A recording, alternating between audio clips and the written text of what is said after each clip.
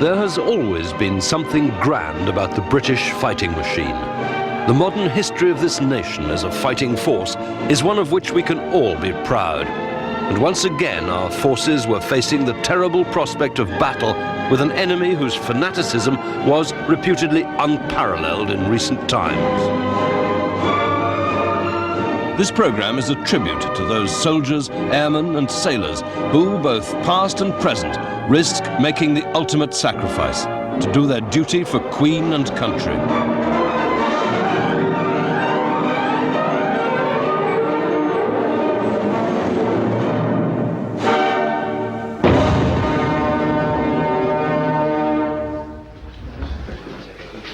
The war really begins from the moment Saddam Hussein, president of Iraq, launches his troops into Kuwait.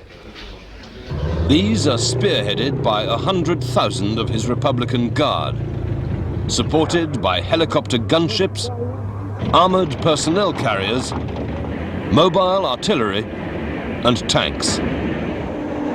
The tiny Kuwaiti armed forces cannot hope to hold out against the battle-hardened Iraqi troops.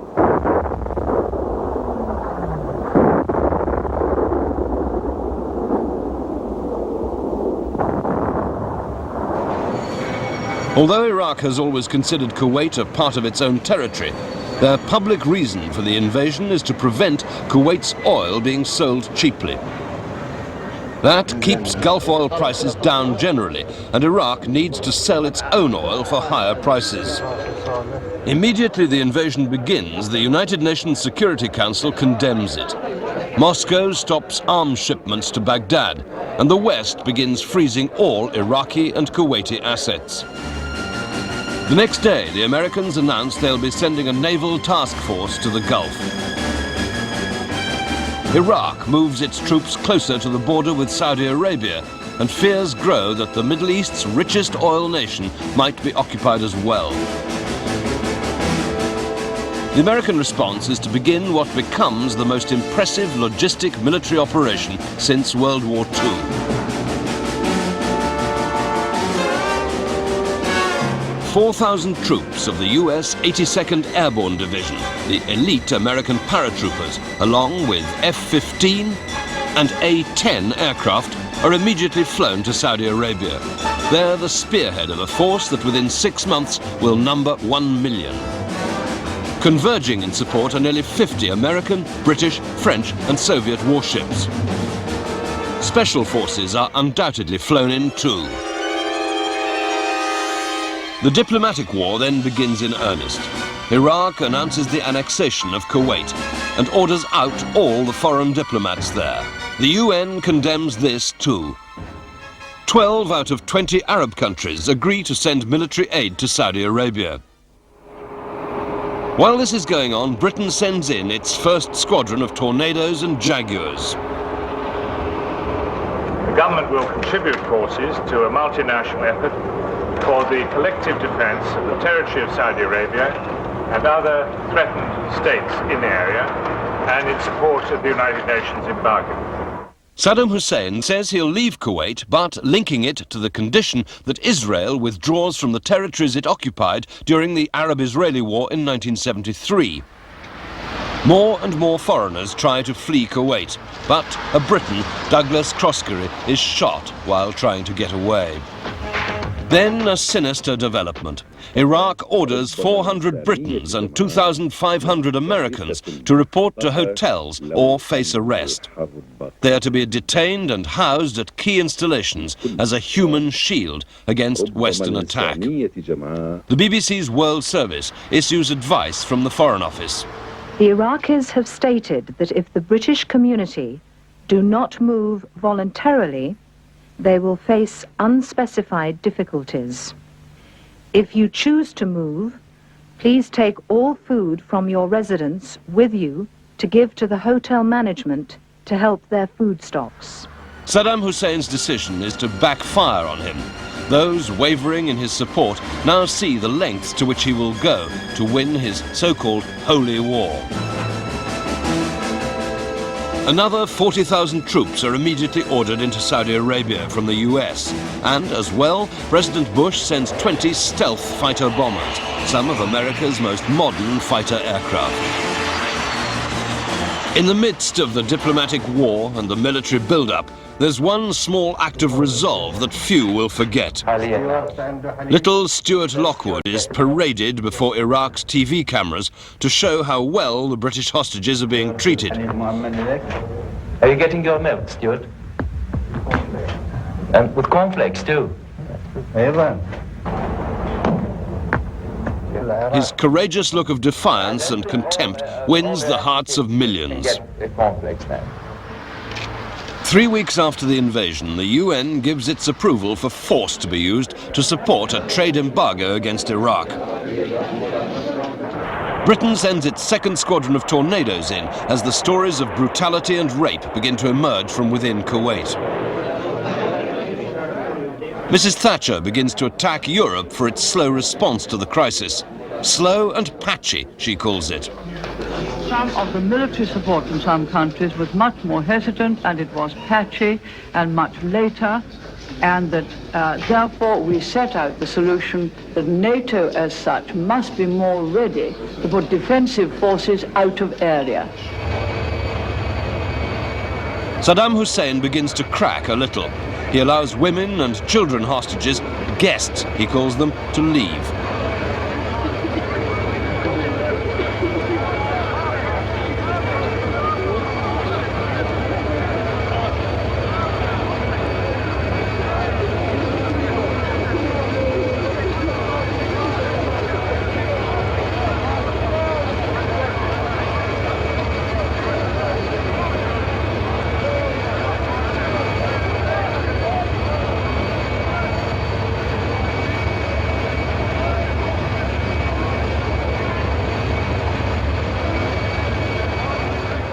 President Gaddafi of Libya, one of his few supporters, offers to supply him with food and fuel. But within 5 weeks of the invasion, American Marines have completed their static defense of Saudi Arabia against invasion from Iraq. It's Margaret Thatcher's cue to announce in a Commons emergency debate British ground troops will be sent to the Gulf. 100,000 US troops are already in place. 3 days later, the US Chief of Staff, Colin Powell, says he has 162,000 troops in theatre.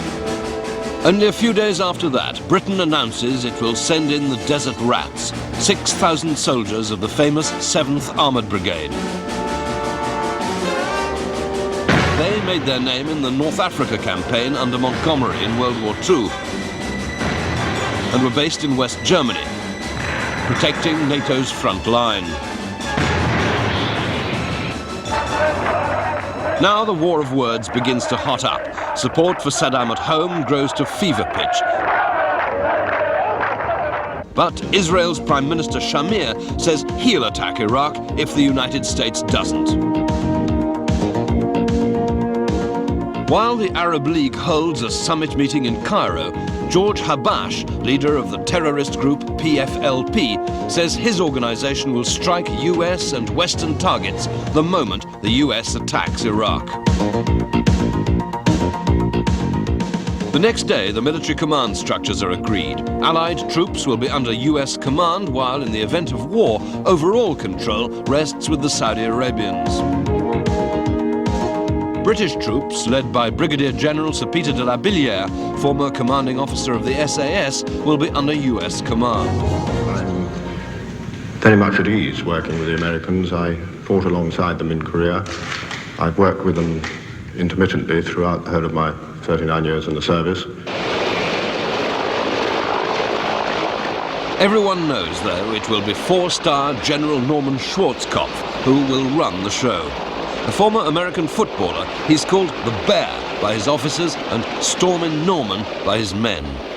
Let's face it, if he dares come across that border and come down here, I'm completely confident that we're going to kick his butt when he gets here. It's going to be because of you folks right here. Throughout October, the diplomats try again to resolve the matter. But Baghdad will not withdraw from Kuwait. So it's on October the 25th that Dick Cheney, the US Defense Secretary, announces that another 150,000 troops will go to Saudi Arabia. This is a long-term proposition. We're prepared for a long haul if that's what it takes to get the job done. Operation Desert Shield is now at its peak. Thousands of troops, vehicles and machinery, as well as sophisticated radars and advanced signaling and command control equipment, are being moved in by ship and air.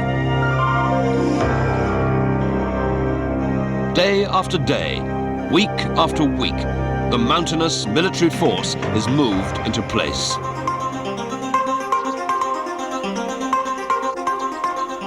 Saddam now threatens to turn the Arab Peninsula into ashes and proclaims that he'll win the war. In response, President Bush orders in another 100,000 troops. Prime Minister Margaret Thatcher reinforces the Allied position in plain English. The peaceful solution would be for Iraq to get out of Kuwait. That is a matter for them. We hope they will do it. If not, we shall have to take the military option and see that Iraq does leave Kuwait.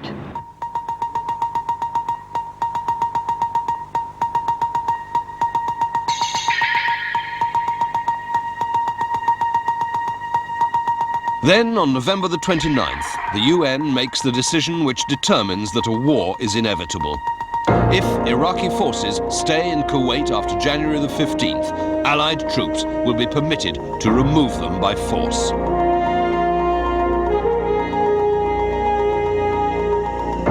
Another crack appears in Saddam Hussein's armor. He releases all the hostages, some of whom were held as human shields and were therefore able to bring back helpful information about targets to the coalition's military planners. Actually, it'd been better if we'd have probably got home a few days later, because now we've got all the Christmas shopping to do.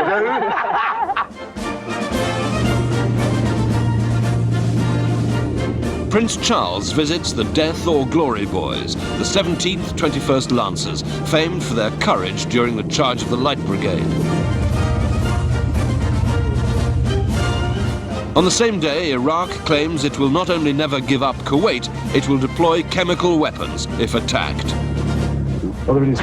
It was a situation that concerned the Queen in her Christmas message to the Commonwealth. The invasion of Kuwait was an example on an international scale of an evil which has beset us at different levels in recent years.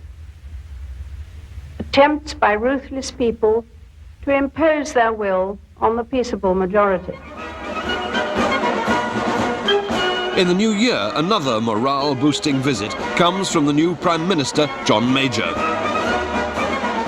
After a few days, the Iraqi and US foreign ministers finally meet face-to-face in Geneva. They're together for 6 hours. The world awaits the outcome. It's stalemate. Iraq will not withdraw from Kuwait, and the Allies will not negotiate anything else until they do. Desert Shield and Desert Sword are soon to become Desert Storm. I heard nothing today that, in over 6 hours, I heard nothing that suggested to me any Iraqi flexibility whatsoever on complying with the United Nations Security Council resolutions. It's a most remarkable logistical operation. 650,000 troops, 1,400 tanks, 1,200 armored vehicles and self-propelled artillery, over 500 fighter planes, 300 helicopters, and more than 100 warships, including 5 carrier battle groups, all with the engineering support, medical backup, and command and control structure needed to operate on a desert battlefield or a Gulf Sea. The most potent symbols of Allied determination to expel Iraqi forces from Kuwait and restore the legitimate government are the 3 American battleships, Iowa, Missouri, and Wisconsin. Built during World War II, they were mothballed in the 1950s, but have more recently been modernized and returned to service. Now they sit some 20 miles offshore in the Gulf. each armed with 9 16-inch guns, capable of throwing a shell weighing over 1 ton right into the heart of Iraqi positions. Each ship displaces nearly 60,000 tons and carries a crew of 1,900 officers and men. Even if a missile were to strike one of these ships, it would do little damage, for they are protected by armor plate up to 20 inches thick. 4 of their turrets have now been removed to make way for quadruple launchers for BGM-109 Tomahawk cruise missiles. These can carry nuclear or conventional high-explosive warheads, or a variety of runway cratering sub-munitions. The Tomahawk has a range of some 500 nautical miles, allowing them to hit targets deep inland with pinpoint accuracy. The Tomahawk missile is also carried by the US Navy's Los Angeles-class nuclear submarines, over 50 of which are now in service or being built. Their Tomahawks can reach targets in Iraq while submerged from either the Mediterranean or the Red Sea.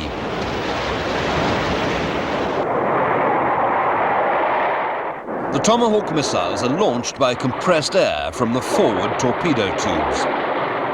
When they break surface, their solid fuel rocket motors kick them to a height and speed where their main air-breathing turbojet cuts in and the fins deploy.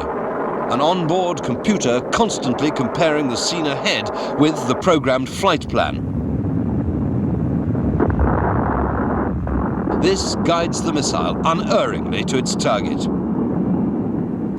The US Navy also has several carrier battle groups in the Persian Gulf and Red Sea.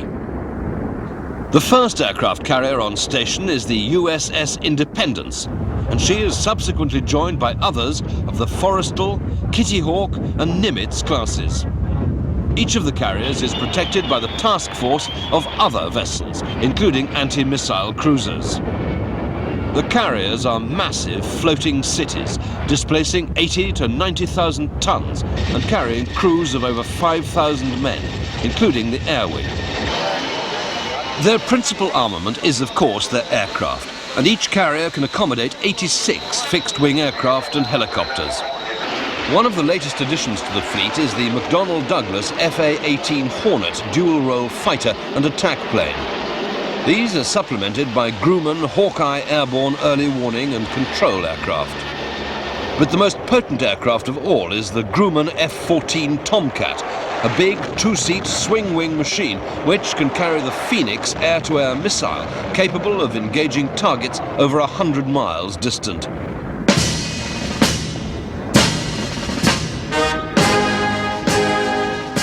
Over 130 warships from 28 nations are deployed in the Gulf. First, during the early months of the United Nations economic blockade following the Iraqi invasion of Kuwait, and latterly in the shooting war. They include frigates and destroyers, as well as tankers and fleet replenishment and repair vessels, plus over 30 marine assault vessels. Among the most important types of warships deployed are the mine hunters, which use remotely piloted submersibles as well as conventional sweeping techniques to hunt down and destroy mines sown off the shores of Iraq and Kuwait. The Royal Navy's contribution to the task force is considerable, with more than 20 warships on station, including the ultra-modern Type 42 Batch 3 destroyer HMS Gloucester, alongside her sister ship York and the earlier HMS Cardiff. The Type 42s were the first British warships to be fitted with gas turbine engines, giving them a speed of 30 knots, as well as reducing the number of crew members required to 300. The ships are specifically designed for air defence of the fleet, and their principal weapon is the GWS-30 Sea Dart anti-aircraft missile. This has a range of nearly 20 miles, and in concert with the new Type 996 target acquisition radar and ADAWS computer system, can engage enemy aircraft and missiles in any weather conditions. The Type 42s carry the Westland Lynx HAS-3 as well, a small twin-engined, all-weather, high-performance helicopter. A joint Anglo-French venture, it's designed for the surface search and attack roles and is fitted with sea spray radar, which has over-the-horizon capability. The Lynx can carry a wide variety of different weapons, the Sea Skewer missile in particular having proved itself several times in sinking Iraqi gunboats. Each Lynx can carry 4 of these missiles. Other weapons may include Stingray torpedoes and a machine gun or 20mm cannon. The Lynx accommodates a crew of 3, plus up to 10 Royal Marines, and has a range of over 320 miles, being able to stay in the air for nearly 3 hours. The Lynx frequently operates alongside the larger Sea King, which carries dunking sonar to detect enemy submarines.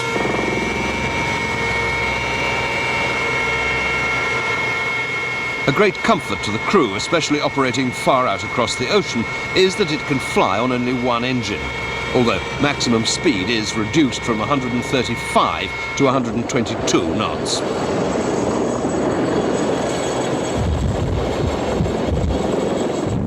Belching a smokescreen, another piece of state-of-the-art equipment deployed in the Gulf is the US Marine Corps Amphibious Armored Infantry Vehicle, or AAIV-7.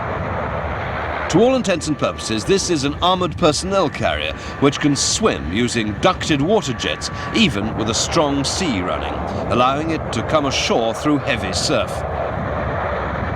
Top speed in the water is 6 knots, but once ashore, the AAIV-7 can manage up to 45 miles per hour, and speed in an amphibious assault is obviously essential.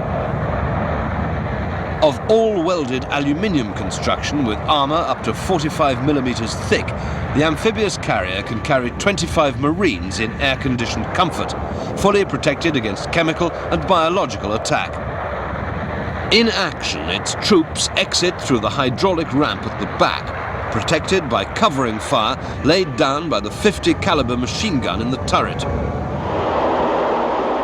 Another vital weapon in the US Marines inventory is the LCAC, or Landing Craft Air Cushion.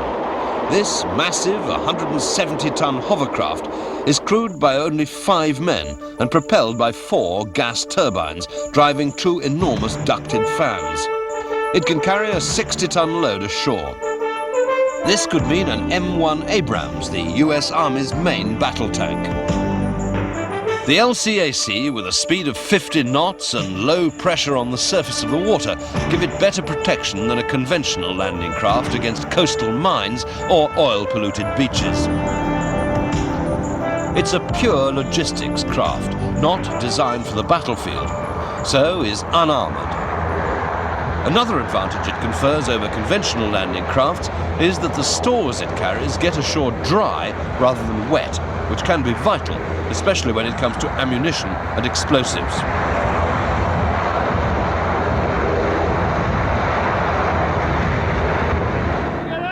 Firing anything up to 4 rounds a minute until the barrel becomes overheated, the Marines can get through a lot of ammunition with their 155mm M198 howitzers. This weapon, which is also used by the armies of several other countries, is a large gun weighing 7 tons and needing a crew of 10, but it can accurately lob a rocket-assisted shell nearly 20 miles. It has a hydro-pneumatic recoil system as well as a double muzzle brake to speed the rate of reloading. And as well as firing all standard 155mm NATO shells, can take the Copperhead laser homing anti-tank round. The standard US Marine tank is the A1 version of the M60, successor to the M48 pattern. It's of cast steel construction with torsion bar suspension for a smooth ride. It mounts the British 105mm L7 gun, the most famous tank gun in the world. The US Marines also make extensive use of the Boeing Vertol CH-46 Sea Knight tactical transport helicopter. A versatile twin-engine machine capable of carrying up to 26 soldiers a distance of 230 miles, or a variety of stores slung under the fuselage. It has a top speed of 168 miles an hour. It can also be kitted out as a gunship, armed with machine guns or chain guns to give fire support to the infantry on the ground. The CH-46 is accompanied into action by one of the most famous helicopters of all time, the Bell AH-1 Huey Cobra. This is a dedicated ground attack machine carrying a multi-barreled minigun under the nose, plus unguided rockets or 8 TOW anti-tank missiles.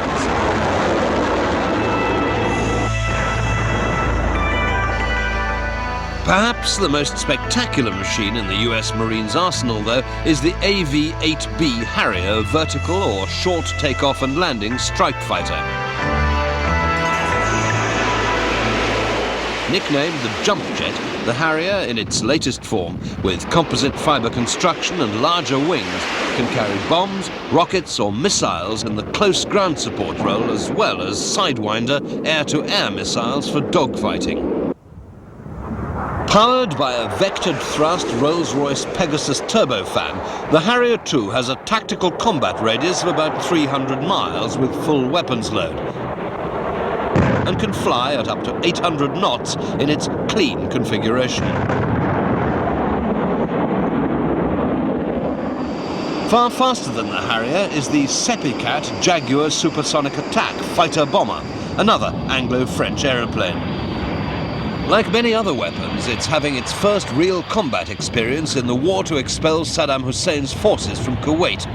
And just as the Harrier did in the Falklands, it's proving itself an exceptional warplane. A single-seater, it's powered by 2 augmented turbofans, which give it a top speed in excess of Mach 1, even when loaded with bombs, rockets, air-to-air or air-to-surface missiles, and electronic warfare jamming gear. The pilot's head-up display, or HUD, shows him exactly where his target is and allows him to pinpoint his weapon's delivery accurately. It can carry nearly 5 tons of weapons, including a pair of 30mm cannon. Capable of carrying an even more impressive weapons load is the Panavia Tornado. This is another multinational aircraft, developed by Britain, Germany and Italy as an all-purpose strike and air superiority fighter.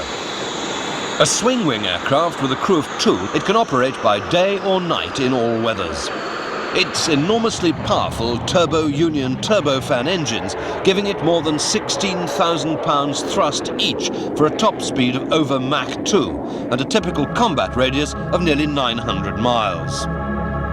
Because such performance burns fuel at a prodigious rate, Tornadoes are equipped for in-flight refueling from Victor K2 tankers.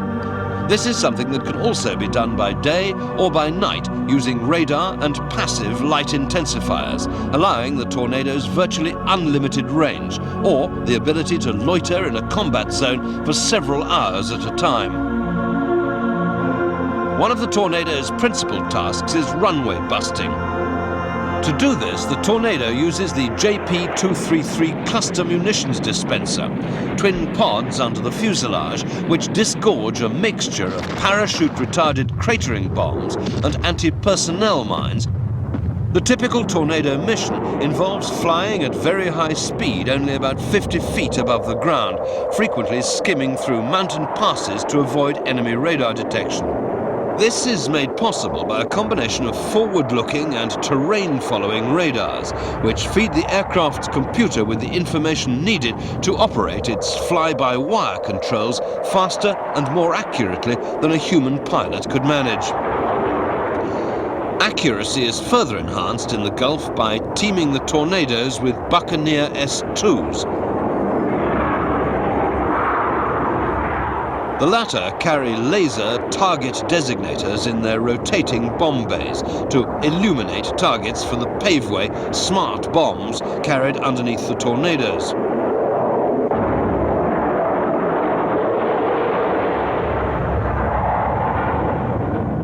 This system has proved itself incredibly accurate in hitting precise points on bridges or other difficult targets in Iraq and Kuwait. Another aircraft which has leapt into the limelight in the Gulf is the General Dynamics F-16 Fighting Falcon.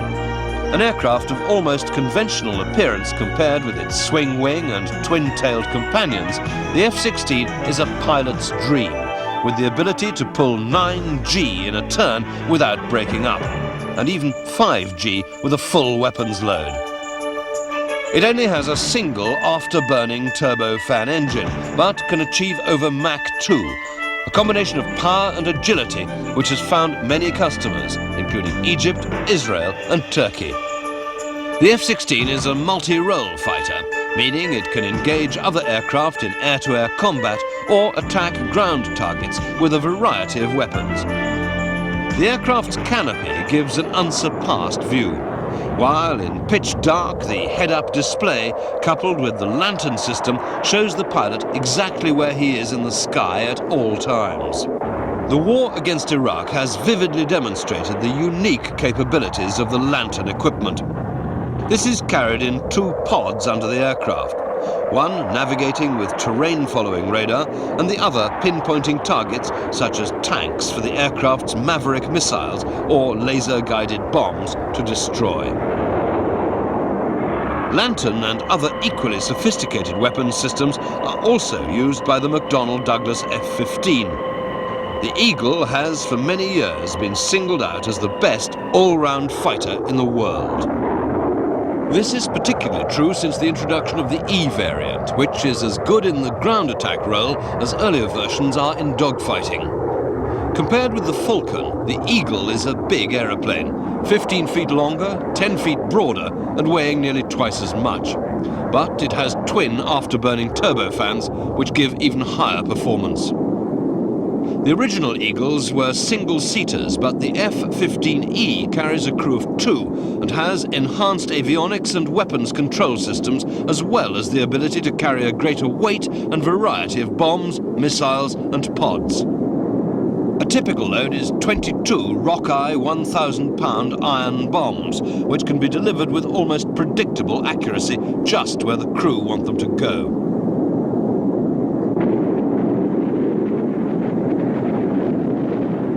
Designed as a naval replacement for the F-4 Phantom, which would not cost as much as the F-14 Tomcat, the FA-18 Hornet has become the seagoing equivalent of the Air Force's Fighting Falcon, even though many aircraft are these days land-based. It's the usual modern equivalent of an interceptor and attack fighter, being chosen by the US Marines in preference to the F-16 because of its ability to fire the latest radar-guided air-to-air missiles. The cockpit gives excellent vision, and the pilot's task is made easier by the provision of 3 multifunction computer visual display units, which replace almost all conventional cockpit dials and instruments. There had been speculation for years about the shape the United States Air Force's new stealth fighter would take, but nobody was really prepared for the unique Lockheed F-117.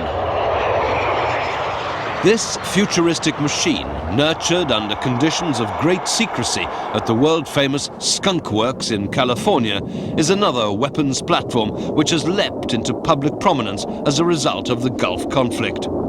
Many details are still top secret, but the whole concept was to make the aircraft practically invisible to either radar or infrared detectors. This has been achieved in an aircraft which is actually so aerodynamically unstable that it would be impossible to fly without a computer to make constant, minute corrections to the control surfaces. Hardly any metal is used in its construction, which is almost all of radar-absorbent reinforced carbon fiber and similar materials coated with ferrite paint, while the engine intakes and exhausts are configured to reduce noise and heat output. Strangely, the first Allied aircraft to arrive in Saudi Arabia are not the newest, but the oldest McDonnell Douglas F-4 Phantoms. However, they are the F-4G variant, codenamed Wild Weasel, whose task is to knock out enemy target acquisition, ranging and guidance radars for surface-to-air missiles.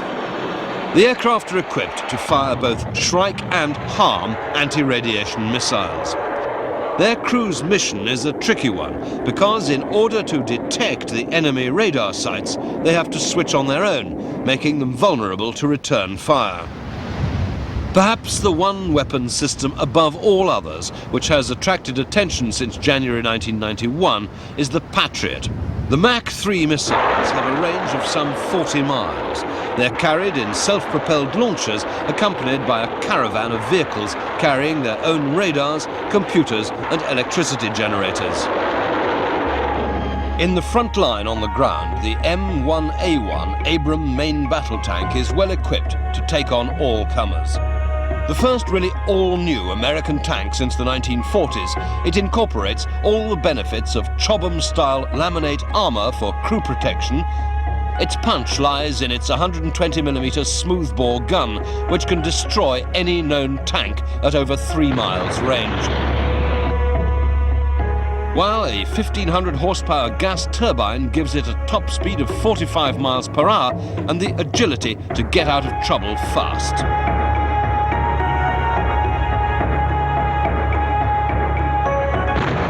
Tanks cannot operate efficiently on their own. They need to be accompanied by infantry. To allow the troops to keep up with the armor, the US Army uses the Bradley mechanized combat vehicle. This comes in two forms, the M2 infantry version and the M3 cavalry variant. And the M1 tank commanders appreciate both. Externally, they appear identical, with a launcher for 2 TOW anti-tank missiles on the side of the turret. This, as well as the Hughes 25mm chain gun, also mounted in the turret, can be aimed and fired from within the vehicle without exposing the crew to the enemy or to chemical or biological hazards. The difference between the Bradley M2 and the M3 is that the former carries a squad of infantry, while the latter uses the space for extra TOW missiles. Both vehicles are more mobile than the aging M113 armoured personnel carrier, with a top speed of some 40 miles per hour, while the missile launchers give them great anti-tank capability.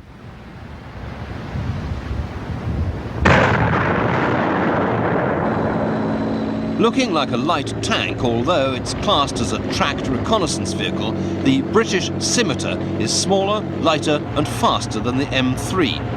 Even though it's designed for a similar role, it only carries a 30mm Radan cannon, so does not have an anti-tank capability, this being reserved for other specialised vehicles sharing the same basic chassis and hull.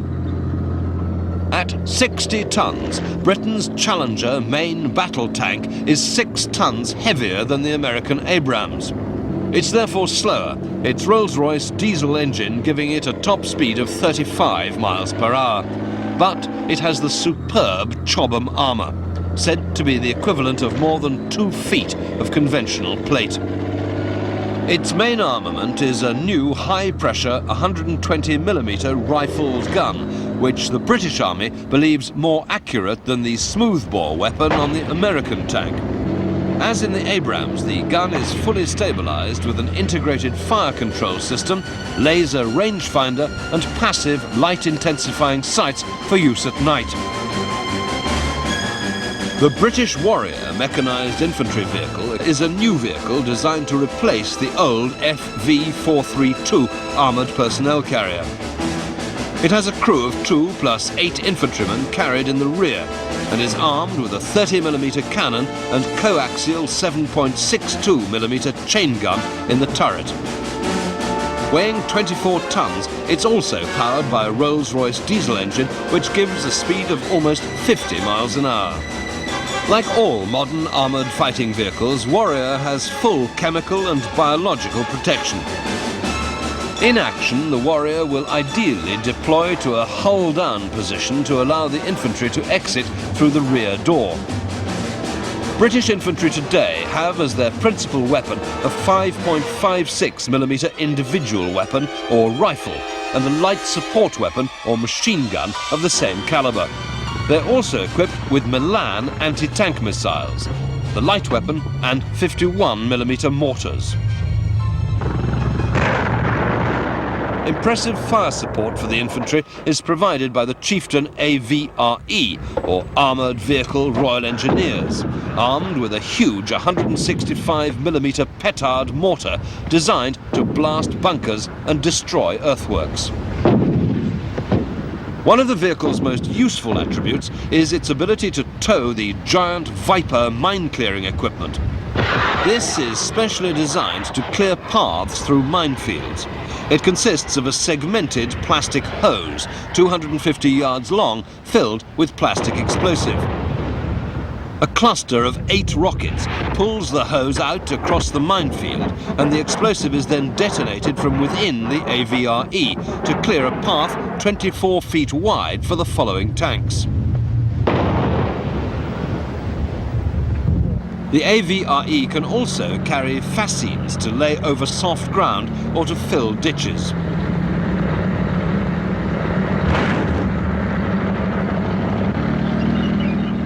One of the principal anti-tank weapons in the Gulf is the Hughes AH-64 Apache attack helicopter. This two-man machine is fitted with a remotely controlled 30mm chain gun in a ventral mounting, for which 1,200 rounds of ammunition are carried. Additional weapons are carried on underwing pylons. These can include free-fight rocket pods or up to 16 Hellfire anti-tank missiles. The Hellfire is a laser-guided missile with greater range than any other similar system, and a 20-pound hollow charge warhead capable of destroying any known tank. The Apache is designed for nap-of-the-earth operations, and its 2 turboshaft engines give it top speed of 168 miles an hour. Another potent tank buster is TOW, or Tube-Launched Optically Tracked Wire-Guided Missile. This is used by both US Army and Marine units, and is fitted to helicopters and both armoured and unarmoured vehicles. TOW has a range of some 3 miles and is highly accurate, its 9-pound warhead being capable of defeating most armour. The Gulf conflict has also seen widespread use of remotely piloted vehicles such as the British Army's Midge. These are pilotless photographic reconnaissance machines, quite small and therefore difficult to shoot down. They either carry television cameras to give live coverage, or, in the case of the Midge, stereoscopic cameras which can use ordinary or infrared film. When Midge returns from a sortie, the film is quickly removed and rushed to the field laboratory. The minutely overlapping negatives give a detailed 3-dimensional picture of the enemy positions, which can be used to provide targeting for artillery.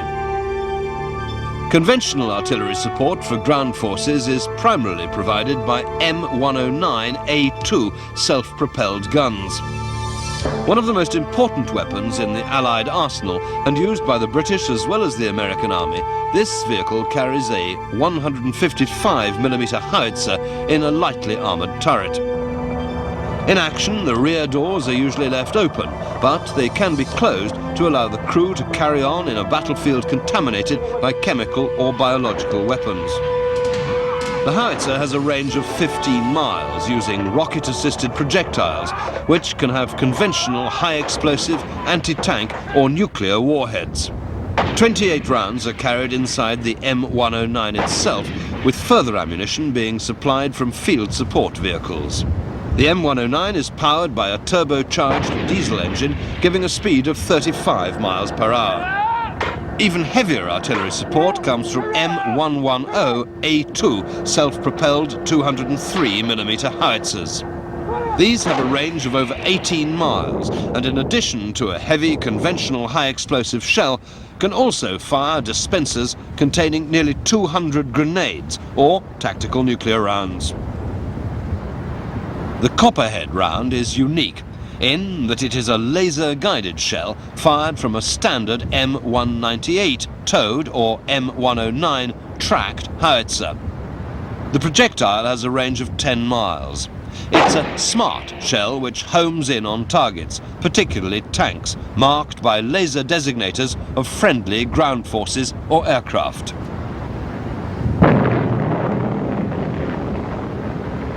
Another weapon seeing its combat debut with Britain's forces in the Gulf is MLRS, or Multiple Launch Rocket System. This is designed to supplement conventional artillery pieces and is a highly effective area denial weapon.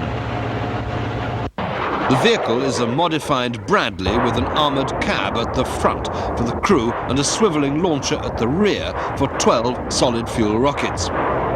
These can be launched singly or in ripple salvos to a range of 18 miles to lay down a saturation barrage on enemy troop or vehicle concentrations. Each rocket contains 644 small hollow charge mines, or the new Sense and Destroy armour warhead with 6 infrared guided submunitions, designed like Copperhead to destroy enemy tanks from overhead. For deeply entrenched troops, an anti-personnel minefield can be laid right on top of them.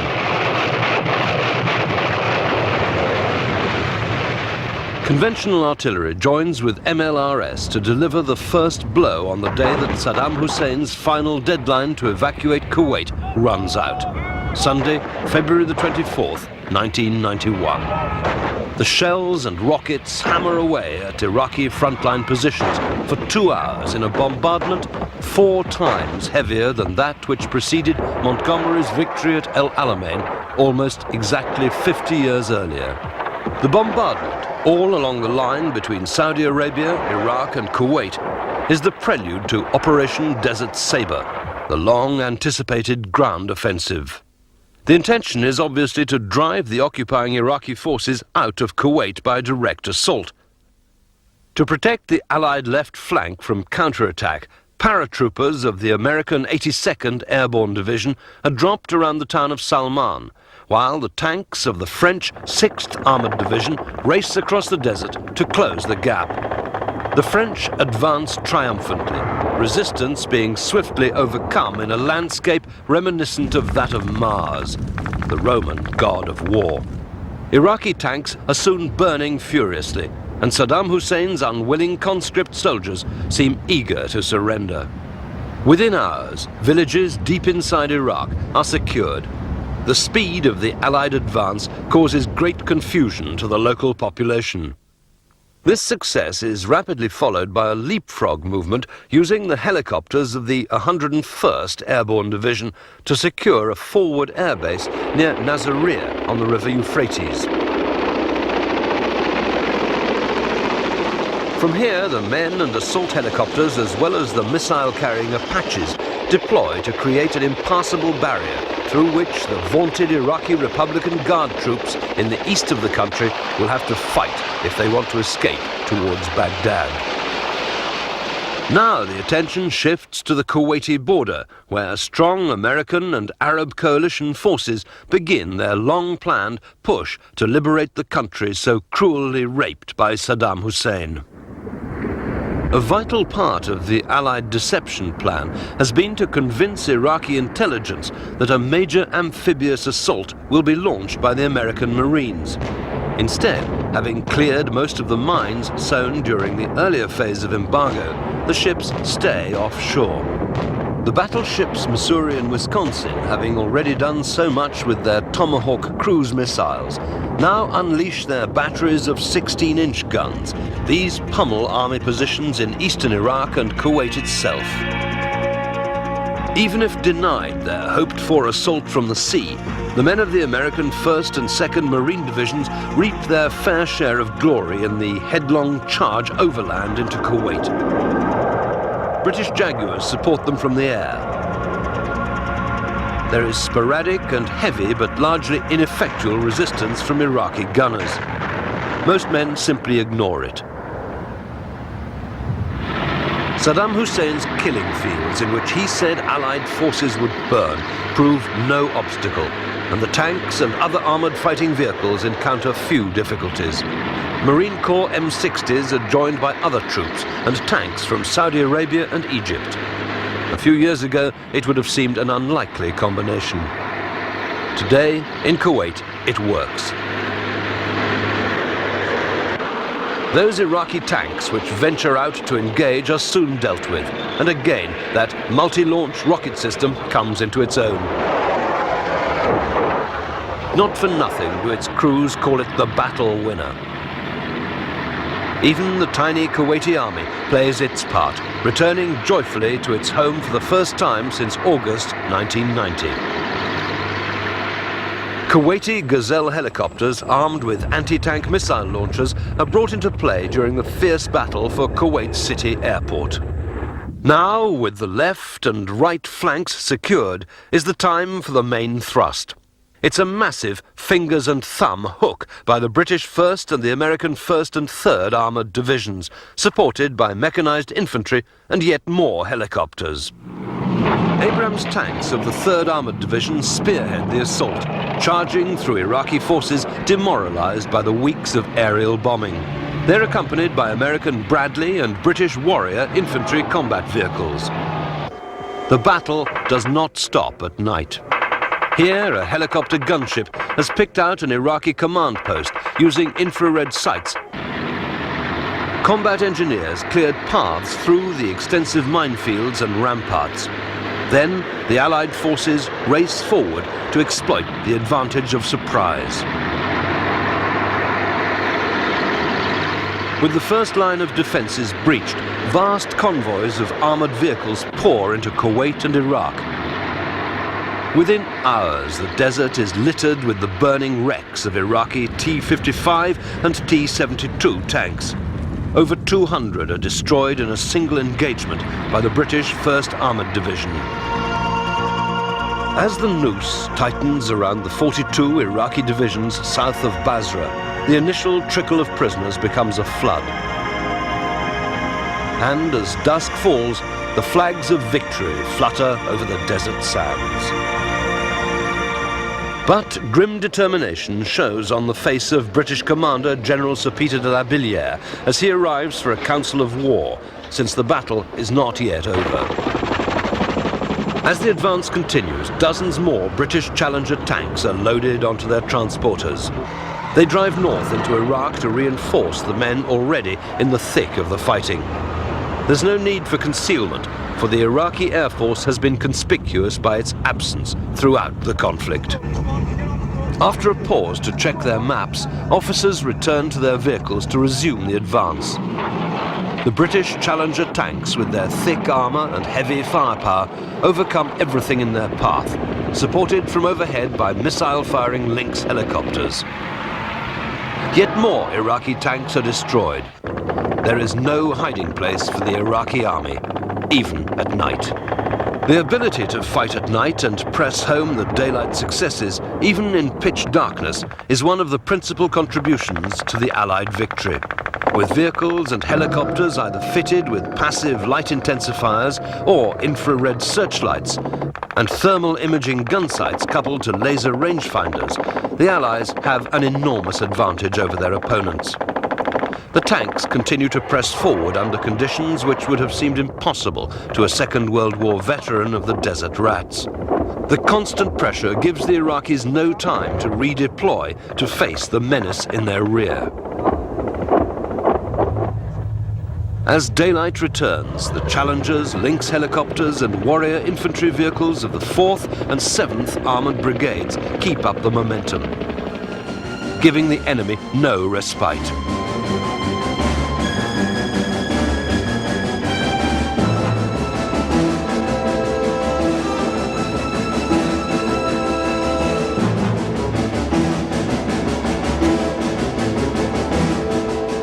When an Iraqi tank does stop to fight, it is speedily dealt with, thanks to the sheer professional skill of the British Army. As resistance crumbles and the survivors from over 40 Iraqi divisions are herded into captivity, the logistic problems mount. Most of the prisoners sitting disconsolately on the sand are not only tired and scared, but also hungry. For the Allied air offensive has wrecked their lines of supply.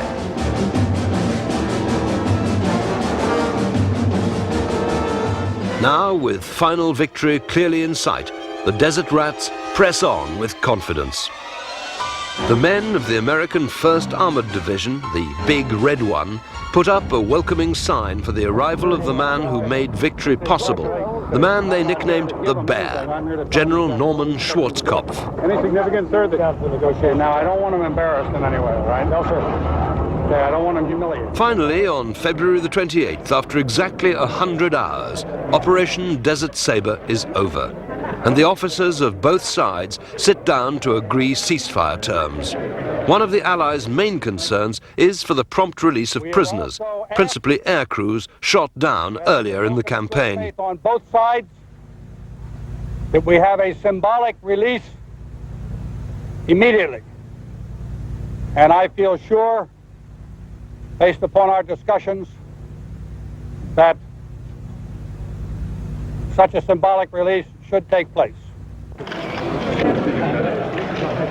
President Saddam Hussein begins releasing prisoners almost immediately. It is, he says, an act of good faith. After a shower and the first good meal they have had for days, or in some cases weeks, the returned prisoners are in good spirits when they meet the press. But the strain of their ordeal is clearly visible. After their public appearance, they're taken off by ambulance for a thorough check. Even with the war brought to a successful conclusion, there is now the problem of rebuilding Kuwait. Over 500 of the country's oil wells have been set alight by retreating Iraqi troops in a last gesture of ecological terrorism. Many of them will burn for years, spreading pollution into the atmosphere. But at least, thanks to British force of arms, the Kuwaiti people can return to their homes in freedom.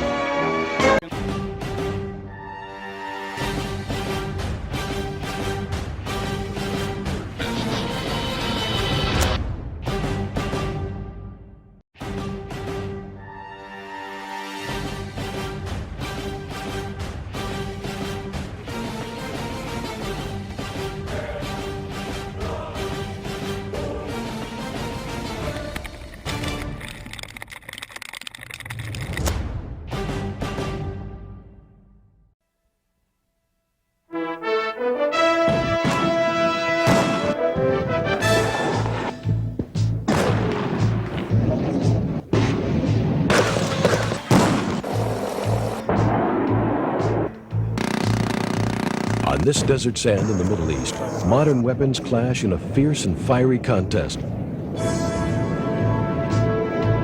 But this isn't a conventional battle. It's a duel between weapons developers for the region's lucrative arms market.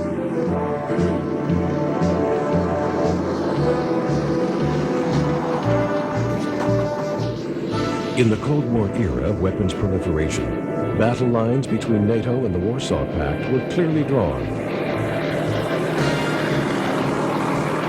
But as this duel recedes into history, defense industries on both sides are faced with new dilemmas. To what degree should they fund new weapons technologies? Will today's relative tranquility last? Will there be a need to maintain robust defenses?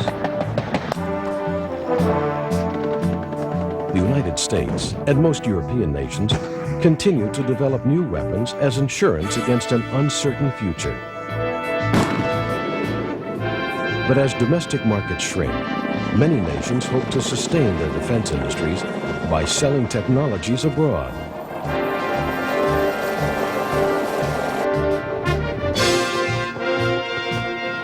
Countries of the Middle East present such an opportunity to foreign weapons developers.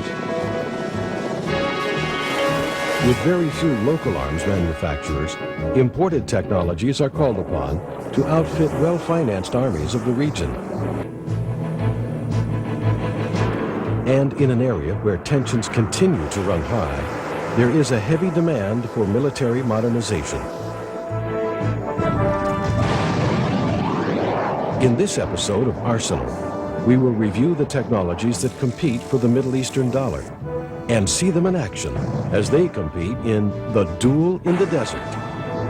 It is one of the brightest stars in the arms market today. This is the Russian T-90 main battle tank. Although it's called the T-90, This tank is actually an advancement of the well-known T-72. In the former Soviet Union, it was common to manufacture two tank models in parallel production. An advanced, expensive tank was built at the same time as a less sophisticated, less costly main battle tank. This two-tiered approach was necessary in order to sufficiently equip the mammoth forces of the former Soviet Army. The first high-cost tank was the T-64, later the T-80. Its low-cost economy tank since the early 1970s has been the T-72. Not only was the T-72 built in large numbers for the Soviets, but it was the primary tank exported to the members of the Warsaw Pact. In addition, Iraq, Iran, Syria, Algeria, Libya, and more than a dozen other nations made the T-72 one of the most widely used tanks of its generation. It was also manufactured in Poland, India, the former Czechoslovakia, and the former Yugoslavia. It is still in production in some of these countries. The T-90 is a radical departure from the tradition of economy established by the T-72. It adapts the best and most sophisticated features of the T-80U tank on a less expensive chassis, and its diesel power plant is less costly to operate than the turbine-powered T-80. Let's take a look at some of the features of the T-90, the latest in Russian tank development. The heart of the changes in the T-90 are in its weapon systems. It uses the same 125mm smoothbore gun as the T-80U. This version increases accuracy by 20 to 25% compared to earlier models. A new gun has been developed which offers a replaceable chromium barrel liner to improve the notoriously short barrel life of early Russian gun tubes. But the biggest improvement in the T-90 gun is its ability to fire the new generation of ammunition developed by NIMI, the Mechanical Engineering Research Institute in Moscow. This ammunition includes a full range of armor-penetrating, fin-stabilized, discarding sabot projectiles using tungsten alloy and depleted uranium long-rod penetrators. Alternative types of ammunition include a new family of high-explosive anti-tank rounds, a round with a depleted uranium cone, and the world's first tank round with a triple charge system to defeat advanced reactive armor. NIMI has developed other innovative ammunitions for the T-90, including a high-explosive round designed to airburst over enemy infantry or anti-tank positions using a timed laser pulse. T-90 also fires the full range of Russian guided projectiles, such as the Reflex and the new Agona. No matter how powerful the gun, it is nearly useless without sophisticated fire control systems. The T-90 employs a derivative of the fire control system used in the T-80U, along with a new digital ballistic computer and wind sensor. Traditionally, Russian tanks have trailed their Western counterparts in night fighting and have been slow to adopt thermal imaging night sights due to their cost, as well as manufacturing problems associated with sophisticated sensors. But as the Gulf War of 1991 clearly demonstrated, thermal imaging sights are a necessity on the modern battlefield in order for tanks to find targets accurately at night or when smoke or fog obscures daytime targets. As such, the T-90 can be fitted with current Russian thermal imaging sights such as the Agava. It has been widely reported that the T-90 is equipped with a T-80U turret, but this is clearly not the case. The T-90 does share a similar fire control and gun system with the T-80U, but the turret is based on the earlier T-72B. The T-72B turret was retained on the T-90 because it was the best protected contemporary Russian design. The T-72B uses a version of Cha-Bum armor consisting of a basic steel armor shell, equivalent to 15 inches of steel armor, alternating layers of aluminum and plastics, and a controlled deformation section. In addition, the T-90 has a layer of third-generation Contact 5 reactive armor applique, offering a 34 to 57% increase in protection at a very modest weight cost, about 3 metric tons. This package gives the T-90 the equivalent protection of 32 inches of steel armor against kinetic energy penetrators, and the equivalent of 48 inches against shaped charge warheads common to anti-tank missiles. The T-90 is one of the first tanks with a defensive electronic system that combats missiles and other precision-guided munitions. Called Stora-1, this system has 4 elements: electro-optical dazzlers, laser warning detectors, anti-laser smoke grenade launchers, and system controls. The 2 devices on either side of the gun tube are electro-optical dazzlers that confuse tracking systems used by wire-guided missiles. This system is supported by 4 laser illumination sensors on the turret that warn the crew when enemy lasers are range-finding or designating targets. When enemy lasers trigger the sensors, Stora automatically launches smoke grenades to shield the tank and issues a warning to the crew of the laser designation.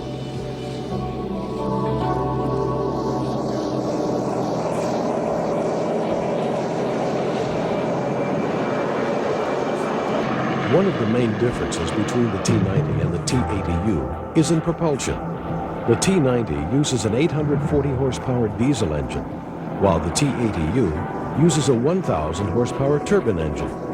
A turbine-powered engine generally offers more power for a given weight and space than diesel power, but tends to consume more fuel. Diesel engines, while more economical in initial purchase costs and operation, have only recently had their power outputs reach the level of turbines. After unfavorable experiences with T-80 turbines in the Chechen conflict, the Russian army selected diesel-powered T-90s. But this decision has not been universally accepted, and many Russian tankers still consider the T-80U to be the superior design.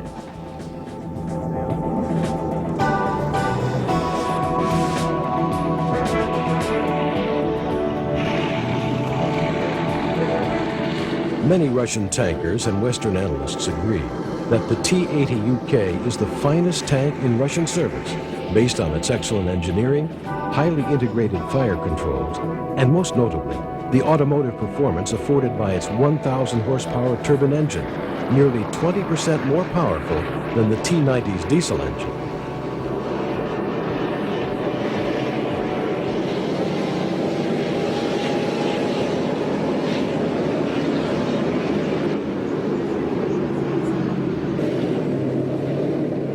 As the T-90 has been selected as Russia's principal tank, the continued simultaneous production of 2 different tanks may puzzle post-Cold War Western observers. The reasons today are more economic than technical in nature. The T-90 is produced in Nizhny Tagil and the T-80 in Omsk. If one of the plants were shut down in favor of producing a single design, its local economy would greatly suffer. As a result, Russian defense officials have chosen to produce the T-90 for domestic requirements, while offering the high-tech T-80 for export.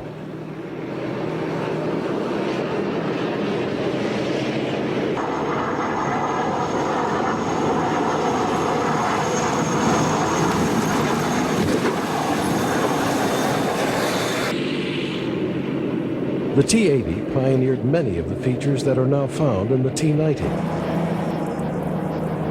They share the same gun, fire controls, and Stora defensive system, and though their armor protection is not identical, it is very similar.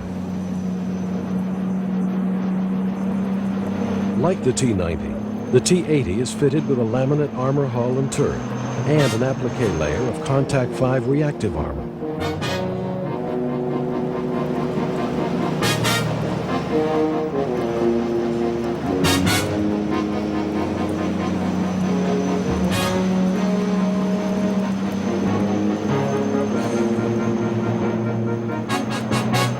Although Russian tanks developed a poor reputation for armor protection in the 1991 Gulf War, Iraq employed older model T-72s, which had substantially less protection than either today's T-80 or T-90.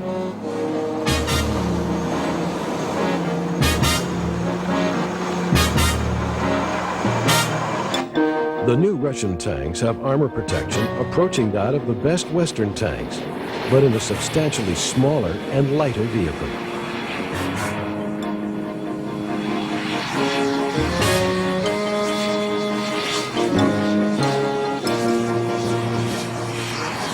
A more significant difference between Western and Russian tanks is long-range firepower.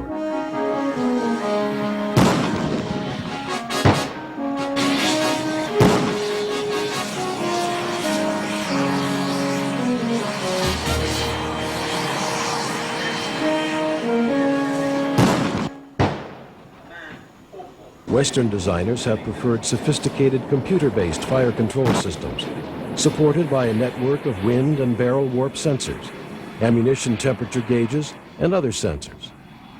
Such systems allow for outstanding accuracy, even when firing unguided ammunition.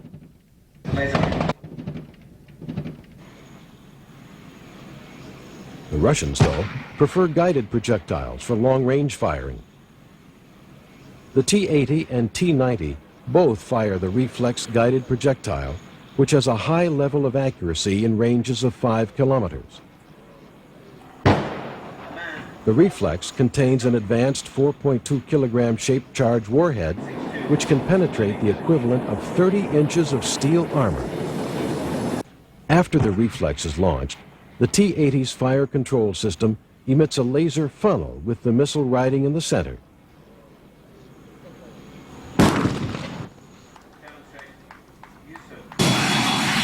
The frequency of the laser beam is modulated in different sectors around the funnel, so if the missile deviates off-center, the onboard guidance system can make flight corrections accordingly.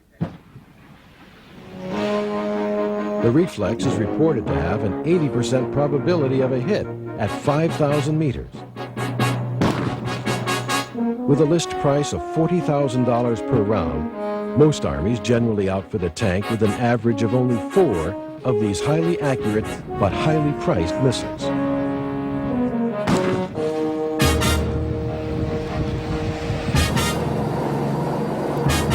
A close relative to the T-80 and T-90 tanks is the T-84 super tank. The main difference between the T-84 and its cousins is its point of origin, Kharkov in the Ukraine.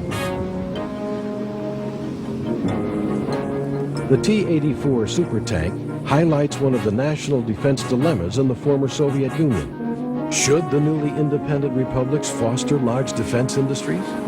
Lacking other viable alternatives, many of the republics have answered yes. Curiously enough, Ukraine had long been the center of Soviet tank development. The Melishov plant in Kharkov was home to the 2 most revolutionary tank designs in Soviet history, the legendary T-34 tank of World War II, and the radical T-64, the best tank of the 1960s.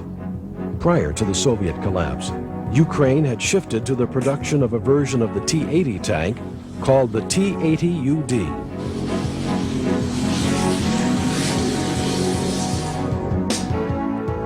The T-80UD combines the best features of the Russian T-80 and T-90, sharing their advanced fire controls and armor features, but with a locally developed diesel engine that offers both the power of the T-80 turbine with the economy of the T-90 diesel. When Ukraine split from Russia in 1991, it had no source for the T-80UD turret castings and 125mm guns. But in the years since the breakup, Ukraine has regained these capabilities. A new welded turret was developed using German technology that offers somewhat better armor protection than the T-80U. The resulting tank has been dubbed the T-84 super tank by Ukraine. In 1996, Ukraine sold 300 tanks to Pakistan, making it a serious player in the international market for advanced main battle tanks.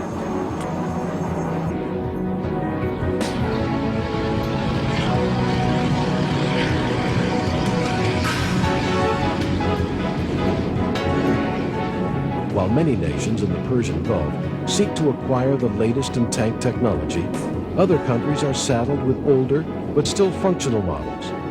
An alternative to purchasing new tanks is the modernization of older versions. Ukraine is attracting users of the widely exported Soviet T-72 to a major upgrade called the T-72AG. This upgrade substitutes the highly regarded Ukrainian 6TD diesel for the older T-72 engine, giving automotive performance approaching or surpassing many contemporary main battle tanks. Besides engine improvements, many countries are examining ways of making the T-72 the equivalent of the T-90. Slovakia has developed the T-72M2 Moderna upgrade, which uses a host of new advancements to update the venerable T-72.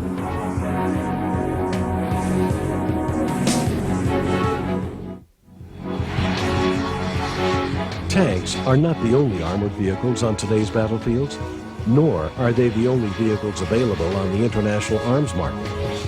Many other vehicles, from self-propelled artillery to supply trucks, are needed to sustain an effective ground force. Of these vehicles, infantry combat vehicles are of particular interest, as they not only carry troops into the heart of the action, but many carry enough armaments to defend themselves without any additional support. The Russian BMP-3 infantry combat vehicle exemplifies this class of vehicles. The BMP-3 sets a new standard for firepower in its class. While most infantry combat vehicles are armed with autocannons in the 25 to 35 millimeter range, the BMP-3 has a 30 millimeter autocannon and a 100 millimeter low-pressure gun.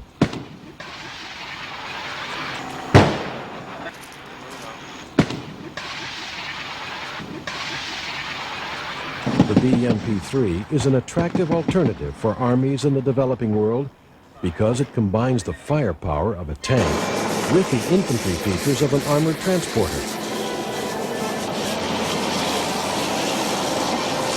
As a result, the BMP-3 has been one of the leading success stories of recent Russian exports. The first export of the BMP-3 came in 1992 with the sale of 448 to the United Arab Emirates. The Emirates wanted an armored vehicle with heavy firepower that could support its newly acquired Leclerc main battle tanks from France.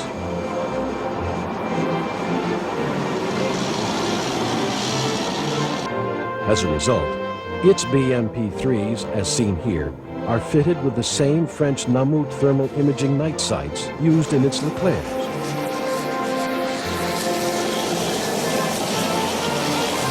Recent buyers of the BMP-3 have included South Korea and Cyprus. At the present time, more BMP-3s have been built for foreign clients than for the Russian army. The BMP-3 shares another firepower feature in common with Russian main battle tanks, its guided projectile.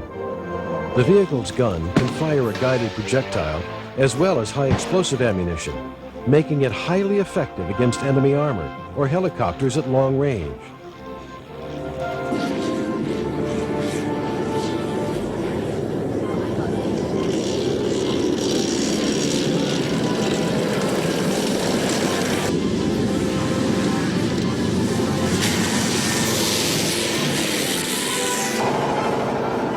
While not of great concern in the Emirates, the BMP-3 is designed to be fully amphibious without preparation.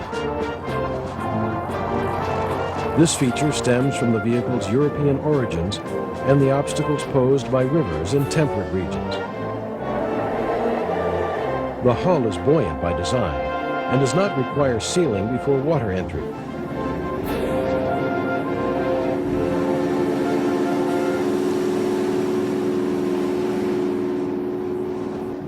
Three features are employed to assist in water operations. A bow plane, lowered at the front to direct water away from the driver's vision devices. Rear hydrojet ports, which provide efficient water propulsion. And a small snorkel that automatically raises in the middle of the hull to prevent water from seeping into the engine compartment.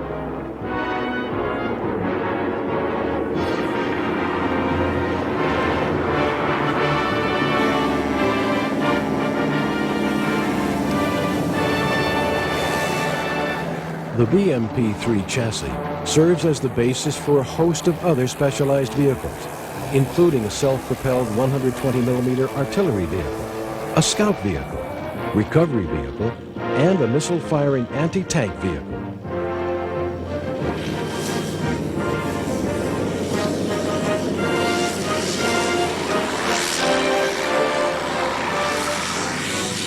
While there has been a long-standing debate between tankers over the virtues of diesel and turbine engines, other armored vehicle experts continue to argue the utility of tracked and wheeled vehicles.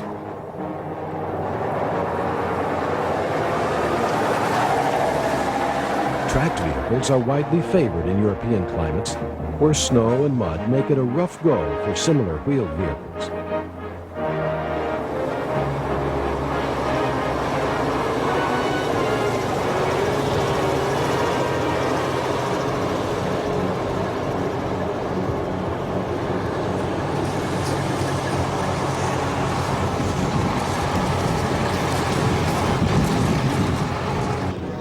But in especially dry climates, wheeled vehicles are preferred for their higher speeds and economy.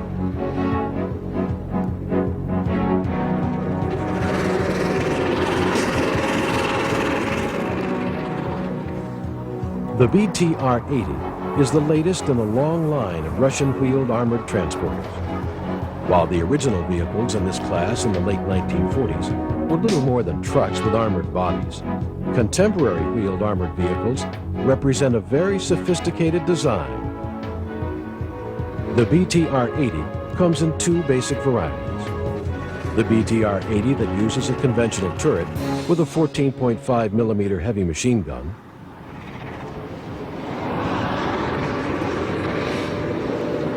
and the new BTR-80A that uses an advanced turret design and an externally mounted 30 millimeter autocannon.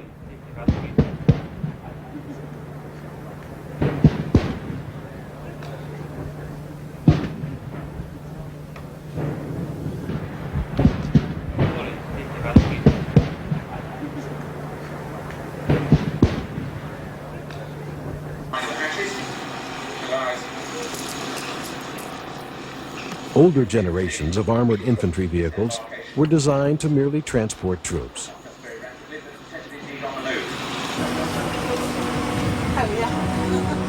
A vehicle in this class, such as BTR-80A, allow infantry to fight from within its armored hull.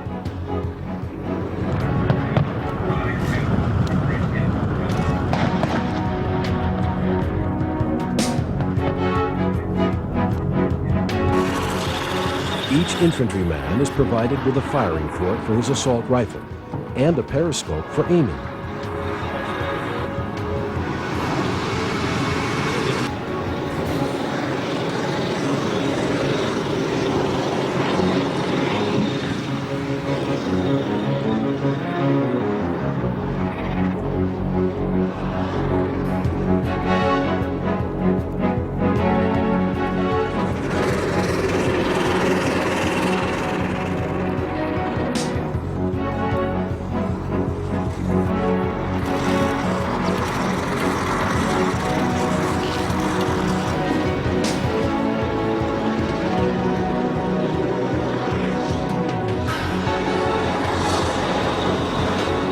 The BTR-80A, like the BMP-3, is fully amphibious.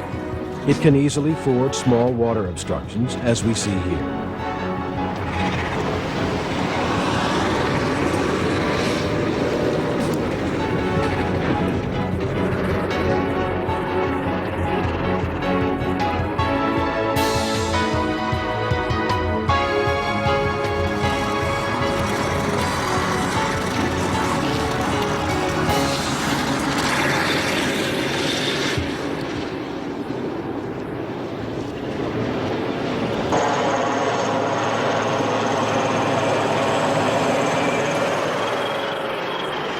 If faced with a river or small lake, the BTR-80 can swim across.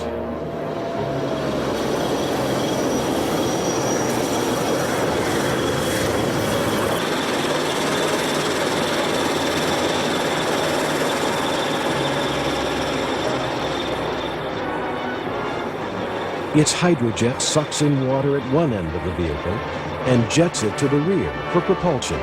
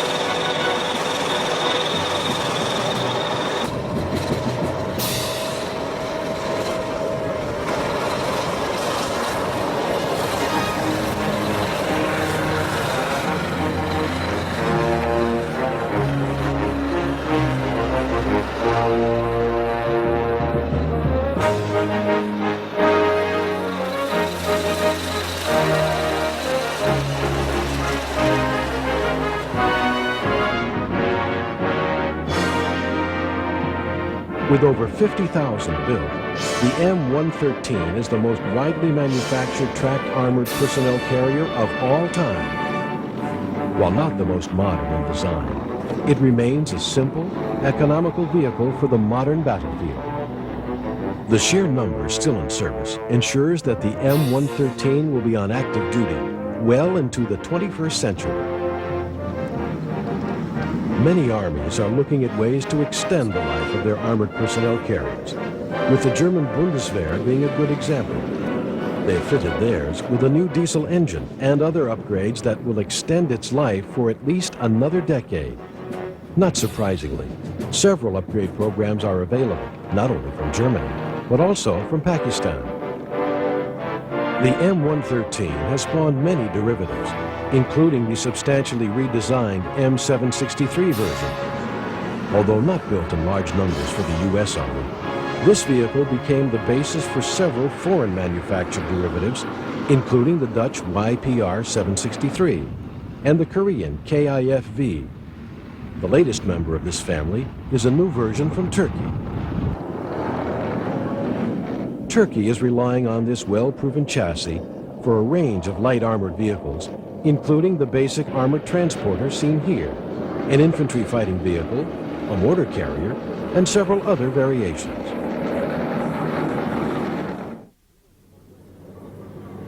Wheeled armored transporters are very popular in the Gulf due to its flat rolling desert.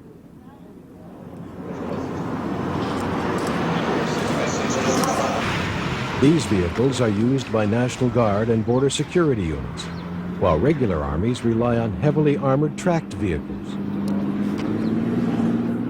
For the day-to-day duty of border patrol, wheeled armored vehicles offer both economy and ease of maintenance. The Pandur is a good example of a contemporary vehicle in this class.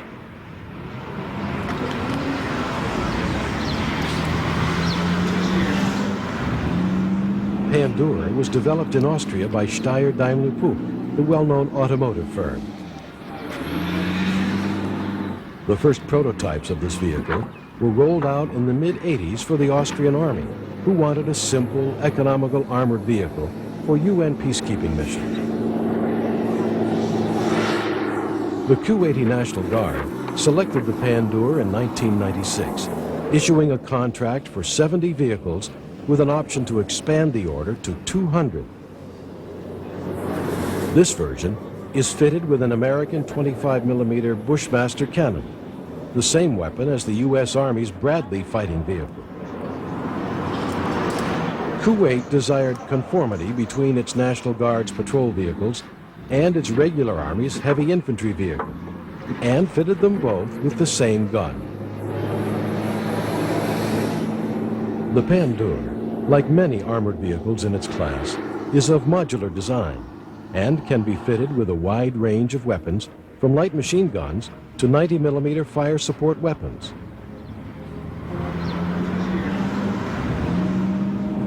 It has many specialized variants, including air defense vehicles, command and communication vehicles, ambulances, and others as well.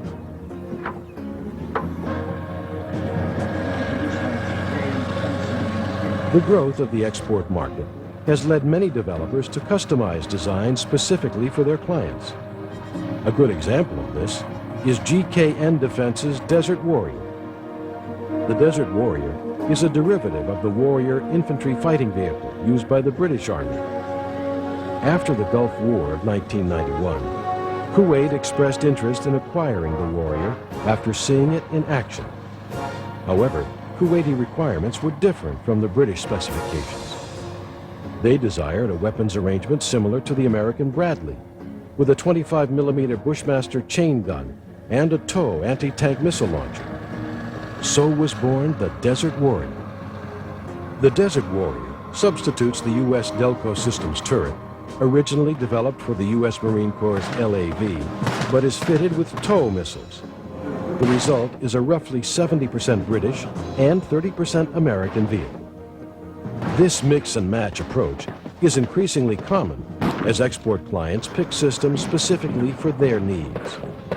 In August 1993, Kuwait signed a $740 million contract for the delivery of 254 GKN Defense Desert Warrior IFVs. Delivery began in 1994 and lasted through 1997. For heavy firepower support, few weapons can challenge the self-propelled 155 millimeter gun. Among the more novel configurations of such a weapon is South Africa's G6. Most European and American weapons in this class are based on track chassis. But South Africa selected a wheel chassis to accommodate its local terrain. The vastness of its country, combined with dry rolling plains, gives this wheeled vehicle greater strategic mobility.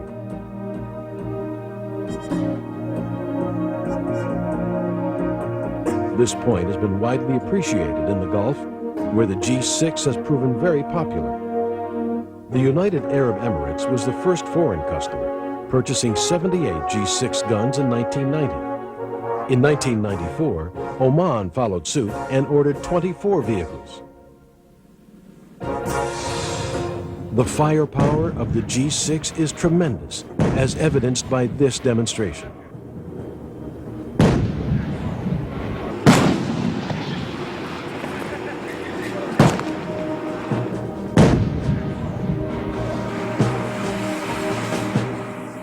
In addition to self-propelled guns, South Africa offers other artillery weapons, such as the Batleur multiple rocket launcher.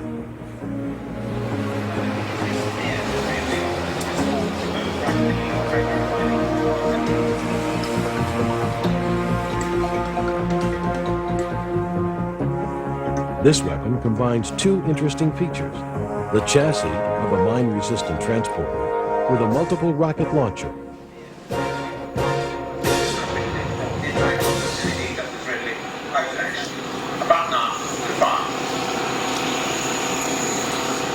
One of the surprises of the Batleur is the amount of shrieking from its rockets after launch.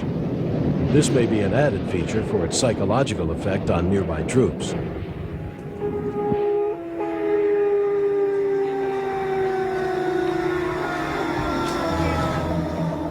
Another multiple rocket launcher prominent in the Gulf region is the Russian Smerch. This massive system fires 300 millimeter rockets at ranges over 45 kilometers. Kuwait was the first country in the region to acquire this system, ordering 26 vehicles in 1995. Smerch rockets can carry a wide range of submunitions, including dual-purpose anti-tank, anti-personnel types, mines, and even the sophisticated motif-guided submunition.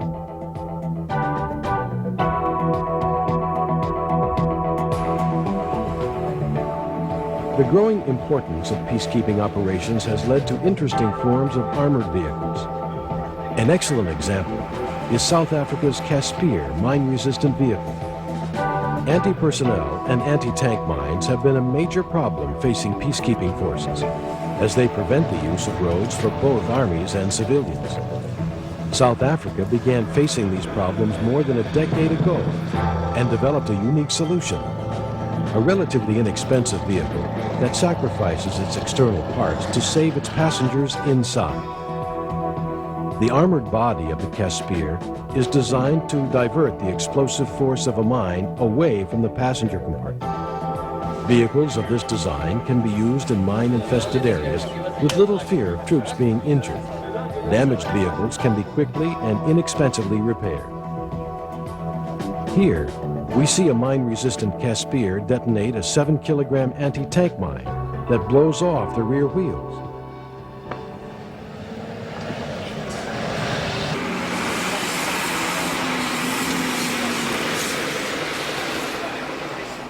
A mine of this size would easily destroy most trucks. Quite remarkably, none of the several passengers in this Caspier were injured. This Caspier was repaired and returned to action in about 20 minutes, requiring minimal support.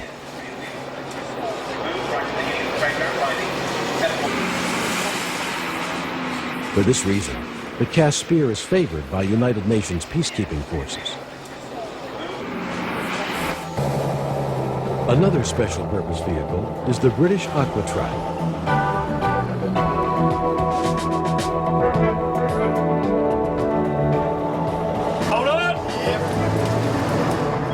This multi-purpose utility vehicle is designed for operations in coastal areas.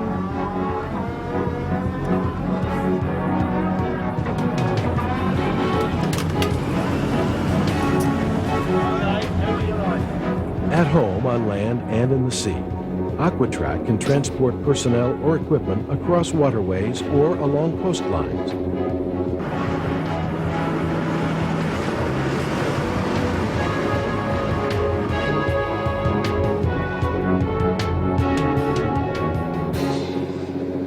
It is particularly useful in combat engineer operations.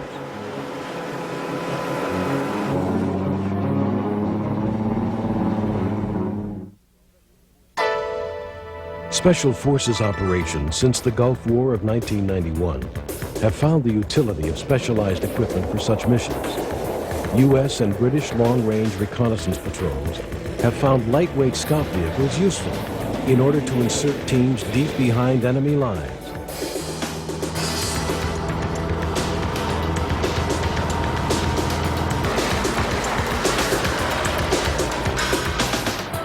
The advanced light scout vehicle seen here is typical of this category. The first designs were based on Baja dune buggies, a popular sport vehicle in the California deserts.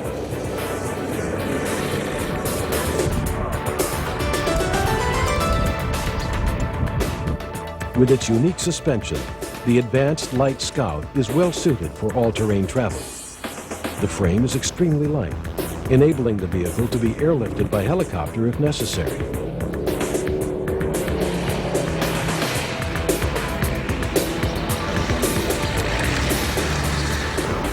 The armaments vary considerably, usually including machine guns and grenade launchers. For other missions, including the border patrol tasks of National Guard units, more firepower is necessary. The Humvee all-terrain vehicle, armed with a Gatling gun that fires hundreds of rounds per second, provides a formidable punch.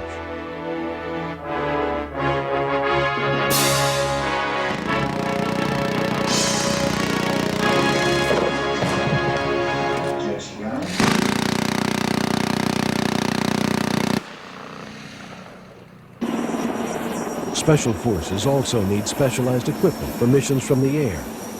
An Australian firm displayed new technologies for the insertion and extraction of troops by helicopter. In this simulated mission, 2 Special Forces troops are inserted into the area of a downed pilot. As they strap him into the rescue harness, the helicopter returns to quickly extract the rescue party and pilot.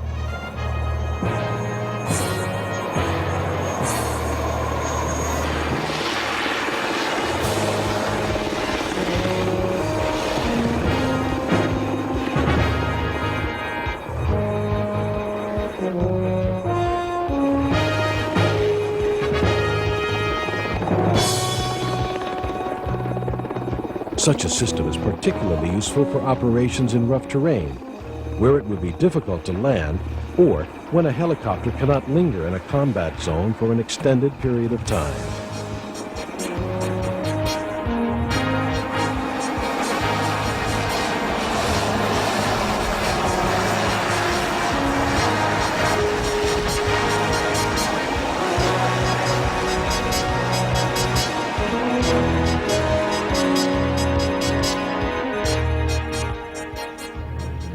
Special operations can not only be conducted from the land and air, but from the sea as well. The Manta fast attack craft seen here demonstrates such a use.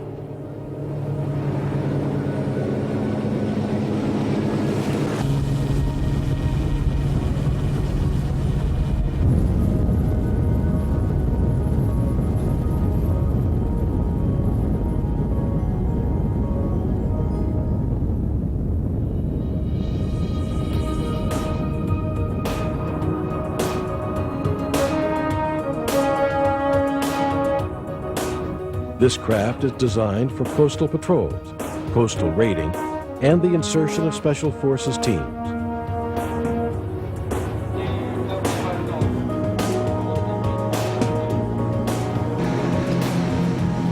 Capable of speeds over 50 knots, the speedy Manta is armed with a ring-mounted autocannon.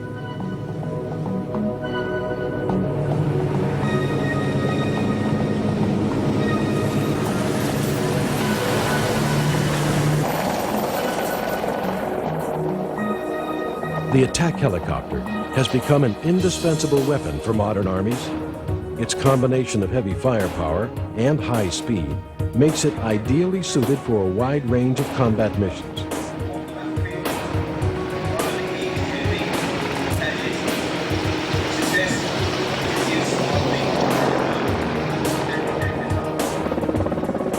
It has become a modern form of cavalry, serving as a commander's rapid reaction force.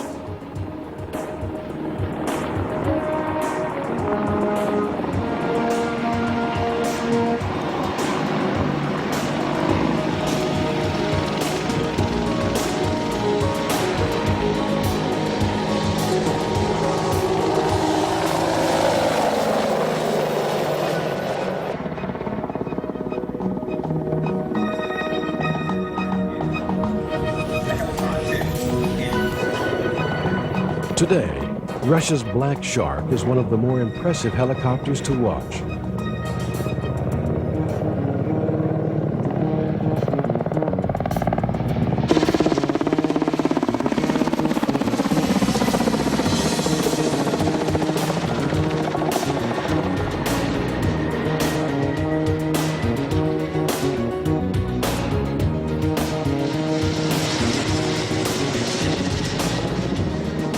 The Black Shark was designed by the Kamov Design Bureau in the 1980s, in competition with the Mill Design Bureau's Mi-28 Havoc attack helicopter. With the collapse of the Soviet Union, the competition was never resolved. The Russian Army has bought small numbers of both types, but a major purchase has yet to occur, and lacking a large domestic one, the Kamov Bureau hopes to attract foreign customers to its design.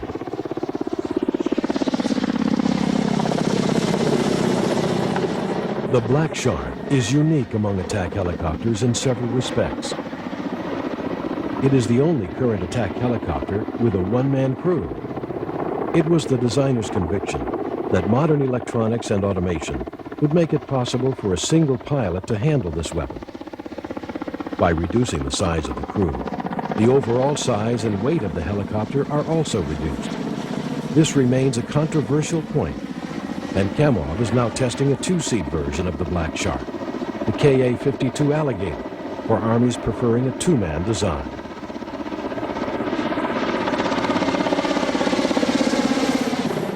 The other unique feature of the Black Shark is its counter-rotating blades. Most helicopters use a main rotor, teamed with a small tail rotor to provide stability. Kamov has pioneered a counter-rotating blade design that provides enough stability to eliminate the need for a delicate tail rotor altogether.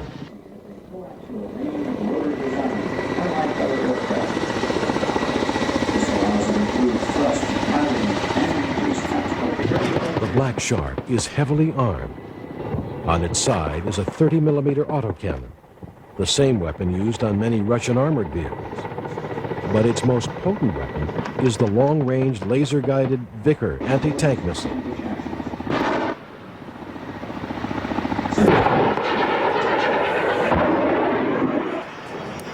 It also carries many other weapons, including these general-purpose rockets.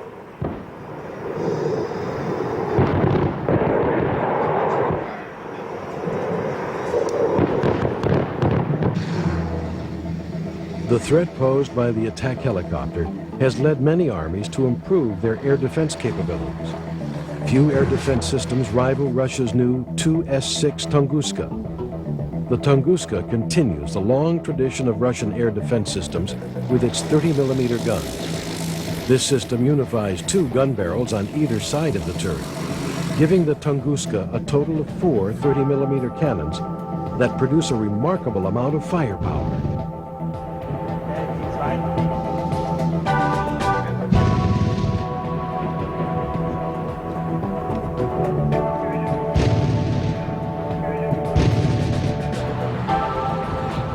The accuracy of the Tunguska gun system is a result of its advanced fire controls.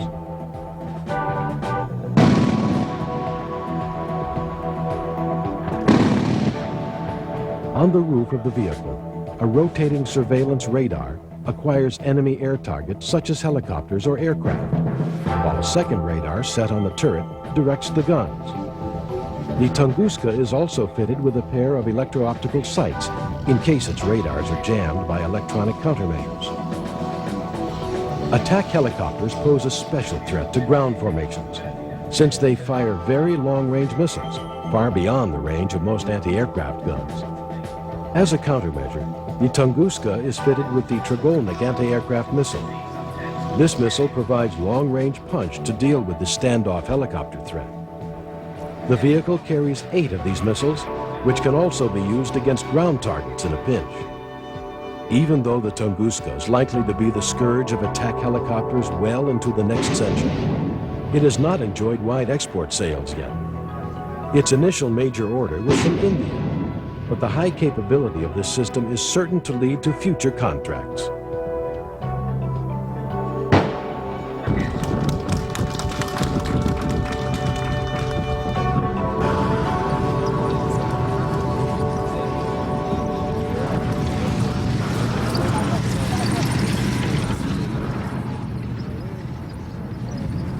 As a result of the breakdown in Cold War weapons acquisitions patterns, the international defense industry is developing a new trend, pitting traditional allies in competition with each other and forcing old foes into cooperative ventures.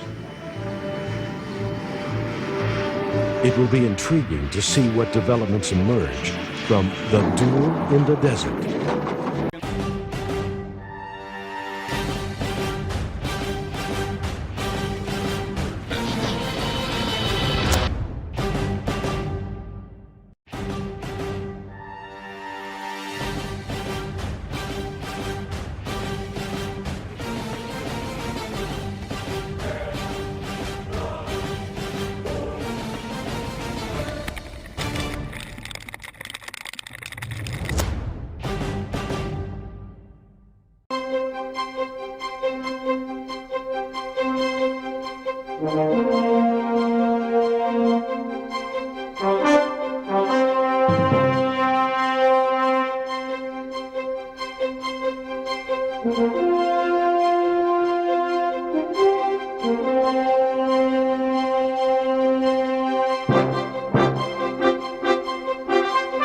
Precision airstrikes have become the big stick of international relations.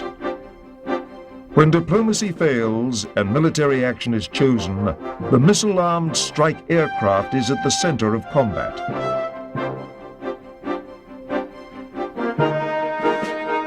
Many nations deploy advanced jet aircraft and high-tech missiles, but only one has the broad range of technologies and forces to deploy such weapons on a global scale: the United States.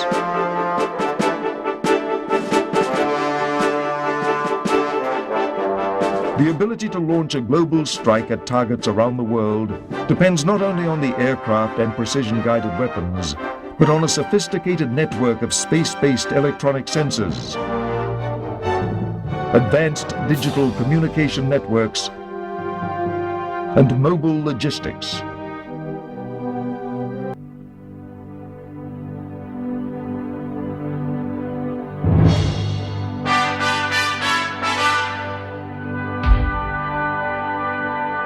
An international crisis has occurred. The United States has decided to use military force to deal with the problem.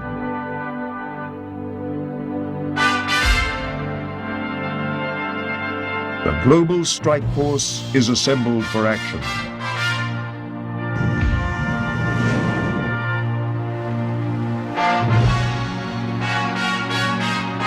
We'll examine how such a strike unfolds. We will take a detailed look at the individual weapons of such a strike force.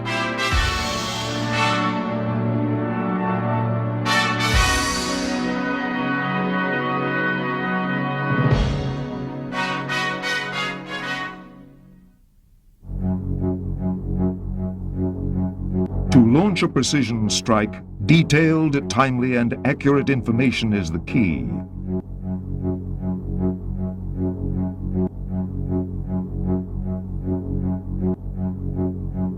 Days or months before an attack, spy sensors stare down on the objectives from the cold blackness of space. Satellites pass overhead, unheard and unseen, taking electronic images of potential targets and snatching telephone and radio transmissions with their electronic ears.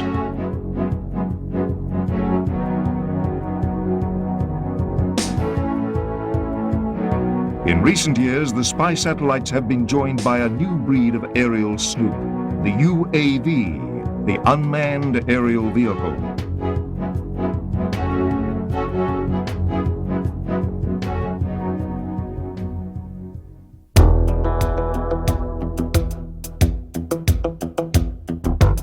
With the target information processed thousands of miles away in the Pentagon's hidden layers, the instructions are sent out to plan the attack.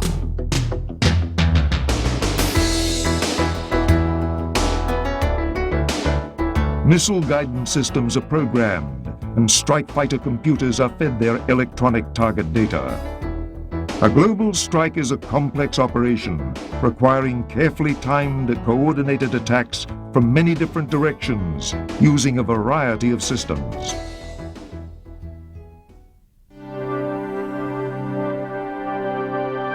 The first mission in a global strike is to blind the enemy to prevent him from identifying the attack. Radars are at the heart of modern surveillance systems, so it is essential to blind these as soon as possible. Well, if the enemy can't see the aircraft coming in, they can't shoot at them, they can't shoot them down. So if you get the radars, you blind the opponent. The only thing you have to worry about then are guns and short-range missiles on the ground. But if you're coming in a jet aircraft and low, you're usually, right past them before they can get a shot at you. Night is always the best time to attack, since American strike systems are designed to operate 24 hours a day in all weather. The first step in blinding the enemy is to destroy any radars along the frontier. The reason that you want to attack the radars is that the radars, first of all, alert the enemy to the incoming aircraft, and second of all, they direct many of his weapons that would be used against the aircraft, for example, surface-to-air missiles and anti-aircraft guns. An ideal tool for such a mission is the Apache attack helicopter.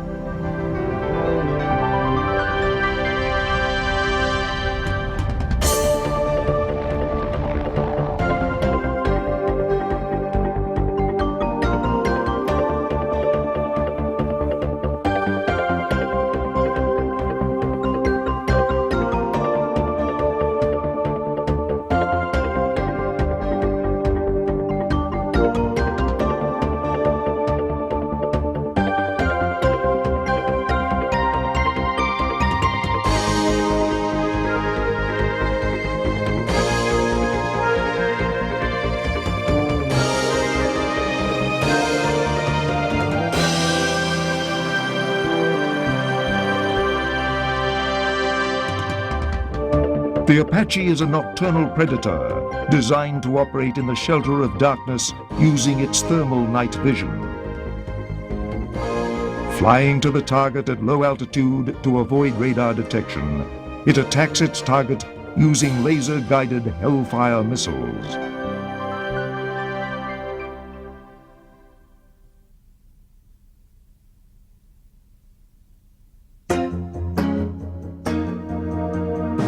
With the first layer of the enemy defensive shield removed, it is now necessary to blind radars deeper into enemy territory. Stealth attack aircraft are the spearhead of the strike. Aircraft such as the F-117 strike fighter and the B-2 stealth bomber use advanced aerospace design features to cloak themselves from the prying eyes of enemy radars.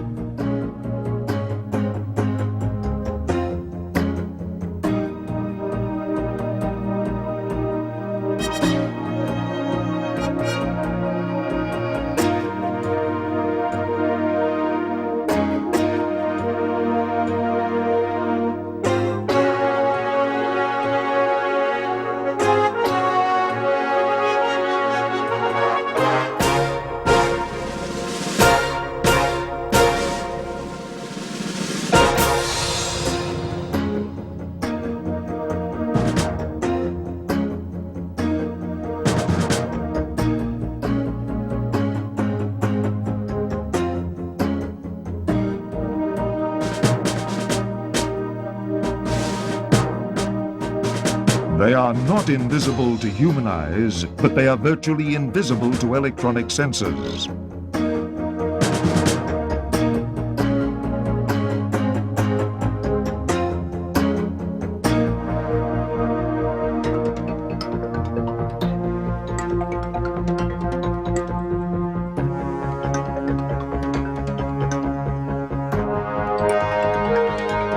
They attack using the cover of night.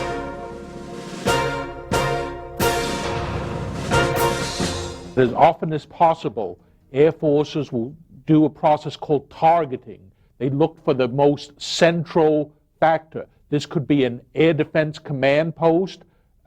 This could be things like a power plant that powers multiple radars. So they look for where a single bomb or a single airplane can make a difference. The F-117 Nighthawk is designed for precision night attack.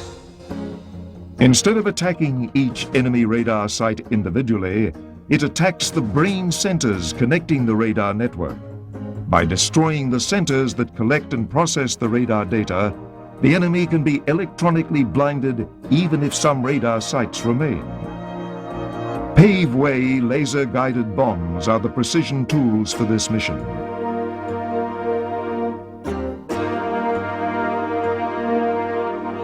The Nighthawk aims a precise laser beam at the target, and the laser-guided bomb sees the reflection. The seeker, mounted on the nose, guides the bomb to within inches of the laser signal. Laser-guided bombs are the weapon of choice when you have a small target that has to be attacked with great precision. For example, if you have a bridge, you definitely want to use a laser-guided bomb because it can be directed to within a few feet of the target. You want to think of guided bombs, not just laser-guided. And the reason that guided bombs matter is the number of weapons we have is limited. So if you want to hit things, you better hit them precisely. Well, lasers and now satellite guidance with the Global Positioning System, GPS, allows very accurate placement of weapons. So instead of laying down 1,000 bombs, let's say, to hit a bridge, you hit the bridge. Instead of laying down enough bombs to destroy many city blocks, you hit the one building you care about. Not even several feet of earth and concrete can protect against laser-guided bombs.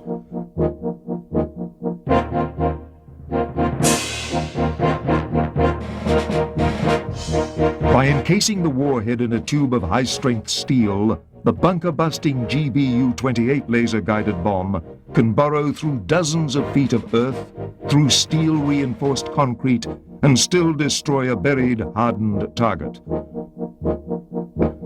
Concrete is no shield against such weapons.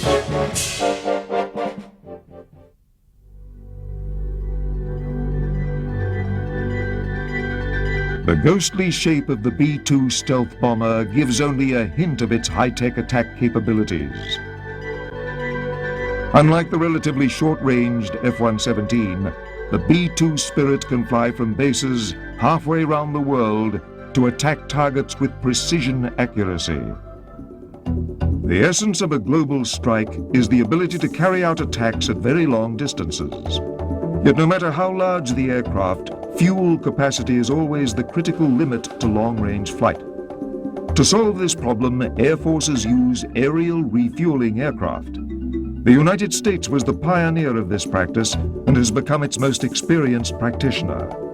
Not only does the use of aerial refueling aircraft permit long-range missions, it also increases the amount of bombs and missiles that a strike aircraft can carry. The American Armed Forces wages war on a global scale, but the problem with fighting wars at very long ranges, as far as aircraft are concerned, is that you have a choice. You can either put a lot of fuel in your aircraft or you can put a lot of bombs. Now, obviously, you want to carry as many bombs as possible. Now, what aerial refueling enables you to do is carry as many bombs as you want, and then to carry the fuel on the refuelers and refuel in midair. So you get the best of both worlds. You get the very long range that you need from a lot of fuel, and on the other hand, the bombers are enabled to carry a great deal of bombs and other weapons. Since there is a limit to the amount of payload or fuel a strike aircraft can carry during takeoff, they will load up on bombs and munitions, but with only partially full fuel tanks. Once airborne and at cruising altitude, they can top off their fuel tanks, carrying both maximum fuel and maximum war loads. While aerial refueling may not seem the most dramatic element of global strike, it is one of its most vital ingredients. When you start to think about the B-2 operations, you have to keep in mind that they oftentimes fly almost halfway around the globe. Now, when they send a B-2 off on its mission, they have to decide, is it going to carry bombs or is it going to carry fuel? Obviously, they want it to carry bombs or missiles or other types of munitions. So the selection there is to take off with as many bombs as you can, and then once you get up in the air, you can refuel the aircraft, fill up its fuel tanks. The B-2's unusual shape is designed to minimize its visibility to enemy radar.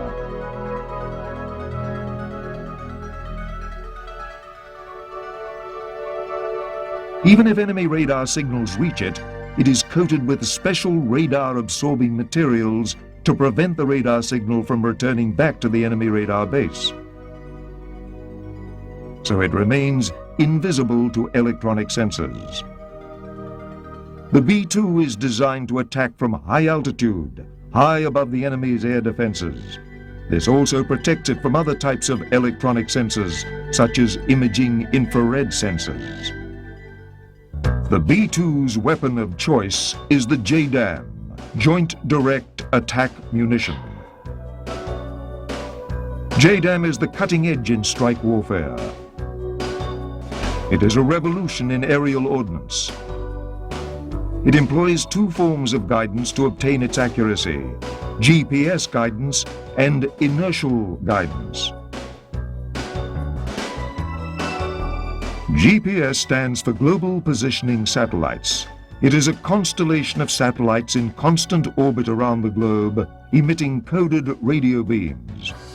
The GPS receiver picks up the beams from several satellites and so is able to determine its precise location on the globe at any given moment.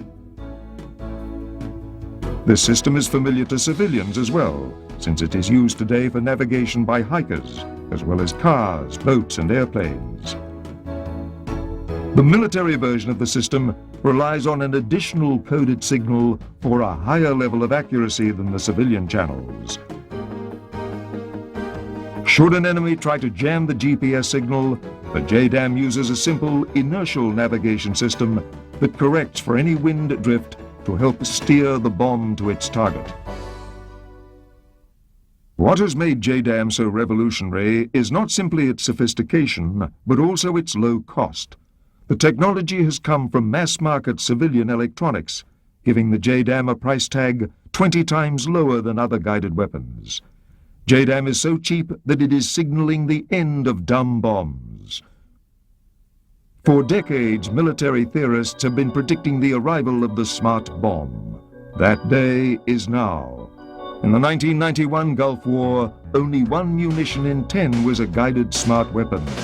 Today, nearly all air-delivered munitions are smart. There is a whole range of new guided weapons, and the whole point of this is the use of the microchip revolution and ordnance. Now computer technology has become so cheap, you can put it in a disposable container like a bomb. So this is why you can have systems like sensor-fused weapon, like the JDAM. It is the microchip revolution come to warfighting.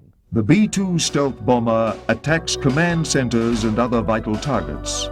Among its missions may also be enemy missile sites and air bases. Some of these targets consist of widely scattered but weakly protected weapons, such as exposed anti-aircraft missile batteries. Instead of attacking each single piece of equipment with a smart bomb, the B-2 can use wide-area attack weapons such as cluster bombs.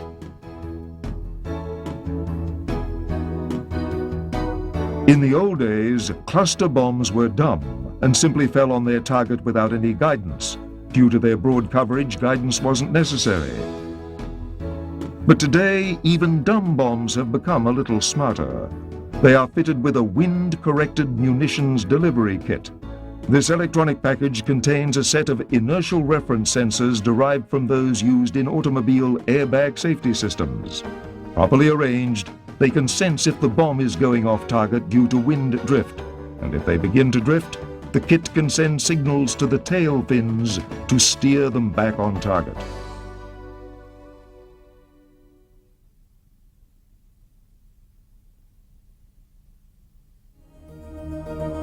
The B-2 and the F-117 stealth aircraft are expensive and scarce. They are used only for the most vital targets. But for a global strike to succeed, many targets must be attacked. This is the job of the cruise missile. Hundreds of cruise missiles can be used to attack targets that are too dangerous for aircraft that are not protected by stealth technology. During the first wave of the attack, the cruise missiles amplify the ferocity of the assault without exposing human pilots to danger. The workhorse of the cruise missiles is the Navy's Tomahawk. Since 1991, the Tomahawk has been upgraded with a GPS guidance system like that used in the JDAM guided bomb.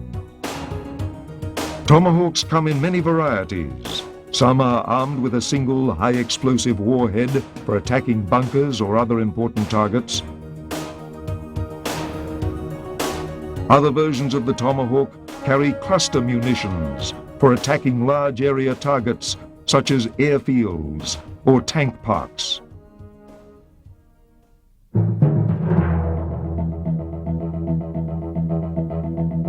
The Tomahawk is a versatile weapon that can be launched from many different platforms. Attack submarines can sneak undetected close to enemy shores, launching Tomahawks from special vertical launchers on the bow of the submarine, even from torpedo tubes. Further offshore, warships can carry and launch Tomahawks by the dozen. The Burke-class destroyers and the Aegis cruisers carry the Tomahawks in special vertical launch cells deep in the bowels of the ship. The cruise missile has revolutionized modern warships. In decades past, warships and attack submarines could only attack naval targets or objectives very close to shore. With cruise missiles, they are now part of the global strike and can attack targets hundreds of miles inland. The Tomahawk is a very important system. It can either be used independently, as in some of the attacks in 1998 on Afghanistan, or it can be used in conjunction with aircraft. Now remember, the Navy doesn't have stealth aircraft, so when the Navy is operating alone, they'll use the Tomahawks to take out missiles, air defense systems, and then right behind them come the FA-18s. You can also use them in conjunction with the Air Force's stealth fighters. You can use them in areas where air defenses are not yet suppressed, or to avoid, especially in smaller situations, having a pilot shot down.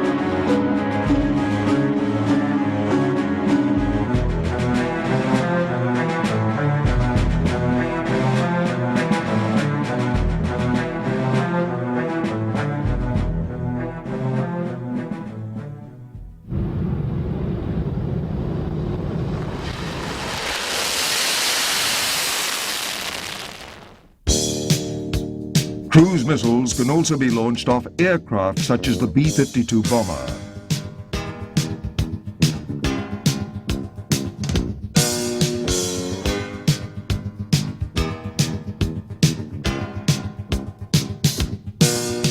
Some of these are strategic cruise missiles that were originally designed for use in thermonuclear war. Their nuclear warheads have been removed and replaced by conventional high explosives. They are called CALCOM, for conventional air-launched cruise missiles. The best way to avoid getting a B-52 within range of enemy missiles or radars is to equip them with a weapon that allows them to, basically drop their load way far away from any, possible danger. This was the reason why, you came up with those air-launched, cruise missiles in the first place. The advantage of cruise missiles is that they allow bombers to attack targets from hundreds of miles away. So the bombers are never exposed to enemy anti-aircraft defenses, but can stand off and attack from outside harm's way. The CALCOM is expensive, and it is so large that it can only be carried on large strike aircraft such as the B-52 bomber.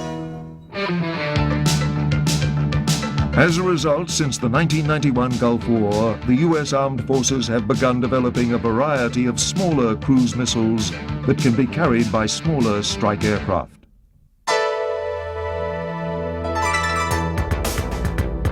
The first of these is the JSOW, Joint Standoff Weapon. This is essentially a flying dump truck carrying a heavy payload of submunitions. Like other new standoff weapons, it relies on GPS for guidance. The basic version of JSOW carries a payload of submunitions to attack wide area targets.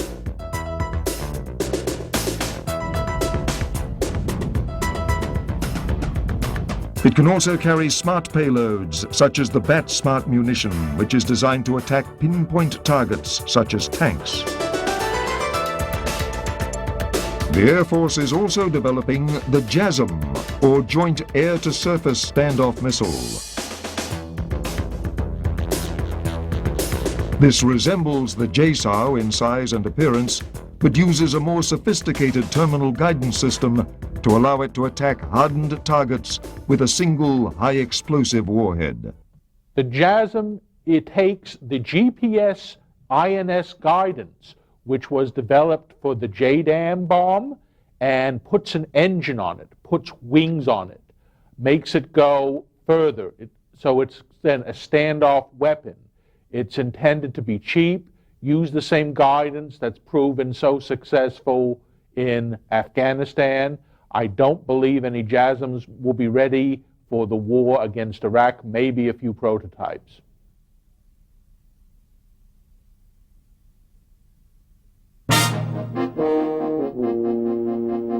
The first stage of a global strike is the deep attack with cruise missiles and stealth aircraft that suppresses the enemy's air defenses and decapitates the enemy's command structure by shattering the headquarters and communications networks. The next phase of the strike is the close combat phase, with the Air Force and Navy strike aircraft attacking enemy military forces. This is the job of the strike fighters.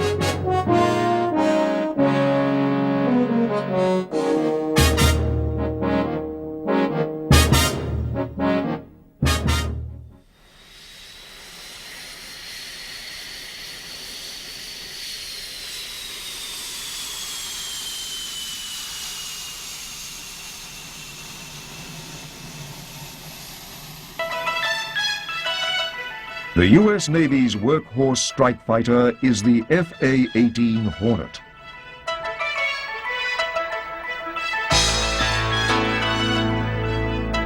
Since the 1991 Gulf War, the Navy has introduced the new E and F models called the Super Hornet. The Super Hornet is larger and heavier than the basic Hornet, designed to carry more payload to longer ranges.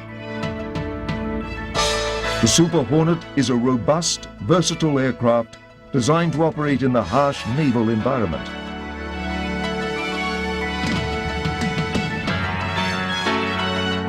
Blasting off from carrier catapults places a great strain on an aircraft, and the Super Hornet has been designed to take repeated punishment, even in peacetime training. What aircraft carriers do is they bring a lot of aircraft to within striking range of some target, and they bring them on U.S. territory. Navies are mobile U.S. territory. That's the key thing about navies. And they can stay there. There is substantial fuel, ordnance, other supplies on board. They can also take it from other ships. In fact, you can imagine a kind of conveyor belt in which it's aircraft carriers plus ammunition ships delivering things to wherever it is we're attacking. It's a very powerful combination.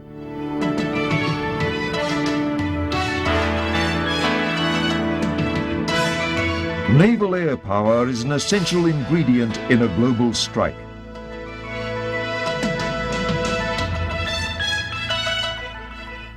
The ability of the aircraft carrier to move around the world enables American defense planners to project power globally.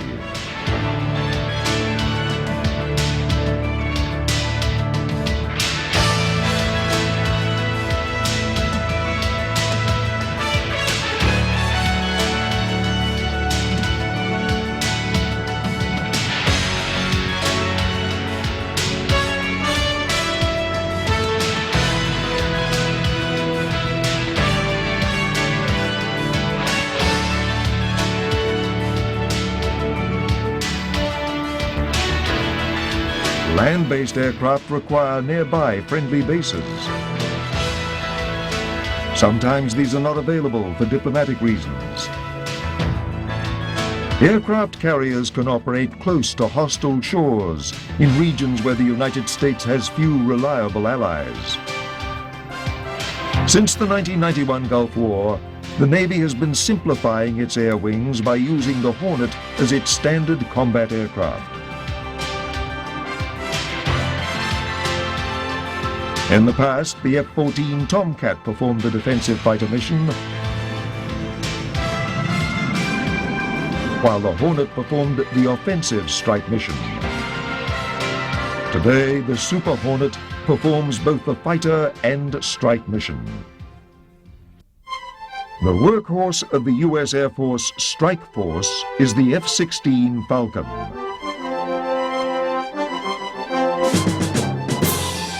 The F-16 is a smaller and lighter aircraft than the Hornet, powered by a single jet engine as opposed to the Hornet's twin engines.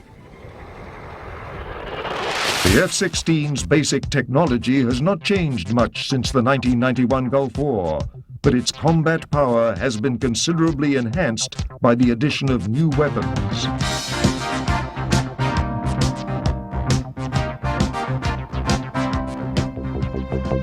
The F-16 can carry the whole range of smart weapons, including the Paveway laser-guided bomb, the JDAM,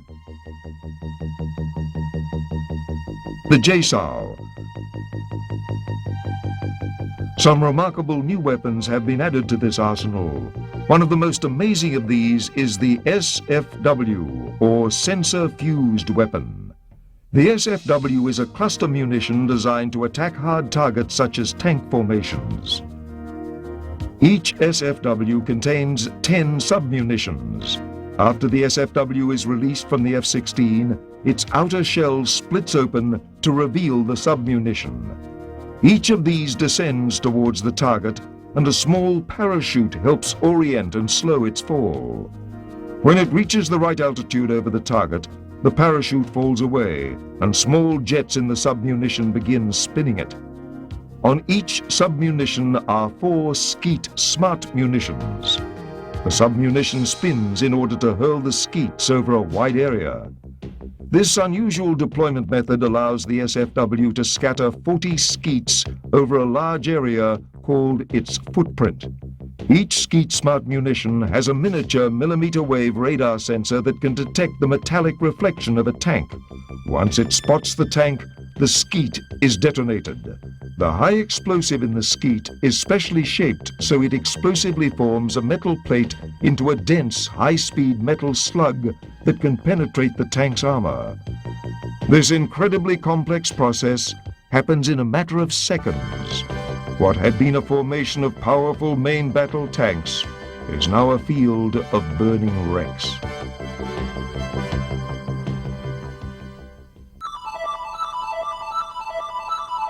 For missions deeper behind enemy lines, the U.S. Air Force depends on the Strike Eagle. This is a special two-seat version of the famous F-15 Eagle fighter. The weapons officer in the back seat is a specialist in the use of advanced guided weapons. Some guided weapons, such as the GBU-15 and the AGM-130, use electro-optical seekers to permit pinpoint attack.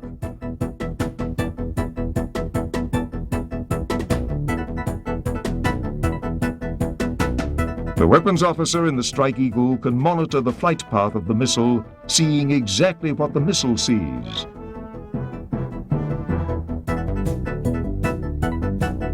If the missile starts to veer from course, the weapons officer can steer it to the precise impact point.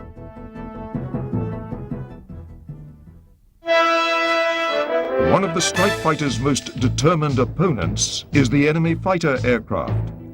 To defend against enemy fighters, the U.S. Air Force employs the F-15 Eagle.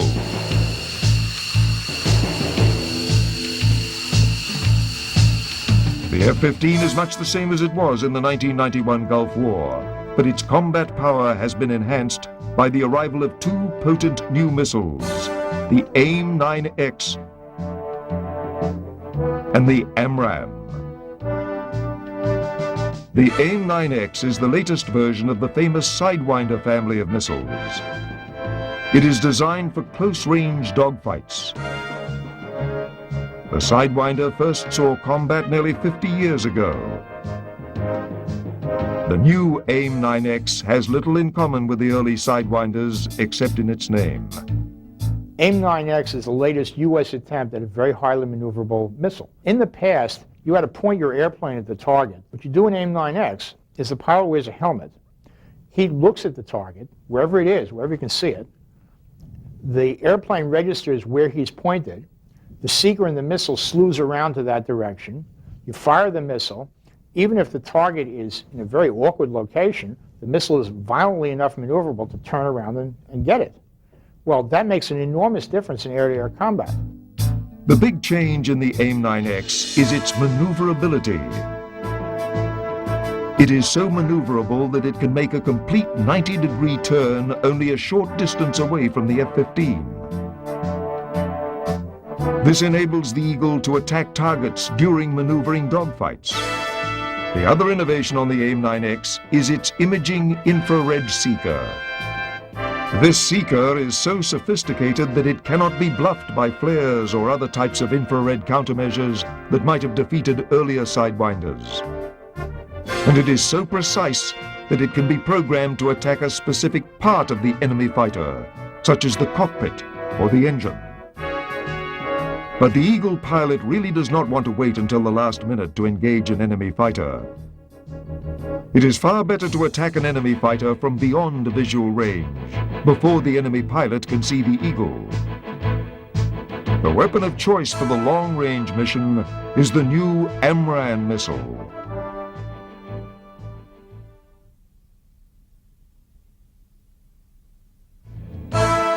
The AMRAAM uses an active radar seeker, a miniature version of the radar that the Eagle pilot uses to detect enemy fighters.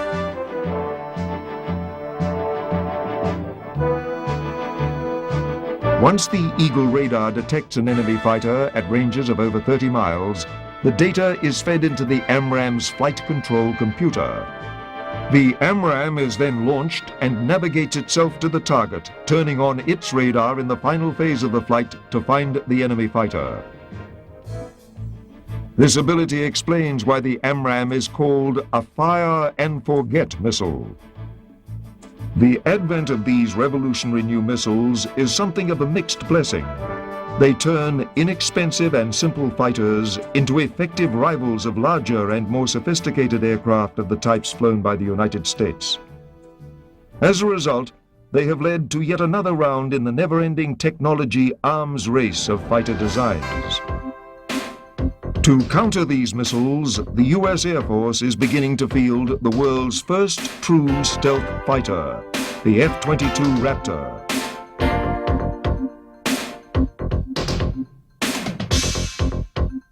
Although the F-117 is sometimes called a stealth fighter, it is, as we saw earlier, an attack aircraft, not optimized for air-to-air combat. On the other hand, the F-22 is designed primarily for aerial combat. The F-22 has certainly been politically controversial, but the Air Force remains committed to it. The reason the Air Force is committed is it is an air-to-air fighter intended to keep air superiority. Now, we have not had a serious challenge to American air superiority for many decades, and the Air Force wants to keep it that way. The reason the Air Force has made this their priority is they realize that if enemy fighter planes can gain superiority, everything else falls apart very quickly. Fortunately, in the past, our lessons, we've done this to the enemy. We've taken air superiority over Germany in 1944, other adversaries since then. If you do not have air superiority, all our AWACS, all our tankers, all the vast number of air-to-ground aircraft that we rely on are all at risk. The Air Force is looking to the F-22 as an antidote to the new generation of air-to-air missiles. These new active radar missiles like AMRAAM, R-77, and Mika are so lethal that the Air Force wants some form of shield for its fighter planes, and that shield is stealth. F-22 protects itself by using stealth to defend itself against active radar missiles. And even if the enemy fighter should find the F-22 at close range, the radar seeker on the missile will have a difficult time locking on to the F-22 because of its anti-radar features. In contrast, the Raptor is designed to take maximum advantage of both the AMRAAM and its stealth features. By using a new generation radar, the F-22 can detect enemy fighters at very long ranges without giving away its presence. So the Raptor pilot will electronically see the enemy fighter first. In aerial combat, the first aircraft to fire its missiles is usually the victor. The aerial battlefield is a complex environment in modern wars, with a confusing mixture of friendly aircraft, enemy aircraft, standoff missiles, and smart weapons flying through the air. There is a considerable risk that one friendly fighter will mistake another friendly aircraft for the enemy. To coordinate the air battle, the U.S. Armed Forces depend on airborne command and control aircraft such as the E-3 AWACS. The AWACS is fitted with a large radar dome that surveys the air for hundreds of miles. It is the airborne electronic eyes of the air commander, but it is far more than merely an electronic sensor. Inside the AWACS is a complex of electronic processing equipment and experienced Air Force officers who use the data to create an accurate picture of the air battle. Using this data, the AWACS officers serve as electronic coaches for the friendly aircraft. Friendly fighters can be steered against enemy fighters long before their own radars can see the enemy. Friendly strike aircraft can be warned about the presence of enemy fighters so they can take evasive action in time. So the AWACS is both the brains and the eyes of the air commander. What you're seeing in modern wars is that less visible part. AWACS and other kinds of aircraft also that do intelligence gathering jobs. A lot of intelligence gathering that you don't really think of as combat now is more combat oriented because it tells people what matters, where to shoot. So there's a whole slew of electronic reconnaissance aircraft that are really sensing what targets are. AWACS is part of that net. The Air Force uses AWACS to directly control fighters, but there's a larger control function also that operates out of ground control centers. All of those things are integrated together. Those airplanes are often called combat support, and that makes you think that, well, they're not that important. It's like fueling airplanes. What you find in places like Afghanistan and what you will probably find in Iraq is that those supporting aircraft are absolutely crucial. And that's a major change in the way air combat is working. As we saw earlier, the Army's Apache helicopter often plays a vital role in the initial air campaign by eliminating troublesome radar sites along the frontier. But the Apache's real role is to provide airborne fire support for attacking ground troops. The Apache's most vital mission is to eliminate enemy armored vehicles. Due to its speed and range, it acts like a modern cavalry force, ranging far and wide over the battlefield and extending the Army's power deep behind enemy lines. Since the 1991 Gulf War, the new AH-64D longbow version has appeared in service.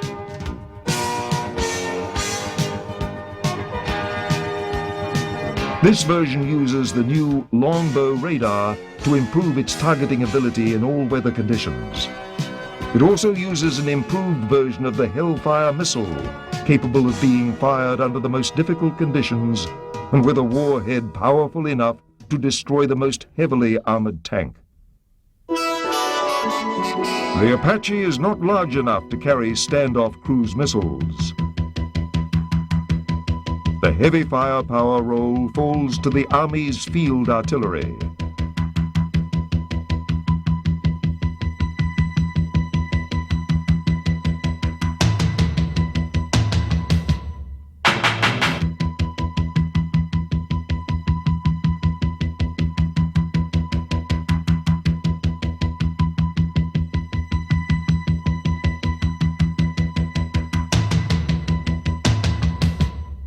Besides conventional tubed artillery, the Army depends on a variety of rocket and missile weapons.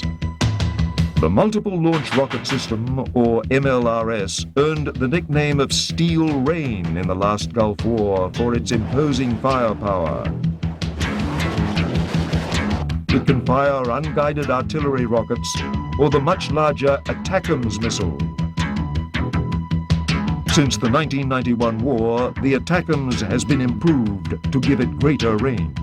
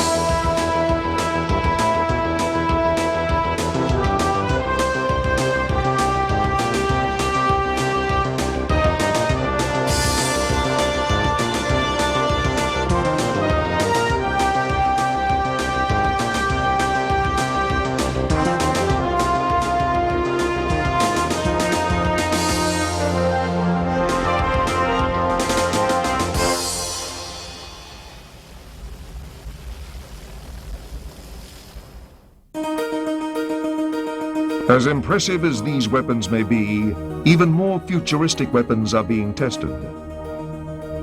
The Predator started off life as a reconnaissance drone and served as such over Bosnia. It sent back real-time video photographs over a data link. Now, we would find many times that they would see a potential target, but by the time it got the information back to the person looking at the video, they called up a headquarters, and the headquarters called up a fighter bomber. The target was gone.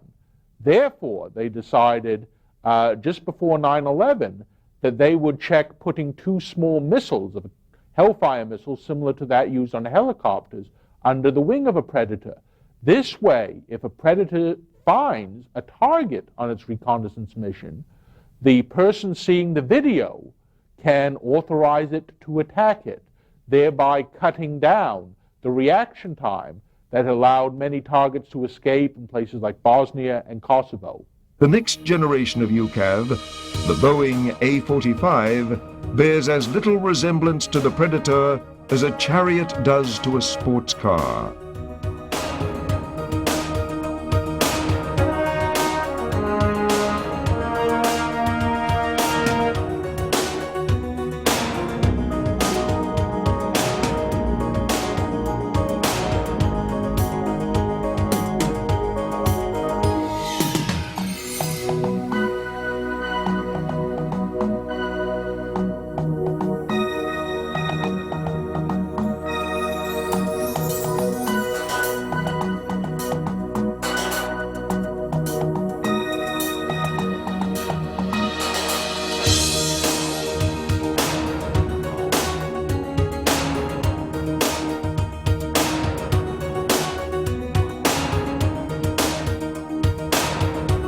The Boeing UCAV is a small, pilotless stealth strike platform armed with a variety of precision-guided munitions. It can be sent on missions too dangerous even for stealth aircraft. This unusual aircraft may very well represent the future of global strike.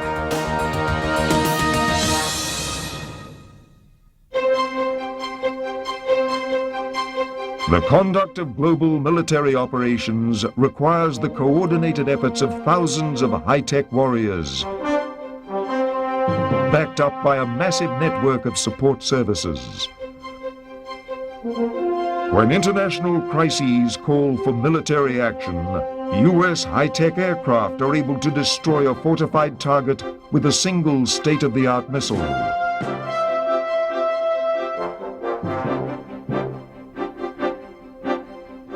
Her warships are able to launch a barrage of GPS-guided weapons to targets hundreds of miles away.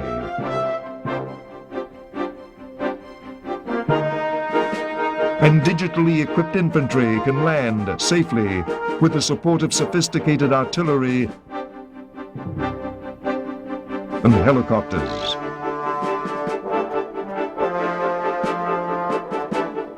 Anywhere, at any time,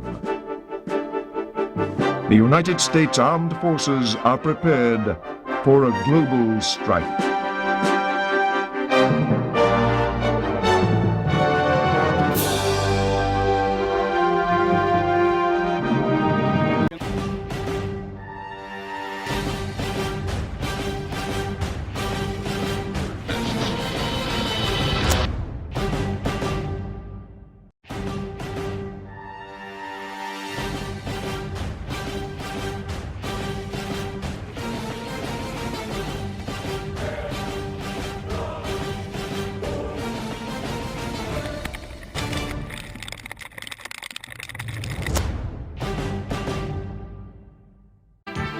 In the early morning hours of 17th of January 1991, coalition air forces unleashed a massive air assault on Iraqi forces in both Iraq and Kuwait.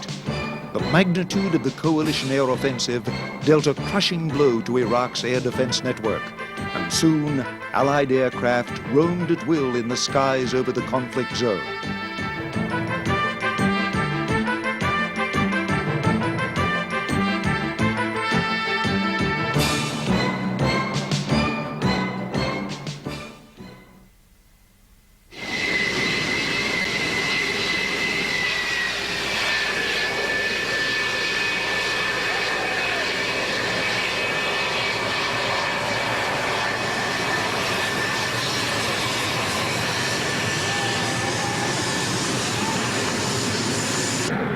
Coalition forces deployed an entire air superiority package that included a variety of weapons with specific missions. Some of these weapons had never been used in actual combat. A perfect example was the Tomahawk cruise missile. 333 cruise missiles were launched during the war against heavily defended targets such as air defense headquarters, key radar facilities, and major communication centers.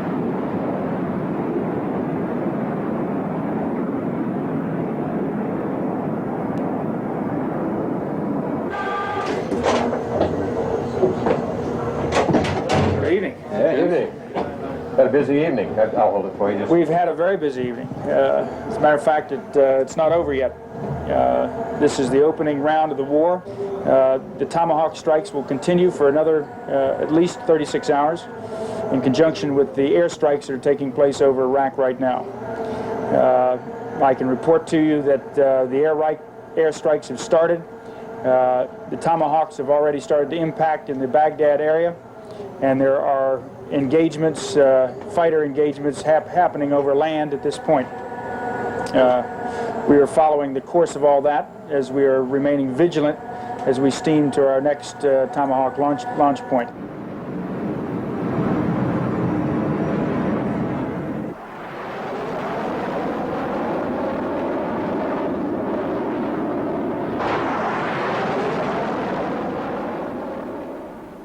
Cruise missile is a 1,000-pound warhead on an unmanned aircraft, shot from just about all the various surface ships and submarines that the Navy's got.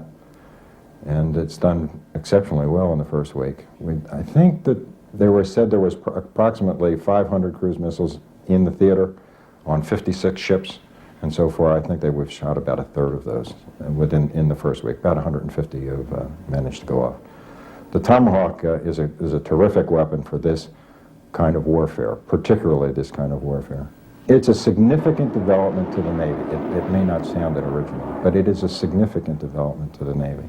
In previous years, the Navy had, in a tactical sense, one, perhaps two ways of striking at an enemy. One is the carrier-based attack systems, A6, A7 in those days, FA-18.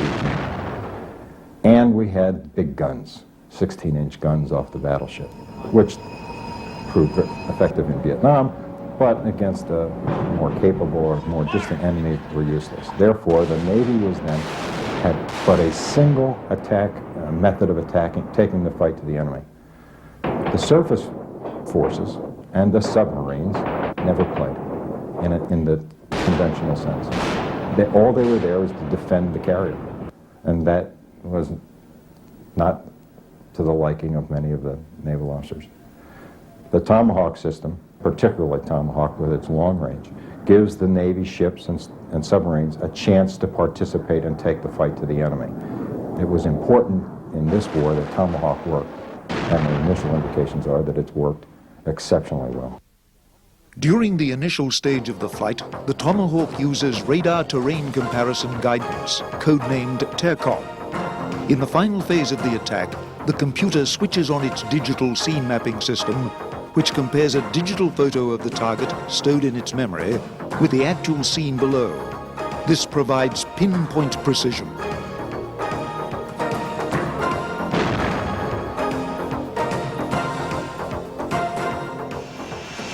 Modern air campaigns take place in successive phases, with clear objectives in each phase. The Gulf War was no exception. One of the initial aims of Operation Desert Storm was the suppression of Iraqi air defenses. This means the elimination of anti-aircraft missile and gun sites, the radars that direct them, and the command and control centers that coordinate them. An air defense network is like a web, running from a central headquarters to local stations, then to the radar posts which detect the aircraft and guide the missiles, and finally to the missiles and guns themselves. The air defense suppression campaign began with the destruction of the command centers which coordinated the Iraqi air defense network, after which radar sites and eventually the missiles themselves were targeted. The first wave of the night attack was spearheaded by the F-117 Black Jet, since it is virtually invisible to Iraqi radars.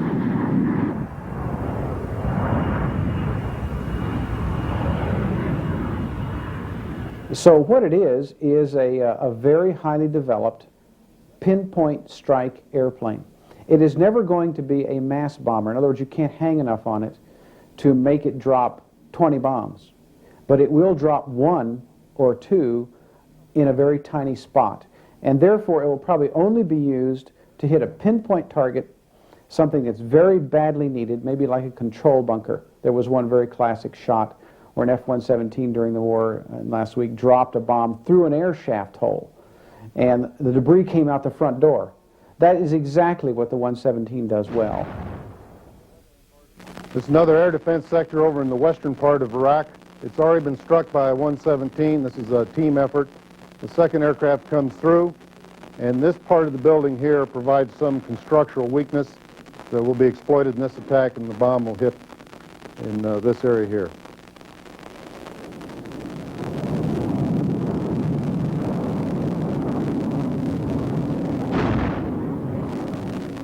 And this is my counterpart's headquarters in Baghdad.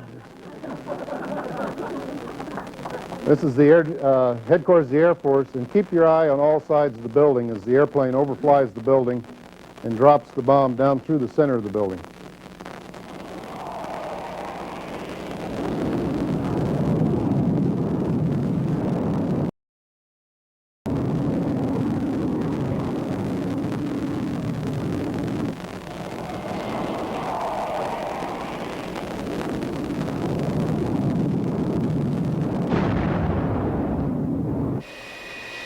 On the heels of the F-117s were the Air Force's F-4G Wild Weasels, which attacked critical Iraqi radar sites with HARM anti-radar missiles.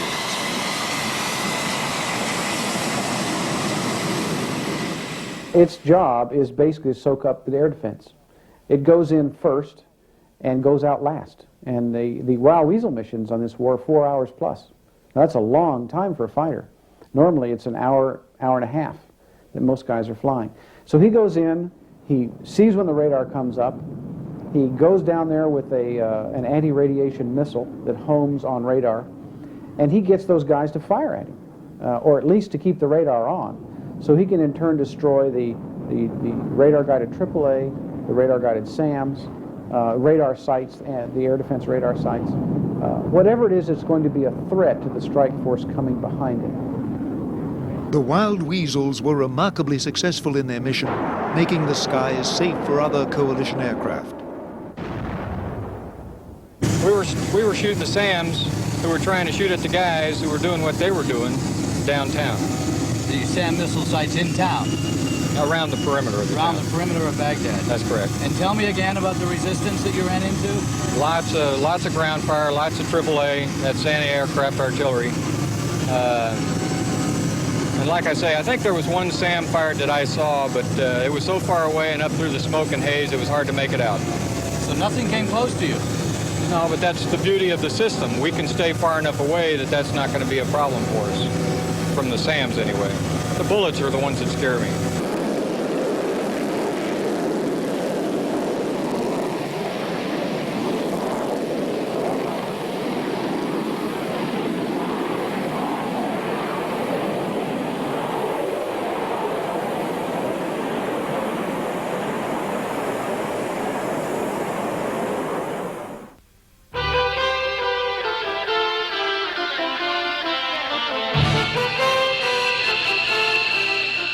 U.S. military planners believed that air superiority had to be won for the air and ground campaigns to succeed.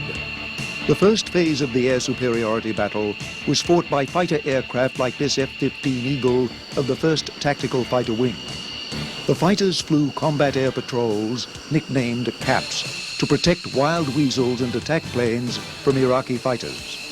The U.S. Air Force's F-15s were joined in their mission by Saudi F-15s, British Tornadoes, and U.S. Navy F-14 Tomcats. Their potential opposition was the more than 400 Iraqi fighters, including sophisticated Soviet-built MiG-29 Fulcrums and French-built Mirage F-1s. Iraqi air forces never challenged coalition forces for control of the skies.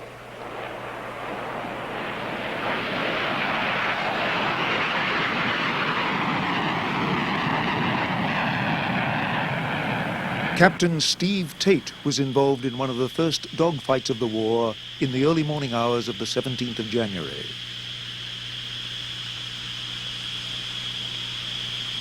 We were in the, I took a 4-ship F-15s up on the first wave that went up to Baghdad area last night, took off at 1:30. We were basically supporting a SEAD package of a bunch of wild weasels and a bunch of F-15Es and just an assortment of other airplanes, EF-111s and F-111s that were going up to the southeast portion of Baghdad. Basically what our job was, go up there and remove all the air-to-air threats for them. The mission lasted about 4 hours. We started a engagement. I got the contact that AWACS calls out as a hostile chasing my number 3 man, and at about the same time I'm turning back around towards the east. When I turn back around there, I get a contact on a contact that isn't squawking our IFS, so when I lock this guy up I can tell that he's not a friendly airplane. Come to find out that it's an F-1. He's at about 8,000 feet headed west towards Baghdad, towards my number 3 and 4 men also, and we EID him as hostile. About 12 miles, I take a Fox 1, a radar missile. Everything's looking good. Thinking about taking another Fox 1, but no kind of interference or anything like that, so I just let one Fox 1 go. And about 4 miles in front of me, get a huge fireball. When he blew up, I could see a piece of the airplane blowing up. Obviously, it was at night. I couldn't see if a parachute or anything like that. It was a huge fireball. I don't anticipate anybody getting out of that. The only Iraqi fighters to appear in significant numbers were the MiG-29 Fulcrum and the Mirage F-1. The Iraqis put up very little resistance during the air campaign, and in total, 35 Iraqi fighters were shot down during the conflict. There were no Allied losses as a result of air-to-air combat. Well, so far it's been a big surprise that the Iraqi Air Force has not done anything, basically. They've come up to be shot down. Apparently, most of the aircraft are underground, and at the first week of the war, we're hearing things from the military briefers that 80% of the aircraft are still intact in hardened shelters.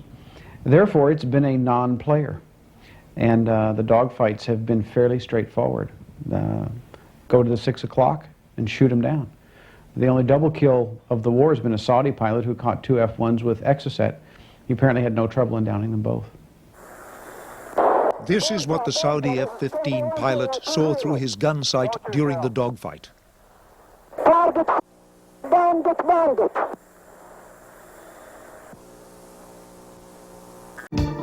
The stunning victory of coalition forces in the Gulf War was made possible by effective strategy and weapons technology. The objective of the war was not to take over Iraq, but to liberate Kuwait and weaken Saddam Hussein's military power. Desert Victory examines the weapons and strategy of Operation Desert Storm and their implications for future warfare. The lessons learned in Operation Desert Storm may not apply to the next war. Modern armed conflict is simply too complex to be reduced to a list of lessons.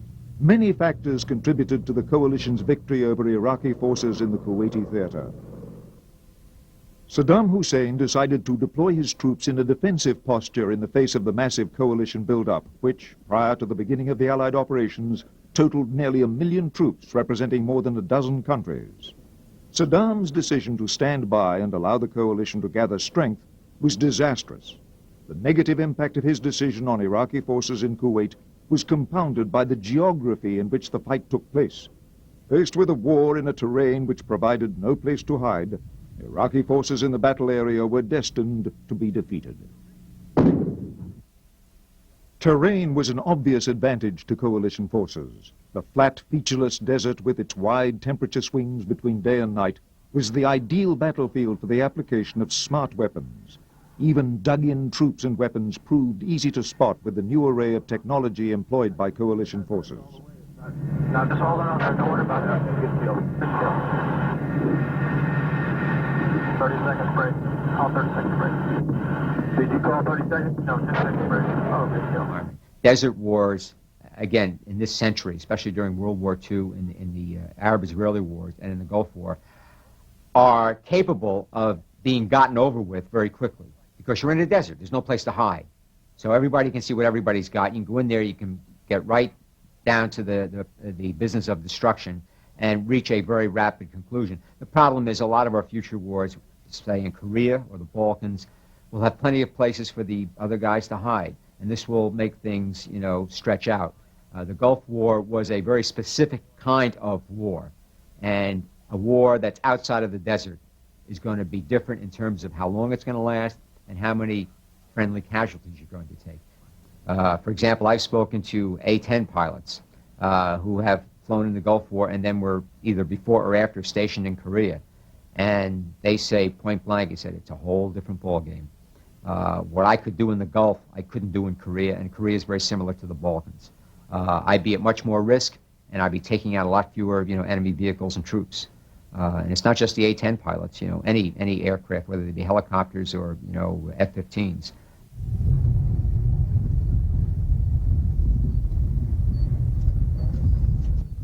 The objectives of the campaign, dictated by political necessity, also determined how the war was fought. Despite the massive amount of firepower used by coalition forces in the Gulf, the conflict was very much restricted. The limited nature of the objectives of the war has allowed Saddam Hussein to continue to rule Iraq and defy international efforts to monitor his regime. This reality has unfairly led to a misappreciation of the victory attained by coalition forces.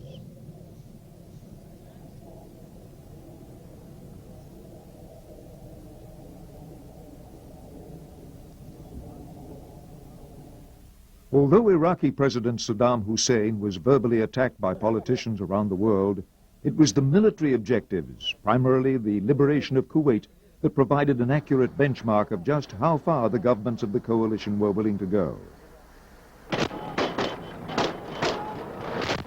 U.S. strategy in the Middle East has long been committed to balance of power. In principle, no country in the region should become so weak that it is unable to defend itself. At the same time, no regime in the Gulf should become so powerful that it would dominate the region. This helps explain coalition strategy, which was to leave a fair portion of Iraq's military infrastructure in place.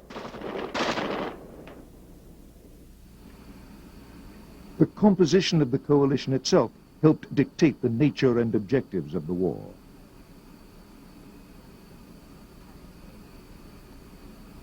We had a coalition, and the coalition contained Arab states. The Arab states had a veto on the objectives of the campaign, and the Arabs did not want to conquer another Arab state, in this case Iraq. They simply wanted to liberate Kuwait. The other problem was, as I explained right at the end of the war, was that when you're out in the desert, it's a glorious victory. If you go up into the Tigris-Euphrates Valley, where all the Iraqis live, it's Vietnam again. So it would have been politically unacceptable, both for our Arab allies and for the American electorate, to go to Baghdad and personally arrest Saddam Hussein.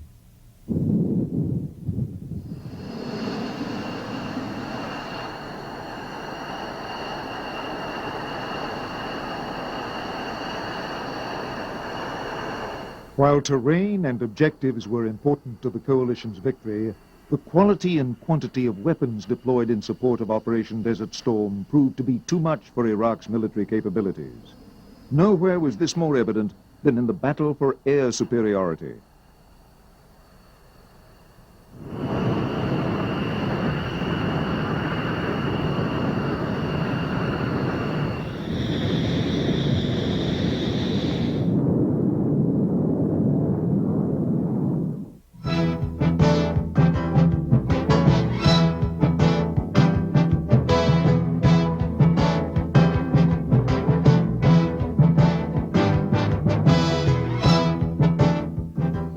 After months of preparation, the massive coalition air assault began on 17th of January 1991. Over 2,000 sorties, or missions, were flown against Iraqi targets on the first night. By the end of the war, over 100,000 sorties had been flown.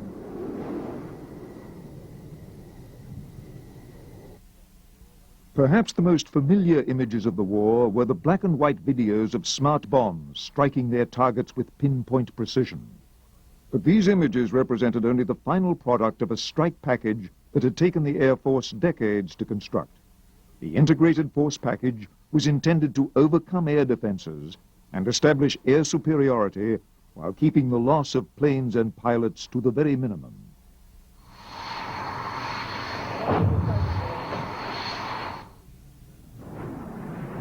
Coalition planners expected the Iraqis to vigorously resist an air assault.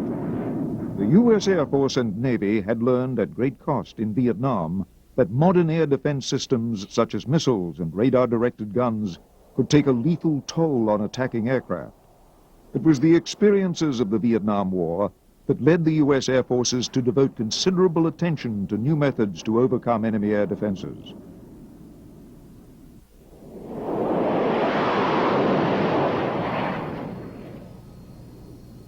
The reason we were successful in Desert Storm as well as we were is because we suppressed the enemy air defenses right off the bat, first order of business. And we did it through a whole variety of means, from bombing airfields to taking down telephone buildings to knocking out radar sites to shooting down mirages in the air. That is going to be vital to any campaign we do where the enemy has an air force or an air defense system. And I don't know of a country in the world that hasn't invested heavily in those kinds of capabilities. The first step in the air war was to take away the enemy's eyes. If the enemy's radar could be blinded, his air defenses would be rendered ineffective. In Vietnam, as well as in the Gulf War, the traditional methods were twofold. Radars were destroyed by radiation-seeking missiles. This was the job of the F-4G Wild Weasel. Wild Weasels located the radars on their sensors and attacked them with HARM anti-radar missiles.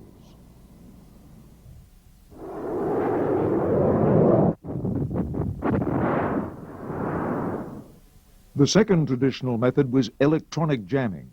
This was the job of the EF-111 Raven. The Ravens flew over the combat area and jammed the enemy radars with their powerful electronic systems. The Iraqi air defense network was basically defeated in the first 24 hours. After that, it was reduced to a residual level of effectiveness, and while it required sorties, aircraft to be directed against it for the remainder of the war, it was really not going to be a factor in the ultimate outcome. It looked much more to a ground threat rather than a sophisticated air threat. Another reason the Iraqi air defense collapsed was the sheer size and sophistication of the effort put against it. Electronic warfare was used against Iraqi air defenses to a degree never seen before in any conflict. Much more of it, much more sophisticated than had been seen in Vietnam, than had been seen in earlier wars in the Middle East.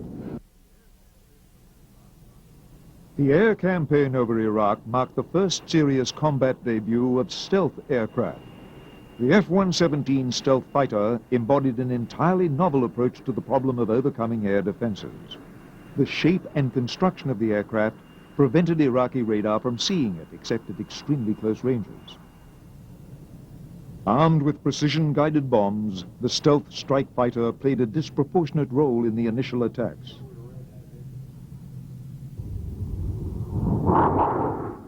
Although the stealth squadrons constituted only 2.5% of the attack force, they were responsible for attacking 31% of the targets on the first day, when air defenses were heaviest.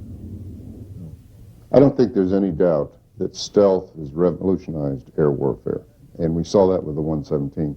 It was kind of interesting. There were all these detractors against the 117, even some of them in the Air Force. During the 70s and 80s, and obviously after it was well known we had this capability. It's interesting to know that we never had a single stealth aircraft hit by ground fire or any kind of enemy defenses. And they flew the toughest missions. They were the ones that we sent to Baghdad night after night after night. So it gives you tremendous advantage. By the end of the war, F-117s had flown over 3,000 sorties and delivered 2,000 tons of bombs, a small but important portion of the total number of bombs dropped in the conflict. 1/3 of all smart munitions used during the war were delivered by F-117s.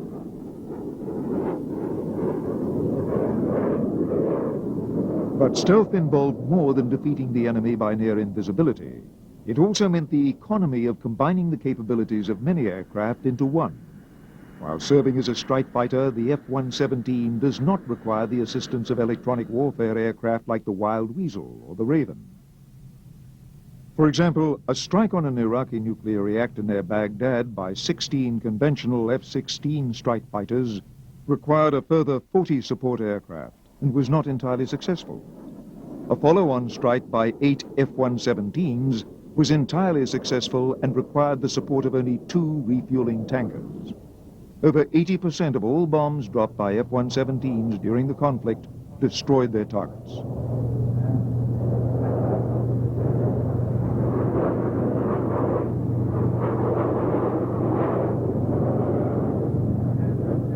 Stealth aircraft, although more costly to purchase than conventional strike aircraft, demonstrate a significant advantage in the overall cost of a strike force.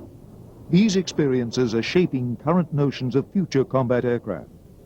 New generations of future American combat aircraft, such as the F-22 Lightning II fighter, the Comanche Scout helicopter, and the B-2 Spirit bomber, are all based around stealth concepts pioneered by the F-117 stealth strike fighter.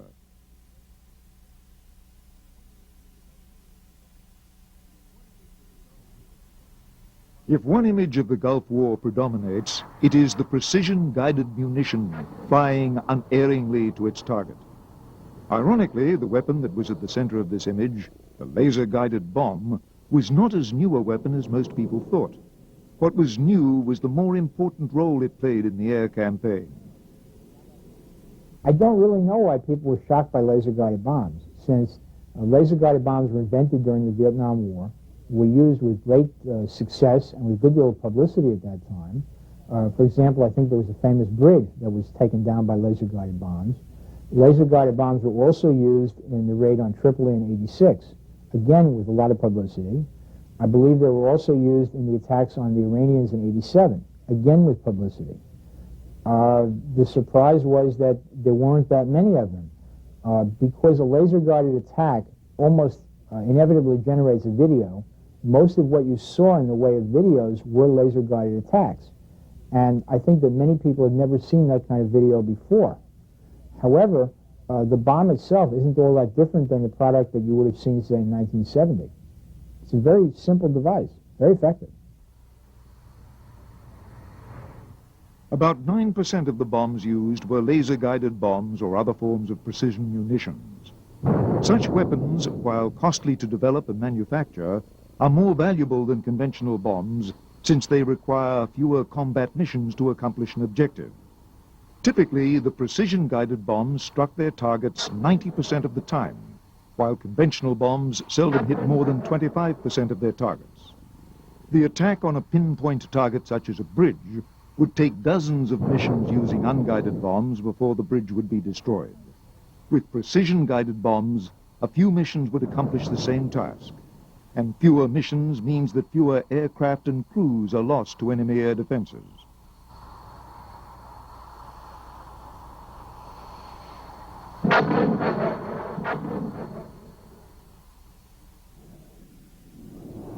With its air defense system largely destroyed and coalition air forces swarming over the conflict zone, the Iraqi Air Force had little choice than to avoid air combat and instead protect their aircraft.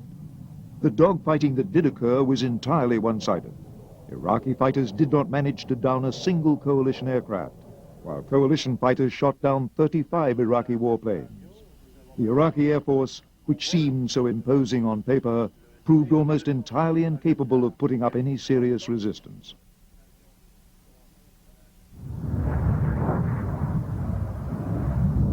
Unable to challenge the Allies in the air, the Iraqi Air Force commanders sought to protect their aircraft by hiding them in concrete reinforced hangars.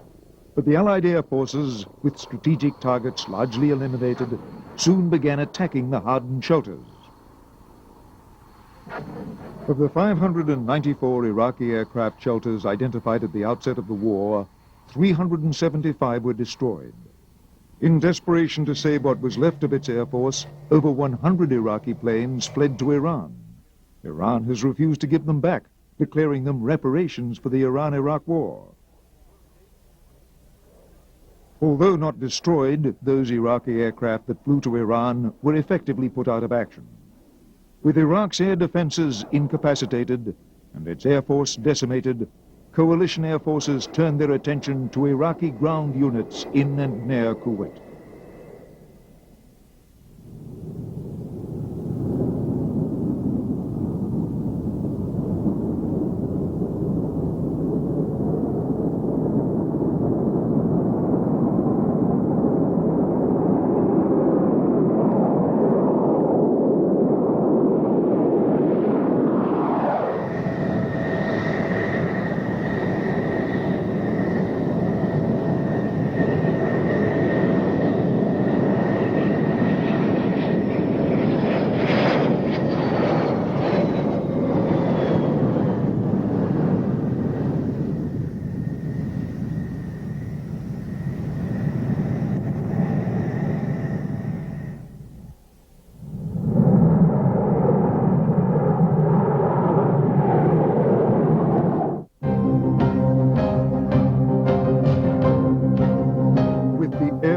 Safely won, coalition ground forces swung into action. Under the cover of air superiority, coalition forces moved into their starting positions, stretching westward along the Iraqi-Saudi border. The Iraqi forces, without air reconnaissance or accurate intelligence, were unaware of the coalition's build-up west of Kuwait. Feigning a frontal attack and threatening an amphibious assault, coalition forces were able to use their advantages in mobility to outflank Iraqi units. When the ground offensive began, Iraqi units in Kuwait could not respond to the coalition's blitzkrieg-style assault into Iraq from the west.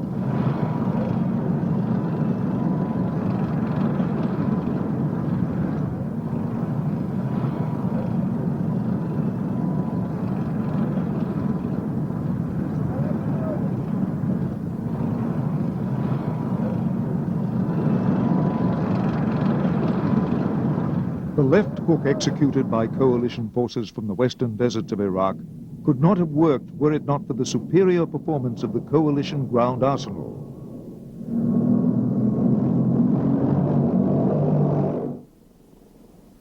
The reliability of vehicles such as the M1A1 Abrams tank and the M2 Bradley fighting vehicle made it possible for coalition forces to fight a war of maneuver. The 24th Mechanized Infantry Division set a record for the fastest advance on the battlefield, moving 220 miles in 4 days, an average of 55 miles a day.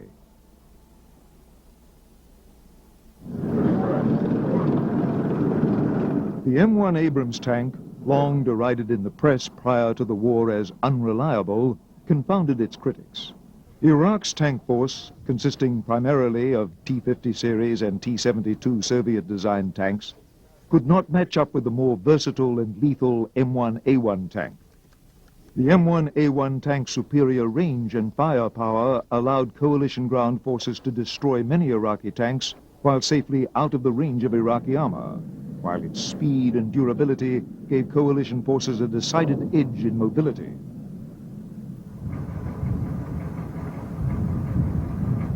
Even the U.S. Marine Corps, which deployed the older M60 main battle tank, proved extremely capable against Iraqi armor. And, in perhaps the most evenly matched tank battle of the war, 4 Qatari AMX-30s engaged 5 Iraqi T-55Ms during the battle for Khafji.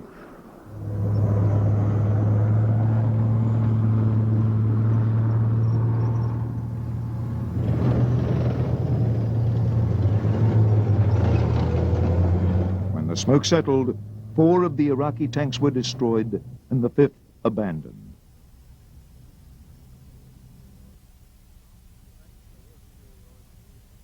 Thanks to air superiority, ground vehicles such as the Bradley fighting vehicle, described before the war as a death trap due to its high profile and light armor, demonstrated the value of its mobility and heavy firepower. Another weapon that received critical attention before the war was the AH-64 Apache attack helicopter. Its superb performance in Desert Storm raises questions not about its capability, but rather about the importance of helicopters in future land wars. During Desert Storm, helicopters played a fundamentally different role from those in previous armed conflicts.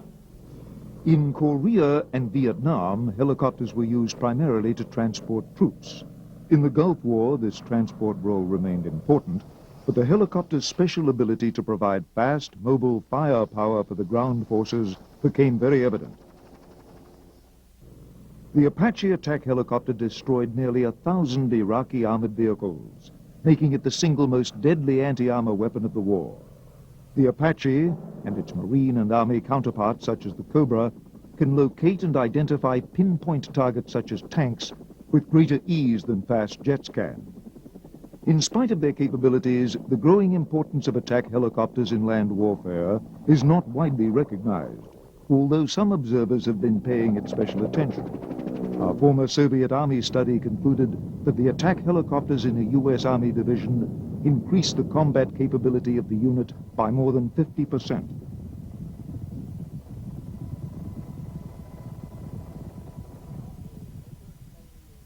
The Gulf War was certainly the most effective scenario you could imagine for the attack helicopter. The attack helicopter was, in many ways, the star of the ground war.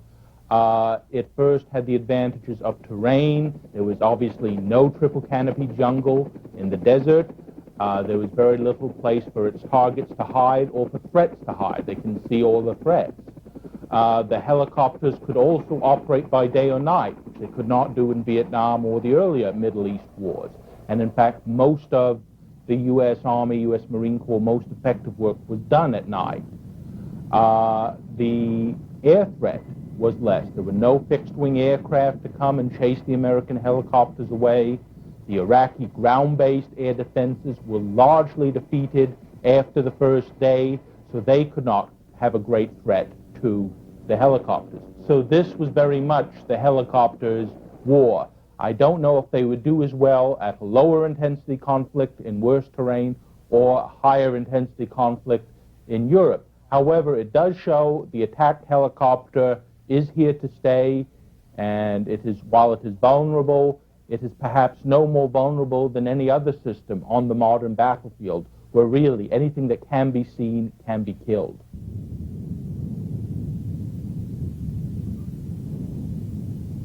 The Iraqi military units in Kuwait were crushed within a matter of days. Images of hundreds of burned-out vehicles littering the highway leading to Iraq provided partial evidence of the rout in the desert.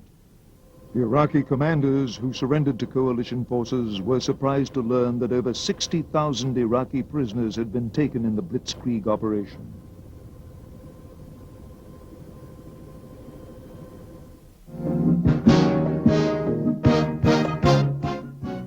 It is easy to get the impression that modern warfare is nothing more than a technological contest between machines. Yet these machines are merely tools in the hands of the soldiers, young men and increasingly young women. There was no better example of this than in the desert tank battles. The Allied tanks did have a decided technological edge over the Iraqi opponents, but the difference in technology was not great enough to explain the desert tank battles in which the Iraqis lost hundreds of tanks and the Allied units lost none. The Gulf War demonstrated that the human factor is as important as weapon quality.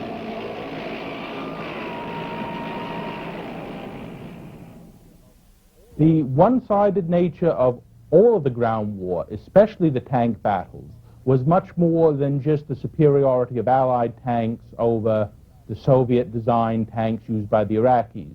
Yes, the U.S. M1A1 Abrams, the British Chieftain, French AMX-30 were indeed superior to the T-72s, which had most of the press, or the T-55s, which were the bulk of the Iraqi army, both older Soviet designs.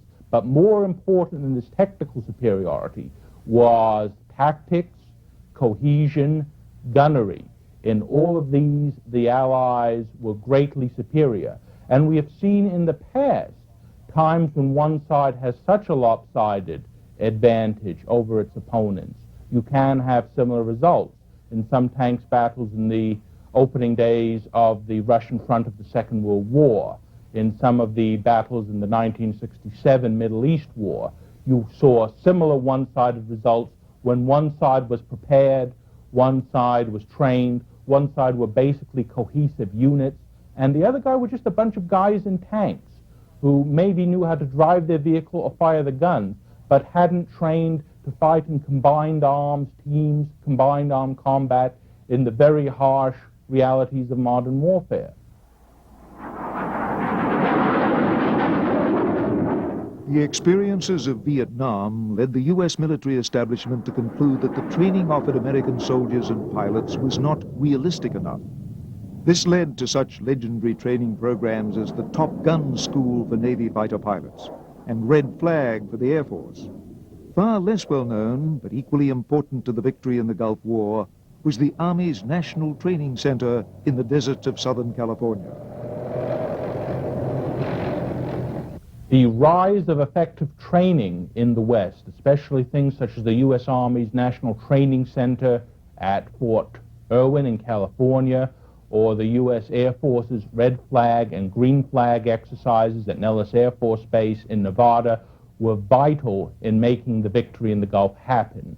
This was realistic training of a type we didn't see before other wars. We didn't see before Vietnam, certainly didn't see before the Second World War. The U.S.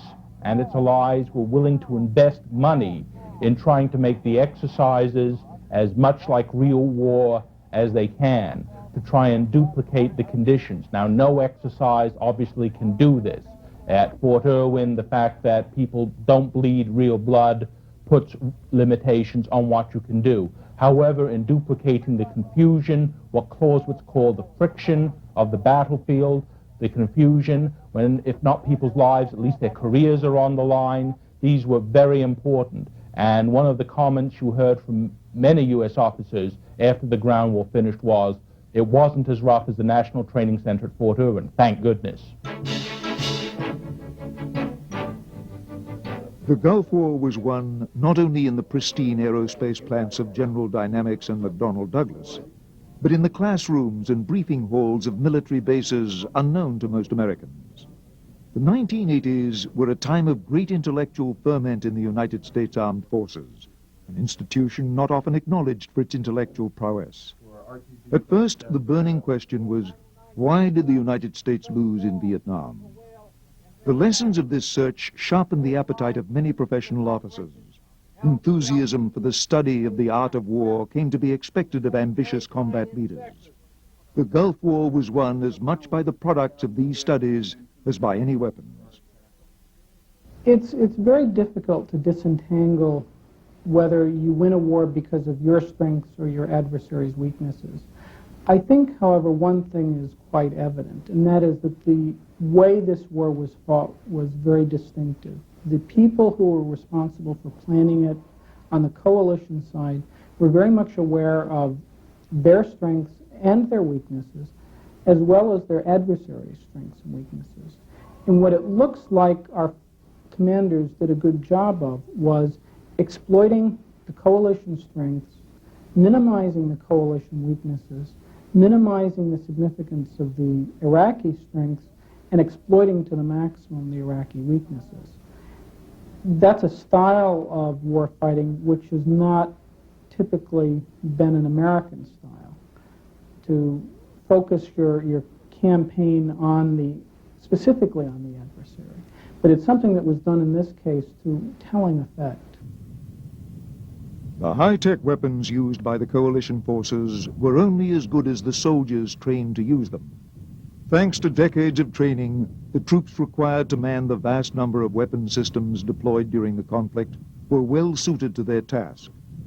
With the relationship between men and arms in sync, the only factor left to consider was the manner in which such lethal force would be used toward the operation's objective to liberate Kuwait.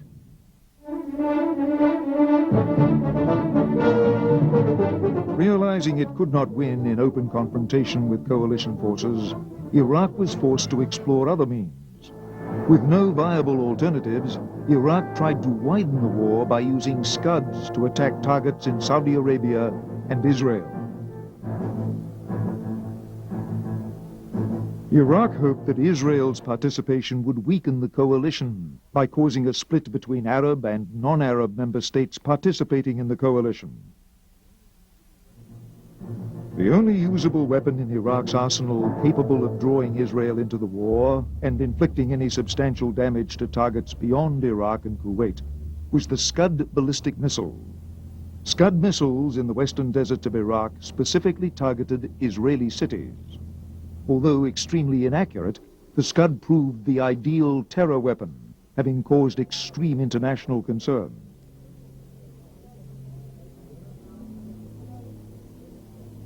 The Scuds, in the greater scheme of things, did not have that much of an impact in terms of the kinds of destruction that they caused. But they were the only weapon the Iraqis had that were accomplishing anything. So that you compare their Scud force to their Air Force, or even their whole army, they did a lot more with the Scuds than they did with anything else. And that, in part, I think, explains why they kept working at it.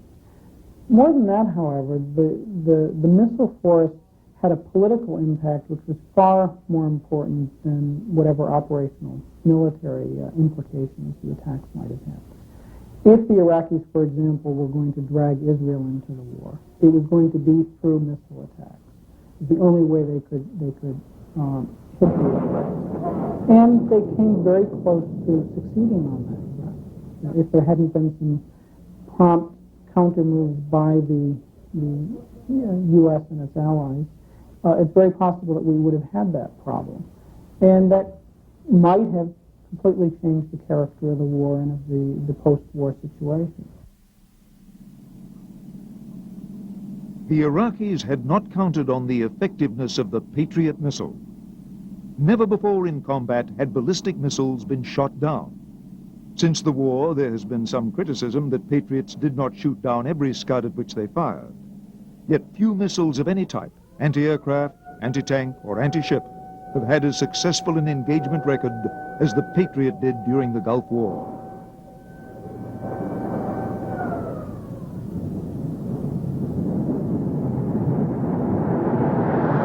US-led coalition forces fought the war within the context of the air-land battle doctrine. Air-land battle doctrine is an old concept wrapped in a new name. It is the combination of land and air forces operating together to ensure victory. The three-dimensional nature of the coalition's approach to war fighting was enhanced by a complex network of air and space-based reconnaissance platforms. This decided advantage provided critical information to coalition forces in the Kuwaiti theater.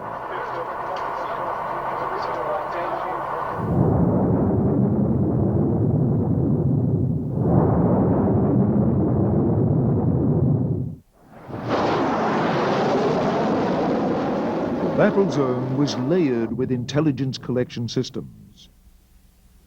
In space, systems such as the DSP satellite looked for traces of Scud missile launchers.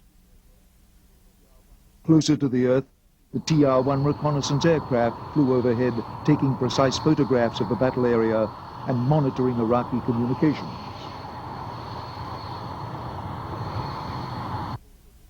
Navy submarines also patrolled offshore, picking up Iraqi radio transmissions, while the larger AWACS and J-STARS radar aircraft scanned behind battle lines with their radars, seeing nearly everything that moved. The J-STARS enhanced the link in cooperative operations between the land and air forces.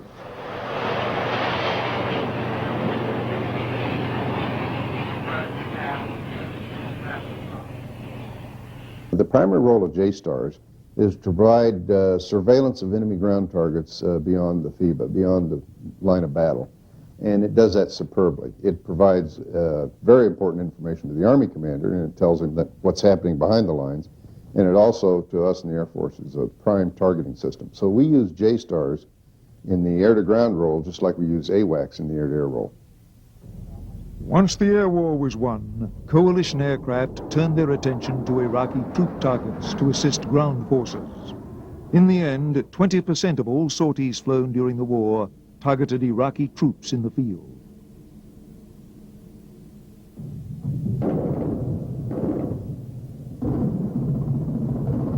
Within days, the Allied air forces could roam at will over Iraq, with opposition confined to low-altitude, uncoordinated anti-aircraft fire. This meant that the Allied air forces could also be used in the tactical role, attacking Iraqi troop concentrations, tanks and artillery in the forward battle area.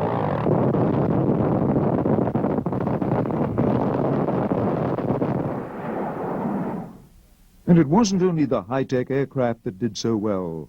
Air Force planners, expecting to fight against Soviet air defenses in Central Europe, had disparaged aircraft such as the A-10 Warthog, the AC-130 Spectre, and other slow aircraft as unsurvivable over the modern battlefield. But against an opponent like Iraq, unable to maintain a shield of air defense over its forces, these aircraft proved remarkably suitable for the close attack role. The Gulf War was a reminder of the crucial link between air combat and land warfare.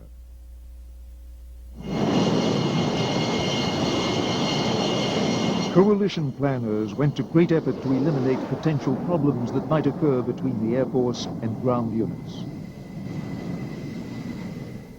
The problem is knowing what the ground commander is trying to do and how we integrate air to best support his aims and intentions. And that means that the command and control is the key to close air support. And that means having a forward air controller, an Air Force guy who can advise the ground commander on what air can do and what its limitations are. And then also can provide the directions to the pilot to make sure he puts the bomb on the right target at the right time. Now, we did this in this war. We had over 2,000 people, Air Force people, on the ground with each of the Army units. And I'm talking U.S. Army, I'm talking Egyptian, Syrian, French. All the forces except the British forces had American forward air controllers with them.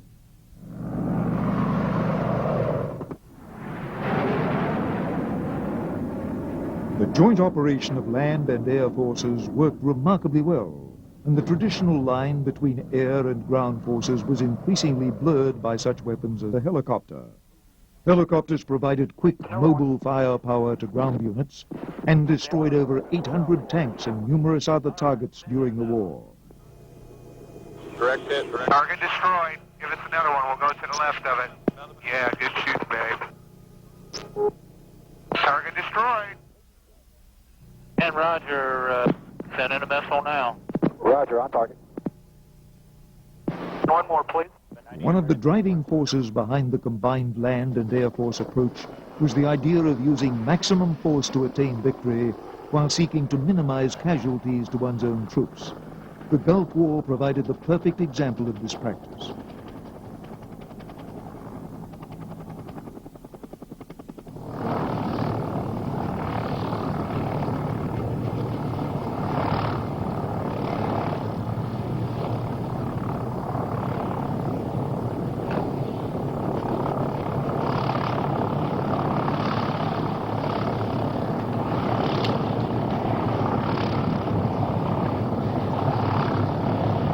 The Army forces that went around the flank, they basically let the tanks lead and not the infantry.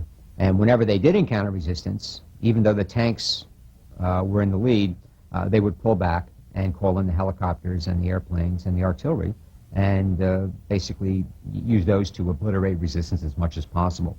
The tanks did fight, you know, we did take infantry casualties, but they were kept to an absolute minimum because the doctrine dictated that everything be channeled towards the objective of minimizing American casualties.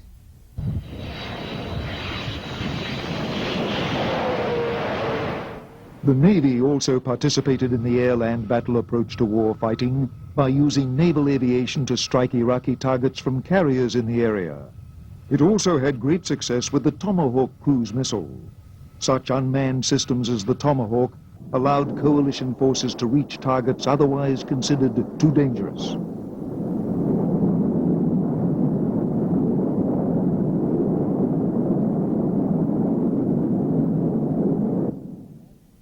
Oh, Tomahawk makes a tremendous difference because you can fly Tomahawk in where you would worry about a pilot's survival.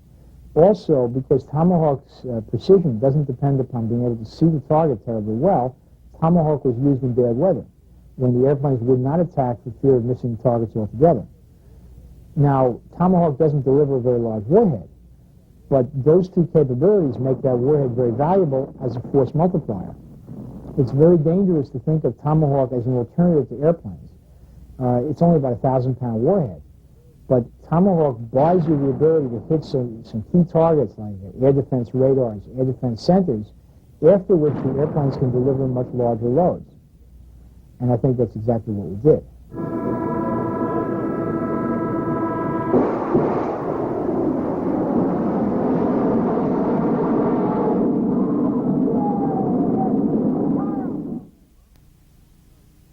Iraq's use of Scuds in an effort to widen the war and split the coalition was primarily a defensive strategy. Iraq hoped to break up the coalition before it could direct its wrath on Iraqi targets in Kuwait. Just over 100 Scuds were fired during the entire war. This strategy did not work for two reasons. Coalition air forces, special operations teams, and Patriot anti-missile batteries minimized the Scud threat before it could be effective.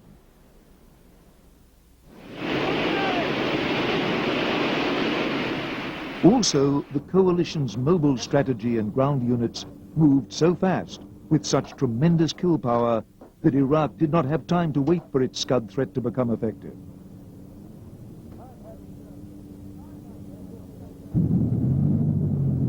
In the final analysis, it is unlikely that U.S. forces will be presented with another Gulf War scenario. The crushing victory of coalition forces will, if anything, act as a deterrent to other rogue states considering a confrontation under similar conditions. It is unlikely that any future adversary would give the U.S. and its allies the opportunity to fully prepare its forces for battle in such ideal terrain.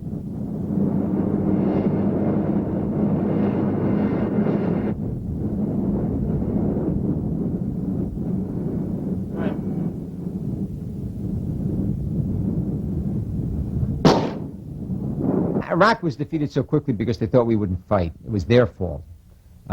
They basically stuck an army out in the desert without air superiority. It didn't take a rocket scientist, or even somebody who flunked history, to realize that that was a surefire prescription for defeat. We were fighting a military campaign. Saddam Hussein and the Iraqis were fighting a political and a media campaign. They lost.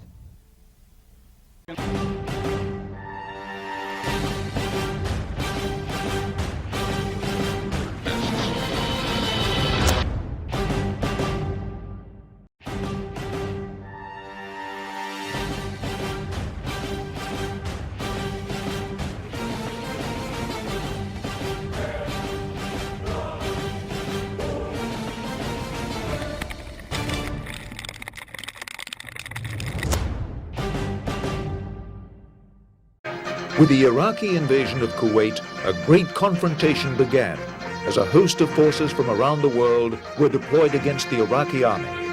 This video ordnance program looks at the weapons of Operation Desert Shield.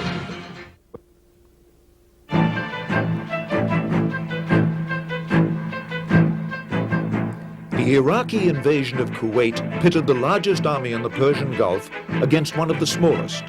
The Iraqi army, hardened by a decade-long war with neighboring Iran, numbers over 650,000 men against a Kuwaiti force of only 10,000. Even the vast kingdom of Saudi Arabia has only 95,000 troops in its army and National Guard. It was the threat that Iraq might extend its invasion beyond Kuwait into the oil-rich Saudi lands that prompted the anti-Iraq coalition to deploy in Saudi Arabia, codenamed by the United States Desert Shield.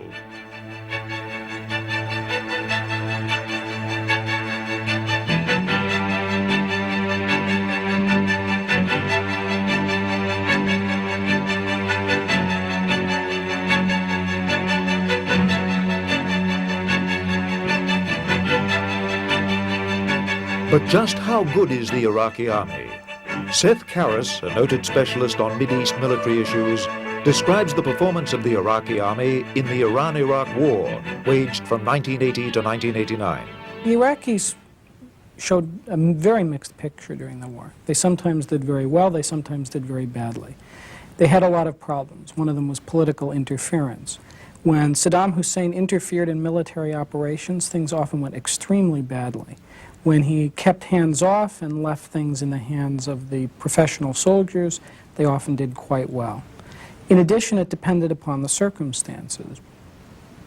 The Iraqis were never extraordinarily good at mobile warfare, but they did learn during the course of the war, and by the end of the war they were much better at it than they had been at the beginning of the war. They also learned over the course of the war a whole lot about fighting defensive operations, so that by the end of the war they were very good at building fortifications and equipping them and manning them with troops. The Iraqi army is organized into about 7 tank divisions, 3 mechanized divisions, and 50 infantry divisions. With the invasion of Kuwait in 1990, the Iraqis shifted their military might away from their former Iranian foe and into a southern direction, facing Saudi Arabia. According to intelligence sources, by the end of 1990, the Iraqis had moved their 25 best divisions, over 350,000 troops, into the Kuwaiti theater. This includes over 3,000 tanks, 3,000 armored vehicles, and 2,000 artillery pieces. The shock force in these actions was the elite Republican Guard. The Republican Guard started totally as a defense of the regime type force. It existed for political reasons, and that reflected the fact that essentially every government in Iraq has changed because of a coup, so that there's a tremendous desire on the part of the current regime to have means of keeping the military under control. For most of the time in the last 20 years, the Republican Guards has been a fairly small force, growing over time, but never that large. During the latter part of the war, however, especially in the last few years, it was greatly expanded. So it now is a multi-divisional force, including armor, infantry, commandos, that in fact is the elite shock part of the army. It still has a political role of defense of the regime, which is why the Iraqis kept portions of the Republican Guard sitting in Baghdad even as they were invading Kuwait. But it also has this critical military role. It's the best part of the army, even though there are other parts of the armed forces which are good. I mean, there are some good mechanized armored units in the regular army. There's some good commando units in the regular army. But the core strike force is the Republican Guards. Iraq's military equipment is nearly as diverse as that of the forces facing it. During the mid-1980s, Iraq purchased $30 billion of arms from abroad. By far the largest share came from the Soviet Union and its Warsaw Pact allies. France was the second largest supplier of arms, with much smaller amounts coming from NATO countries such as Germany, Italy, and Britain. China sold Iraq over $3 billion of weapons. Countries new to the arms trade flocked to Iraq to sell their new military products. Brazil, North Korea, and Yugoslavia sold $5 billion of weapons to the Iraqi armed forces. American arms sales to Iraq were nearly non-existent. To counter the Iraqi invasion of Kuwait and to prevent further Iraqi aggression, a multinational force led by the United States began deploying in the Gulf region. The largest contingent is from the United States, including over 250,000 Army and Marine troops.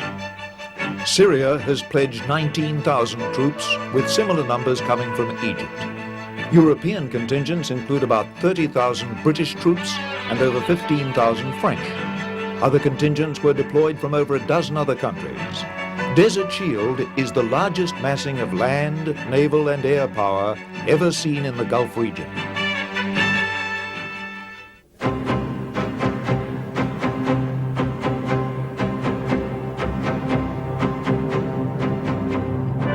The Iraqi Navy is small and does not compare to the sizable forces deployed in the Persian Gulf by the navies of the multinational force.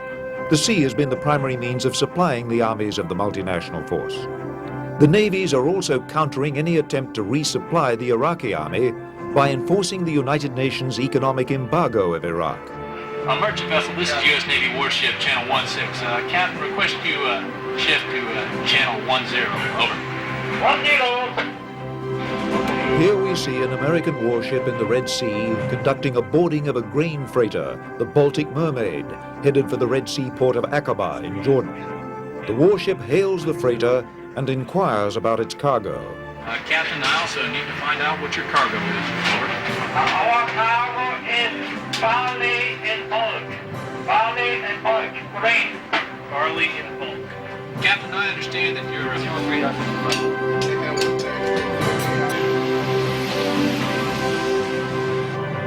The captain decides to send a boarding party onto the freighter. Load the motor whaleboat. Time is over.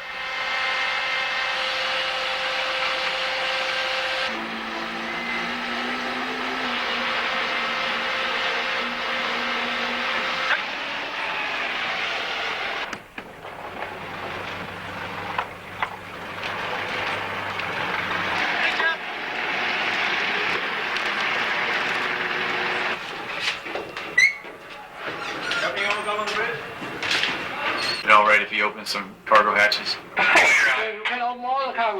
The next hardest thing is making sure the paperwork is legitimate and matching the manifest documents and the bills of lading of their cargo with the actual cargo. And we inspect the decks and the cargo holds.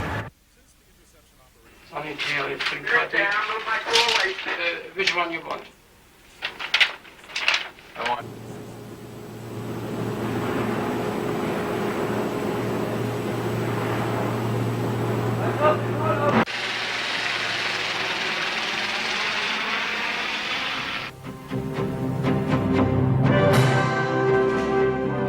Besides their utility in waging economic blockades on Iraq, the naval forces in the Gulf add considerably to the military might of the Desert Shield coalition. What navies give you in general is mobility, so they can strike from directions other than the ones that he may be prepared to handle. The effect of naval forces is to increase the number of possible strike options, all of which he has to meet. That thins him out. Incidentally, it probably helps thin him out on the ground as well. So, first of all, there are strike options, and that will mean tomahawks and also aircraft. Then, in addition, there will be options for amphibious operations, probably helicopter landings. And it's not just our Navy, but also remember the French have a carrier there with the helicopters on board. So, what it presents him with is a more complicated defensive job. Now, in addition, remember that there are carriers in the Mediterranean and the Red Sea. They can launch airstrikes. There are probably also ships with the carriers with the tomahawks on board. The tomahawks can come in from unexpected directions. If we're able to map his airfields and his radar stations in advance, then presumably we can hit them. That helps pave the way for the airstrikes that follow in. The Navy can influence the land battle with air power from its carriers, missiles from its warships and submarines, and with marine amphibious forces from its assault ships in the Gulf. Navy assault ships like this one carry not only the marine ground forces, but their air support as well, such as the AV-8B Harrier jump jet.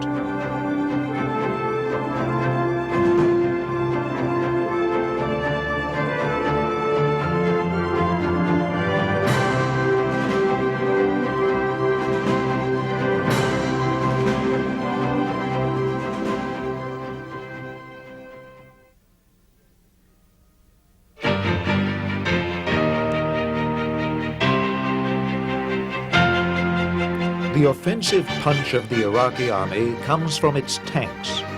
This is one area in which the Iraqis have a numerical preponderance over the forces in Saudi Arabia. But the Allied forces have a qualitative superiority. A third of the Iraqi force is made up of the older Soviet T-54, T-55 tanks and their Chinese equivalent, the Type 59 and Type 69. This tank type dates back to the 1950s and is armed with a conventional 100mm gun. The Iraqis have developed their own improved version of the T-55, including an up-armed version with a 125mm gun and a type with advanced armor. The single most numerous type of tank in the Iraqi service is the Soviet T-62 and its North Korean copy. The T-62 is very similar to the older T-55, but it is armed with an improved 115mm gun. Some North Korean and Chinese-supplied tanks have improved gun accuracy due to a laser rangefinder. The most advanced tank in the Iraqi arsenal is the T-72 tank, which amounts to about 30% of the Iraqi tank force. This tank is used mainly by the elite Republican Guard units. The T-72 is armed with a very powerful 125mm gun and is considerably improved over the older tanks in Iraqi service, with better armor and superior gun accuracy. Although Soviet tanks and their copies make up most of the Iraqi tank force, there is a hodgepodge assortment of other tanks captured during the war with Iran, including a few dozen American and British tanks. Iraqi tanks look very good on paper. If you take a look at the key characteristics of main battle tanks, the gun performance, the thickness of the armor, the mobility of the tank, the Iraqi tanks seem to stack up pretty well against American or British or French tanks. But you have to take a look a little bit deeper than that. For example, the issue of the durability of the vehicle. The Iraqi tanks, mostly coming from the Soviet Union or China, are relatively inexpensive tanks that aren't very durable. As an example, the gun barrel on a Soviet or an Iraqi T-72 tank is good for about 100, 120 rounds before it gets worn out. Now, on a comparable tank, an American or a British or European tank, the barrels tend to last 500 rounds, 1,000 rounds. That wouldn't seem to make much difference in battle, but it has a lot to do with training. It means that the Iraqis can't train with their tanks as much as the Americans or the British or the French because their barrels run out, their tracks eventually wear out, the engines wear out. So as a result, the Iraqis don't train as hard, they don't train as often, they don't train as long as the tankers on the other side of the potential battle. What this means is that the Iraqi tankers have less skill in many of the basic combat skills, such as the accuracy of their fire. Another factor to keep in mind also is that many of the Iraqi tanks are very heavily worn out from the last Gulf War, from the Iran-Iraq War, which lasted almost a decade. So I don't think that we should be misled by the simple numbers, by the fact the Iraqis have more tanks. The bottom line is that numbers alone don't tell the whole story, that there's other factors that certainly have to be kept in mind. The multinational force in Saudi Arabia is equipped with an equally diverse selection of tanks. The tanks of the American and European units are generally superior to those fielded by Iraq. The mainstay of the United States Army units is the M1 Abrams and its improved variant, the M1A1. The M1 Abrams tank is armed with a 105mm gun, which is fully stabilized, allowing it to fire while moving. The improved M1A1 Abrams tank has a larger 120mm smooth-bore gun and is fitted with a new generation of laminate armor.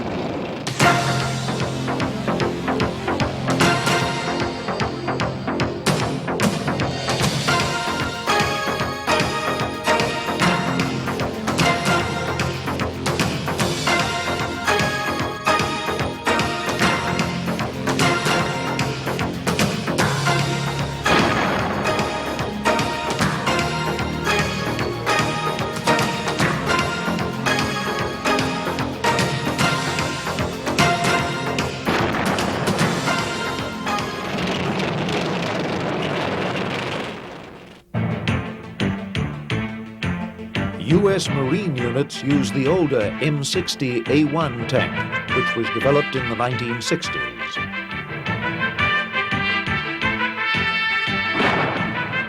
Many have been modernized with additional applique armor to protect themselves against Iraqi anti-tank missiles.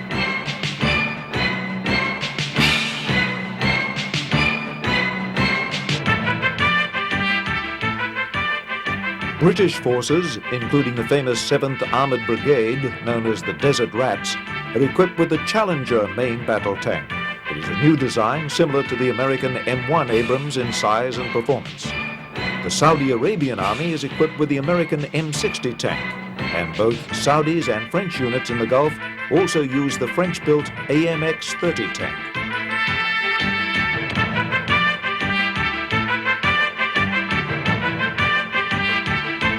Although the Iraqi tanks have outnumbered the Allied tanks, the multinational units have enjoyed a distinct technological edge. Take the two top tanks as an example. The Iraqi T-72 is about 40 tons in weight, compared to 65 tons for the M1 Abrams. The M1 Abrams tank is heavier than the T-72 due to its thicker armor and larger interior, which allows more ammunition to be carried. This overhead view of the turrets of the T-72 and the M1 show the real difference. The M1 turret is wider and larger due to its thick layer of advanced laminate armor. The frontal armor of the M1A1 will stop nearly any existing anti-tank missile or projectile. Another difference is that the T-72 has a 3-man crew compared to the 4 in the M1 Abrams, since the T-72 has an auto-loader instead of a human loader. The interior of the M1 tank is more spacious than the T-72, making it more suitable for prolonged combat operations in difficult desert conditions. Most Iraqi T-72s are older models, which do not have advanced laminate armor in the turret, so they are more vulnerable to many types of anti-tank missiles and larger tank guns. Although the basic gun performance of the T-72 and the M1 is very similar, the Abrams has distinct accuracy advantages due to superior gunfire controls. The T-72 can only fire from the halt or while moving at very slow speeds. Fire control system is excellent. Shooting on the move is better than the 60. The faster the tank goes, the more stabilized the gun is. And you can smack targets. You can ask my gunner. He can hit targets moving at 30, 35 miles an hour without a problem. One of the unique advantages of the more advanced tanks of the multinational forces is their thermal night sights, a far more versatile sighting system than the types employed on Iraqi tanks. These sights can also be used during the daytime to see through smoke that would blind Iraqi tanks.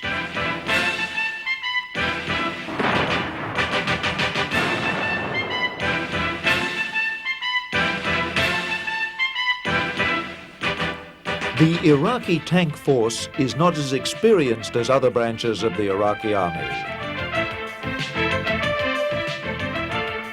Its performance during the Iran-Iraq War was lackluster. Because of the fact that the Iraqis did not face a serious armored threat, there really was not the need for them to develop the kinds of equipment and the kinds of tactics and capabilities that they would have needed if they were fighting somebody with a real armored force. I mean, if there's a war between the U.S. and Iraq, the U.S. is going to have real armored forces, and they're going to have no experience in dealing with those kinds of forces. So I think this really reflects one of the disadvantageous results of their experience in the war with Iran. If you're just going up against infantry, even a T-55 is fine. Tanks are not the only armored vehicles on the modern battlefield, and in fact are outnumbered by a wide variety of light armored vehicles. For example, armored attacks are often preceded by armored scout units, which hunt out the weak points in enemy defenses. The Saudi National Guard has used the American-manufactured V-150 Commando armored car. Its wheels give it very good speed in areas of hard desert. The French Army has a larger and more powerful type in the Gulf, the AMX-10RC, armed with an impressive 105mm gun.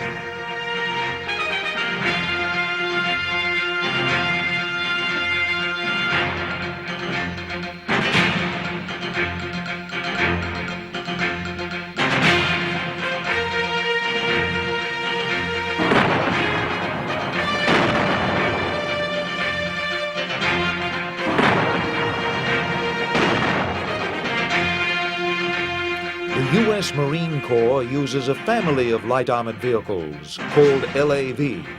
The basic LAV-25 is used in the scouting role and is armed with a rapid-fire 25mm Bushmaster cannon. The Iraqi Army uses several different types of wheeled scout vehicles, including the Soviet BRDM-2, the Brazilian Cascaval, and several different types of French armored cars. Infantry is very vulnerable to artillery fire and machine guns on the modern battlefield, and so often rides into combat in armored infantry transporters. The U.S. Army uses the M2 Bradley infantry fighting vehicle, which is the most heavily armored infantry vehicle in service anywhere in the world.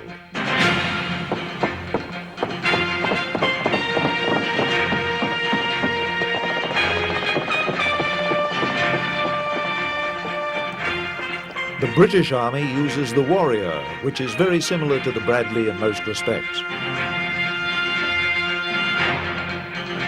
Because of their possible role in naval landings, the U.S. Marine Corps uses a very specialized type of infantry carrier, the AAV-7 amphibious assault vehicle, which has far superior swimming capabilities than conventional infantry vehicles.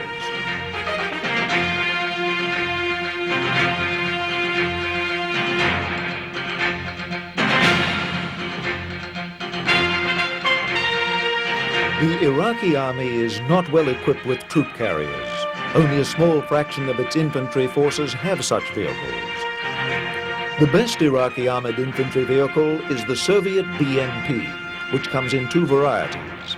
The BMP-1 with a 73mm low-pressure gun, and the improved BMP-2 with a 30mm automatic cannon. The BMP-2 is lighter than the American Bradley at 15 tons versus 22 tons for the Bradley. Mobility of both vehicles is similar, though the infantryman in the Bradley is better cushioned from the shocks of high-speed cross-country travel than in the less robust BMP. The firepower of the Bradley and the BMP is similar, both having an automatic cannon and supplementary anti-tank missile launcher. The Bradley weapon system is more accurate at long ranges, and the vehicle carries more ammunition. The infantry squad of both vehicles is usually 6 men, plus a crew of 3 men in the vehicle itself.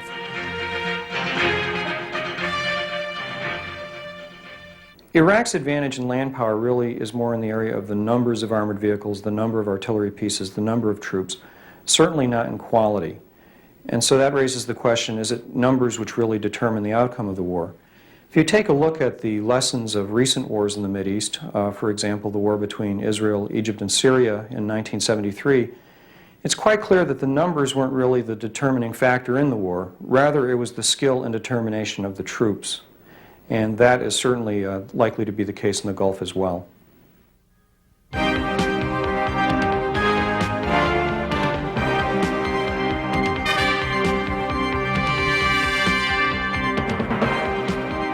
Air power is one of the areas where the multinational forces have unquestioned superiority.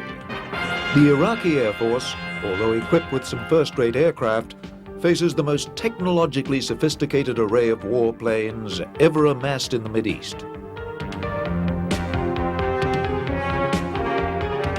The Iraqi Air Force is structured to assist the ground forces in combat. It has over 950 combat aircraft, about 500 of which are attack aircraft and bombers. The remainder are mainly fighters, but many older Iraqi warplanes are in poor repair. The most numerous Iraqi fighter is the Soviet MiG-21 and its Chinese derivatives. This 1960s vintage fighter makes up nearly 70% of the Iraqi fighter strength, but it does not compare favorably with more modern fighters. The Iraqis possess a small force of MiG-25 Foxbat high-altitude interceptors and are rumored to have a few of the more advanced MiG-31 Foxhounds. Iraq uses a small portion of its excellent French Dassault Mirage F-1 fighter bombers in the interceptor role.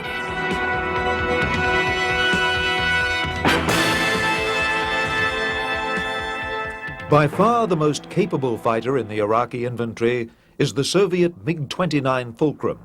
The MiG-29 is technically similar to newer generations of American aircraft, such as the American F-16 and F-18 Hornet.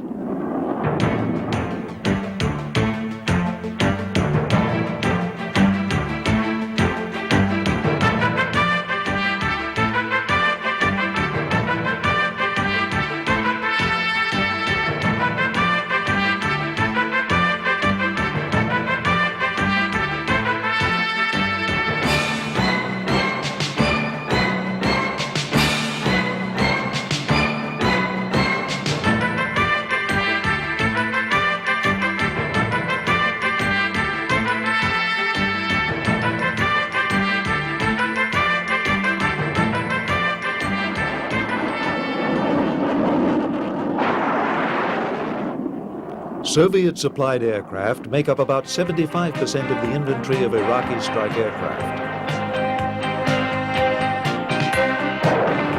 This includes the older Tu-16 Badger and Tu-22 Blinder medium bombers.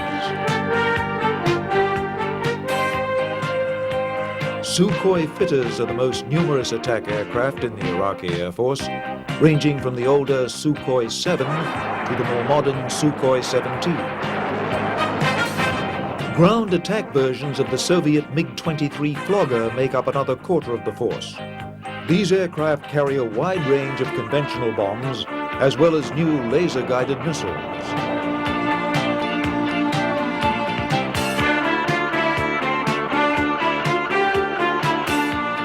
Recently, the Soviets have provided the Su-25 Frogfoot ground attack aircraft, an effective close-air support aircraft that saw extensive combat in the skies over Afghanistan. The Frogfoot is similar to the American A-10 tank buster.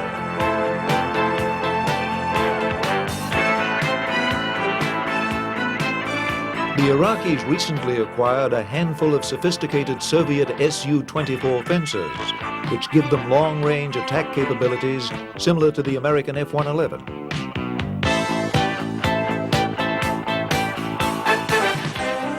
One of the most capable Iraqi strike aircraft is the French-built Mirage F-1. The Iraqi Mirages are equipped with the Exocet anti-ship missile, making them a significant threat to surface warships. It was an Iraqi Mirage that damaged the U.S. destroyer Stark in the Persian Gulf in 1987. 32 tankers and other ships were damaged or sunk in the Persian Gulf by Iraqi Exocets during the war with Iran.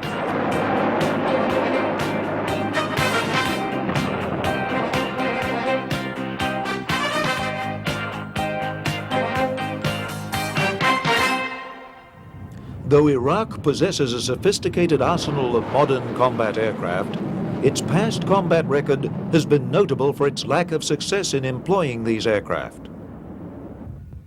It was a mixed picture. I mean, there were some things that they did relatively well in the air. I mean, there were some rather effective long-range strike missions against tankers in the Persian Gulf, for example. They were able to mount some raids on Tehran with their aircraft, which is a long way to go, carrying even a small payload. So that they were able to do some things relatively effectively. The problem is that the Iraqis really were reluctant to put their Air Force at risk. You know, they conducted, by and large, operations that there was little chance that the planes would get shot down. And that meant, of course, that they never really learned how to do all the important things that Air Forces do. They didn't let them do close air support. They turned that over to the helicopter forces in the Army. And they didn't really do a lot of heavy, effective attacks of the kind that other countries with similar sized air forces could undertake. I suspect the real problem is that they don't understand what air forces can do and what they're for.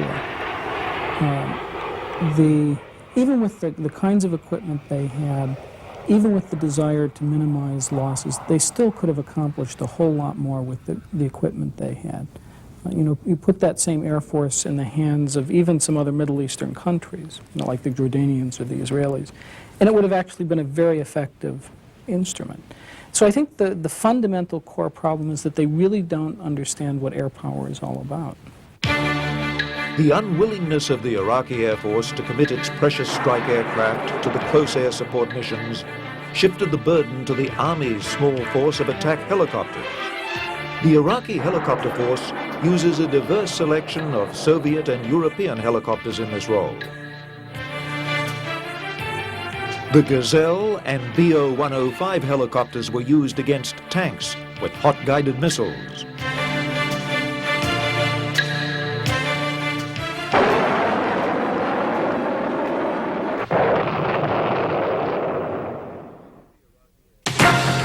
Facing the Iraqi Air Force is a formidable array of the best warplanes developed in Europe and the United States. The Saudi Air Force flies the American F-15 Eagle. Compared to the Iraqi MiG-29, the F-15 is a larger aircraft with greater range and a heavier weapons load. The F-15's radar can acquire the MiG-29 at long ranges before the MiG-29's own radar can see the Eagle.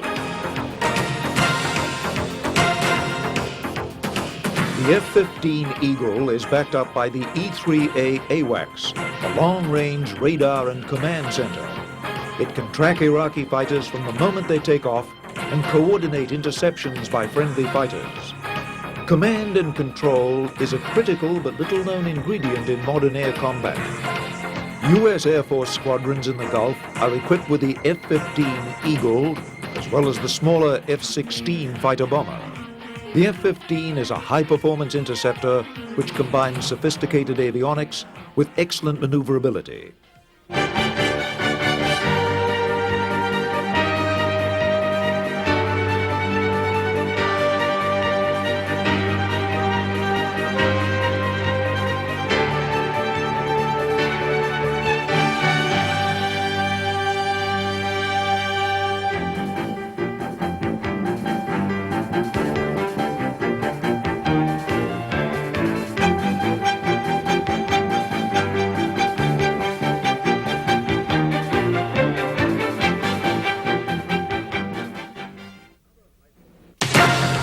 Another highly capable interceptor is the British Tornado F-3, flown by the Royal Saudi Air Force and the British Royal Air Force.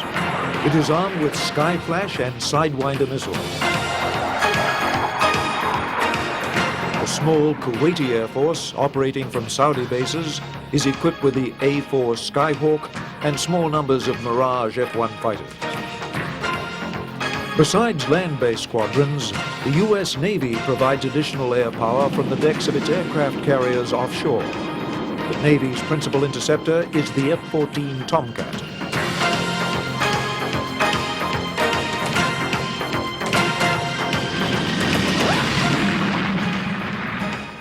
The Tomcat is an air-to-air fighter, so its job would be strike escort or protection of ships in the Gulf. And its advantage is the ability to handle several enemy aircraft at one time, the ability to distinguish many aircraft at once on its rather elaborate radar. Possibly it would also provide some kind of forward air control in a combat situation, because there is some command and control capability in the airplane. Bridging the gap between interceptors and bombers are dual-role fighter bombers, such as the Air Force's F-16 and the Navy's FA-18 Hornet. These can serve as dogfighters to supplement the interceptors, or can carry out ground attack missions in concert with the more specialized attack aircraft. The multinational forces in the Gulf placed considerable emphasis on ground attack aircraft. The Saudi Air Force employs the British Aerospace Tornado GR-1 strike fighter. Compared to the Iraqi Sukhoi 17 fitter, the Tornado GR-1 has a heavier bomb load, 8 tons versus 5 tons, and greater range. More importantly, the Tornado's sophisticated radar navigation attack system allows it to operate day or night in nearly any weather, while the fitter is limited to fair weather daytime missions. Royal Air Force squadrons in the Gulf include both Tornado GR-1 and Jaguar units. The Jaguar is in the same size and range category as the Iraqi Mirage F-1. The Jaguar can carry up to 4.5 tons of bombs, compared to 4 tons for the Mirage. French forces in the Gulf have also deployed the Mirage F-1 interceptor, making it one of the most common fighter types in the region. The U.S. Air Force's principal close-range tank buster is the A-10. The A-10 is armed with a potent 30mm cannon, as well as precision-guided Maverick missiles for attacking hardened targets such as tanks and armored vehicles.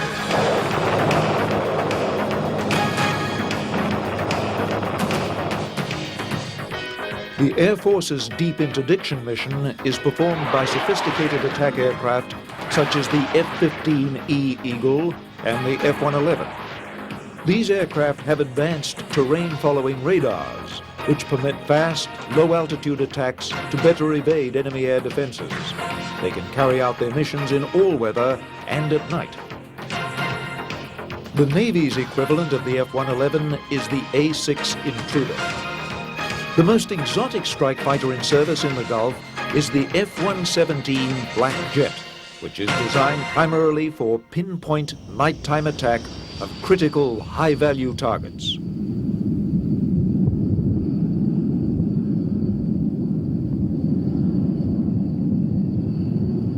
The main threat to the aircraft of the multinational force is more likely to be the numerous anti-aircraft weapons of the Iraqi army, rather than the opposing fighters of the Iraqi Air Force. If you look at the Iraqi air defenses, you're immediately struck by one thing, and that is that they have a large number of pretty much obsolete or obsolescent medium-range surface-to-air missile systems. Even in third world standards, that equipment is probably pretty marginal.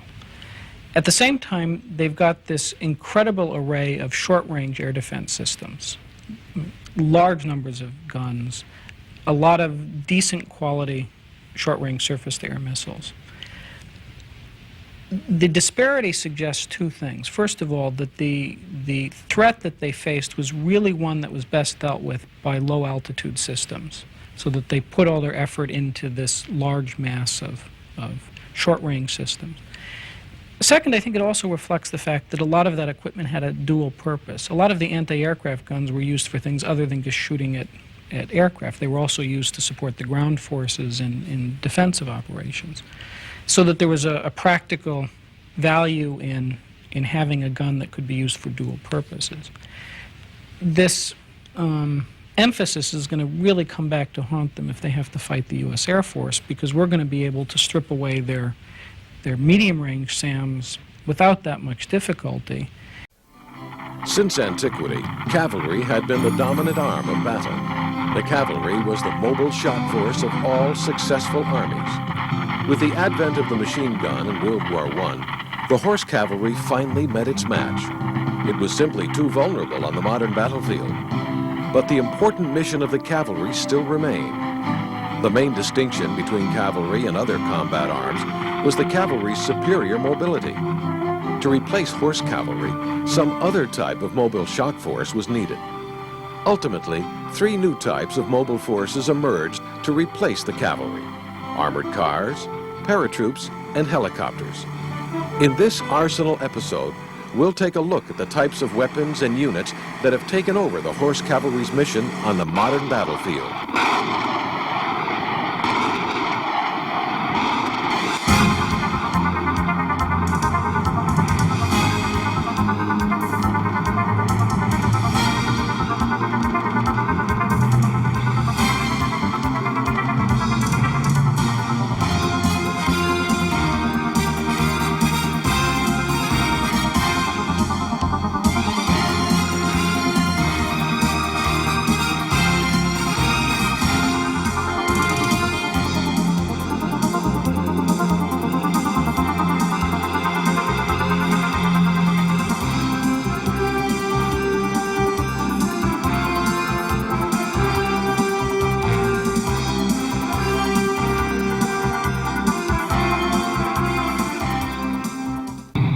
In the past, the cavalry's mobility allowed it to range deep in the enemy's rear area, attacking where least expected. With the advent of the aircraft, a new means had arisen to perform this mission. While it was impractical to land aircraft in the enemy rear, shock troops could be dropped by parachute. So was born the modern air assault force. Paratroopers have become one of the key rapid reaction forces to replace traditional cavalry.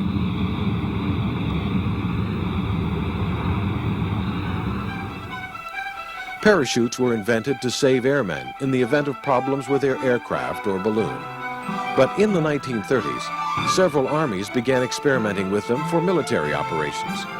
Parachutes opened up the possibility of dropping a force deep behind enemy lines where enemy defenses were weakest. World War II saw the first extensive use of airborne forces in such famous battles as Ibn Imal and Crete. The U.S. Army's best-known airborne divisions in World War II were the 82nd, nicknamed the All-American, and the 101st, nicknamed the Screaming Eagles. These early airborne units used 2 methods of delivery into combat zones. The best-known and most widely used technique was the parachute. But the divisions also could deliver a portion of their troops as well as heavy equipment by glider. These gliders were towed behind transport aircraft and released near the landing zone.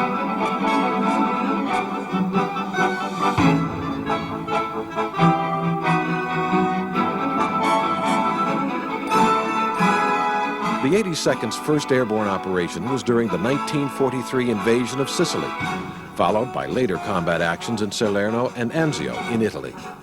The 82nd earned a hard-won reputation, with the Germans calling them those devils in the baggy pants. The 82nd and 101st took part in the massive airborne attacks that initiated the D-Day invasion at Normandy in June 1944. Their last major airborne drop of the war took place in the Arnhem operation in the Netherlands, where the 82nd Airborne seized the Nijmegen Bridge.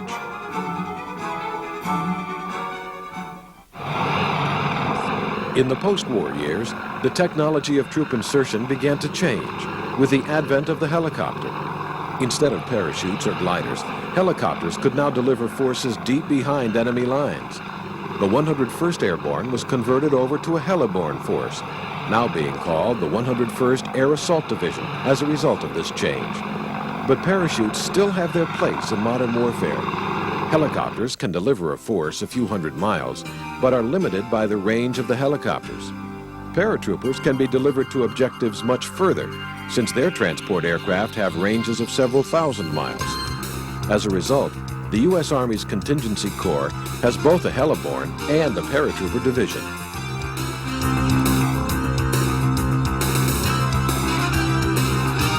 The 82nd Airborne Division has been an essential element of the Army's Rapid Reaction Forces for over a decade, seeing combat in Grenada in 1983 and in Panama in 1989. In 1990, after Iraq had invaded Kuwait, it was the 82nd Airborne Division that was rushed to Saudi Arabia to draw the line in the sand, signaling the U.S. intention to resist further Iraqi aggression. These operations all highlighted a primary mission requirement of the division, the need to be able to deploy a combat-ready force at a moment's notice.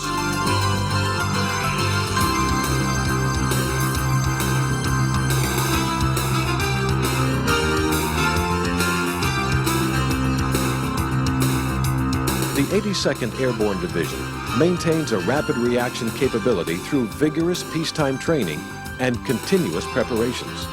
At all times, the division maintains a portion of its forces, called the Division Ready Force, on an alert status, ready to go into action anywhere around the globe. With its proud history and demanding mission, the 82nd Airborne has long been considered one of the U.S. Army's elite formations. Like the cavalry of a century before, the 82nd's assignments demand a very high level of military skills. The hallmark of the airborne soldier is the parachute. When going into a combat jump, the paratrooper will be heavily burdened with equipment. Over his regular combat equipment webbing, the paratrooper wears a special harness. The main parachute is attached to the rear of his harness. In front, the paratrooper attaches a reserve parachute, which is a safety backup in case of problems with the main parachute. The airborne soldier's individual weapon is carried in a special weapons case. The soldier's Alice pack, or rucksack, is suspended off the front of the harness. The main parachute is designed to land the paratrooper safely, even during jumps from under 1,000 feet. In total, the paratrooper carries about 150 to 180 pounds of equipment.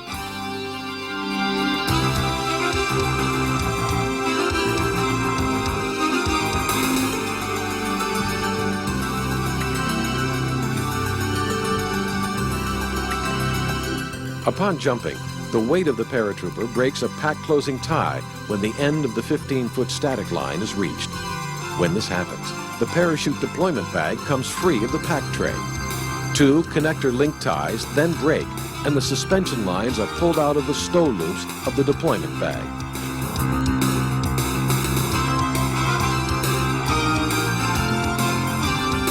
Finally, 2 locking stows disengage, and the canopy is pulled from the deployment bag.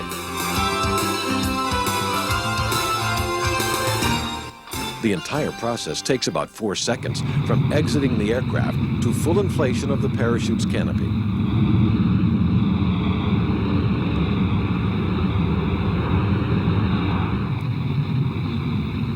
As the paratrooper approaches the ground, he can lower his equipment to reduce the risks during landing.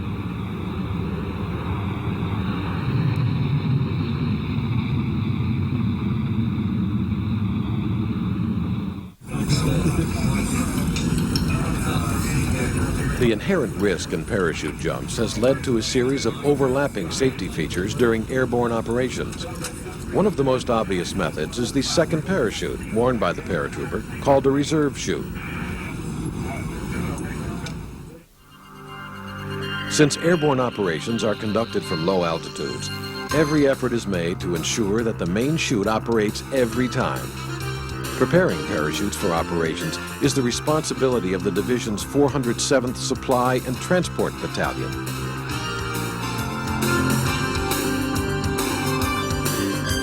During peacetime operations, the paratrooper bundles the parachute into a kit bag after the drop. If this was a wartime situation, the paratrooper wouldn't take time to bother with this. Bundling the parachute after jumps is the first step in ensuring that the parachutes remain undamaged and safe to use. Once the parachute is returned to the main base, it is carefully inspected. Any tears in the canopy are repaired, and any tangles in the lines are carefully removed. Only after the parachute's meticulously inspected is it repacked.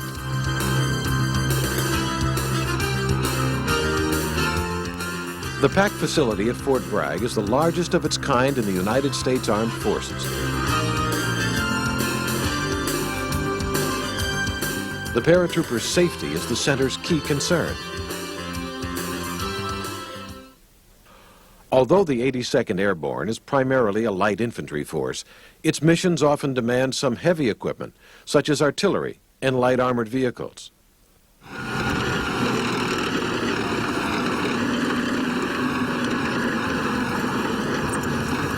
All of this equipment must be air portable. This weaponry includes special lightweight tanks, as well as lightweight versions of towed artillery pieces. This heavy equipment has to be dropped into the landing zone, along with the paratroopers. This can range in size from single containers of ammunition or other supplies, all the way up to armored vehicles like the Sheridan Air Mobile Tank. The 82nd uses a variety of special techniques to ensure that the heavy loads will arrive safely in the drop zone.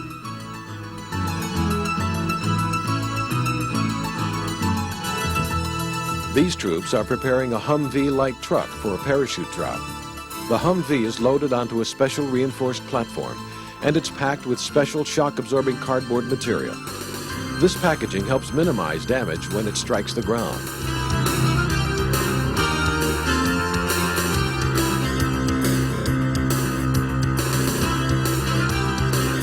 Especially heavy loads, such as the M551 Sheridan armored vehicle, require special attention. There are two methods for delivering such loads into the drop zone: parachute and LAPES, short for Low Altitude Parachute Extraction System.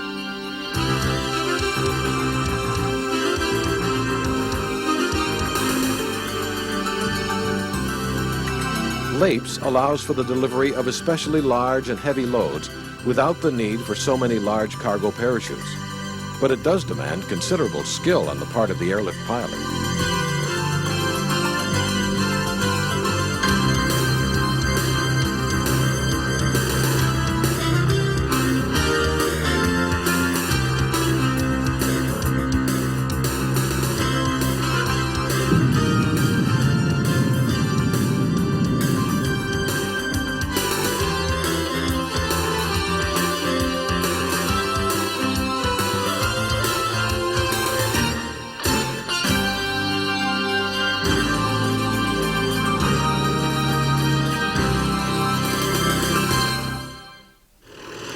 The Sheridan armored vehicle is unique to the 82nd Airborne Division. Although originally designed to serve both as an Army scout tank as well as for air mobile operations, the Army is reluctant to call it a tank since it's much more lightly armored than main battle tanks. Instead, it is officially dubbed an Armored Reconnaissance Air Assault Vehicle. it's been replaced in other Army divisions by a cavalry version of the Bradley fighting vehicle. The 82nd Airborne Division is the only unit still to use the Sheridan in its original role. The Sheridan was designed to combine lightweight with very heavy firepower. Its 152mm weapon is a unique combination of missile launcher and gun, capable of firing either a guided Shalala anti-tank missile or more conventional unguided projectile.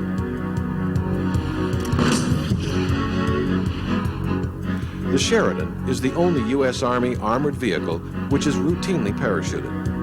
The Sheridan crews are a unique breed of tankers, not only needing to be competent as armored vehicle crews, but airborne qualified as well.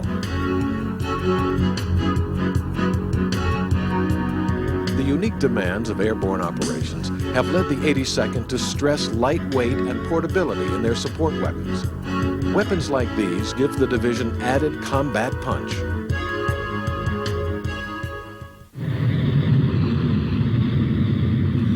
Delivering the paratroopers to their distant objectives is the task of the U.S. Air Force's military airlift units.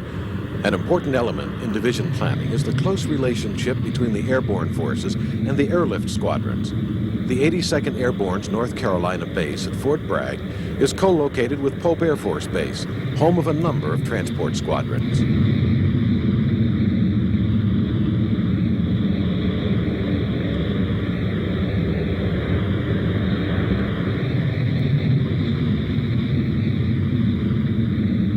Delivering paratroopers is not as easy as it might seem. One of the greatest concerns facing airborne commanders is landing their forces in a very tight pattern and avoiding wide dispersion. This means that the airlift aircraft will have to fly in close formation. This is further complicated by the fact that nearly all wartime combat drops and many peacetime training drops are conducted in the darkness of night.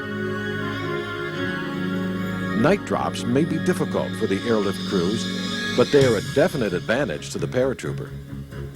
The 1989 Operation Just Cause combat jump for the 82nd Airborne in Panama was a nighttime jump. The darkness of night conceals the paratroopers from the enemy, protecting them while they're most vulnerable. The routine of today's airborne jump would be familiar to a paratrooper from World War II. As the paratroopers wait to board the aircraft, the traditional ritual of all paratroopers takes place. The jump masters and their assistants carefully check each soldier to make certain that no harness is out of place, no line tangled. There is no excuse for accidents. Burdened by the heavy load of their parachutes and equipment, the airborne soldiers struggle onto the aircraft.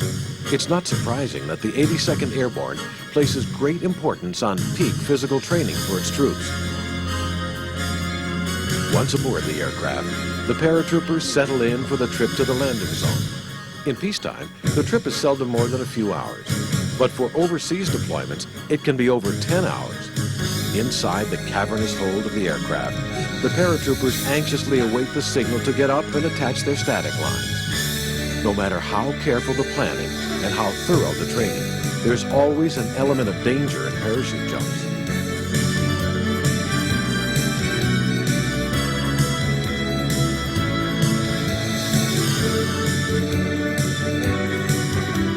On approach to the drop zone, the pilot signals the jump masters in the rear of the aircraft that the drop zone is approaching. The jump master waits for the green light, and the first groups of paratroopers are soon exiting the aircraft.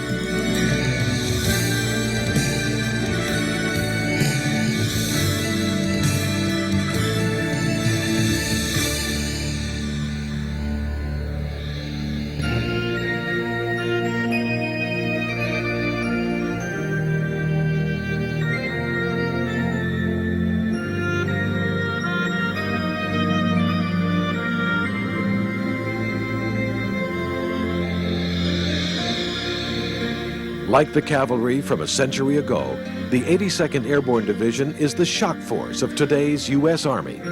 When a crisis arises, the Army knows it can depend on the combat skills of the airborne.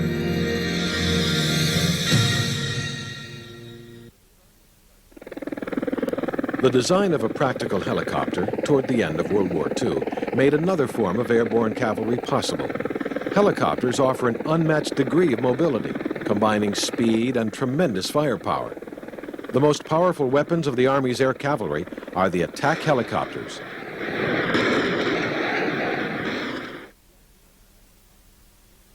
The idea of helicopters is nearly as old as that of other types of airplanes. Leonardo da Vinci first dreamed of an early helicopter more than 400 years ago. But practical helicopters came about 40 years after winged aircraft. Experimental helicopters flew in the 1930s, but they still had many technical problems. The first military helicopter came on the scene at the end of World War II. The Germans used small autogyros for observation from submarines. The first successful military helicopters were the American Sikorskys, such as the R-4. They were designed by the gifted Russian immigrant Igor Sikorsky. The Sikorsky R-4 saw combat in the jungles of Burma, bringing in supplies and evacuating wounded troops. It wasn't until the Korean War in 1950 that there were enough helicopters to have much effect. In the Korean War, the main role of the helicopter was the evacuation of wounded troops back to MASH hospitals.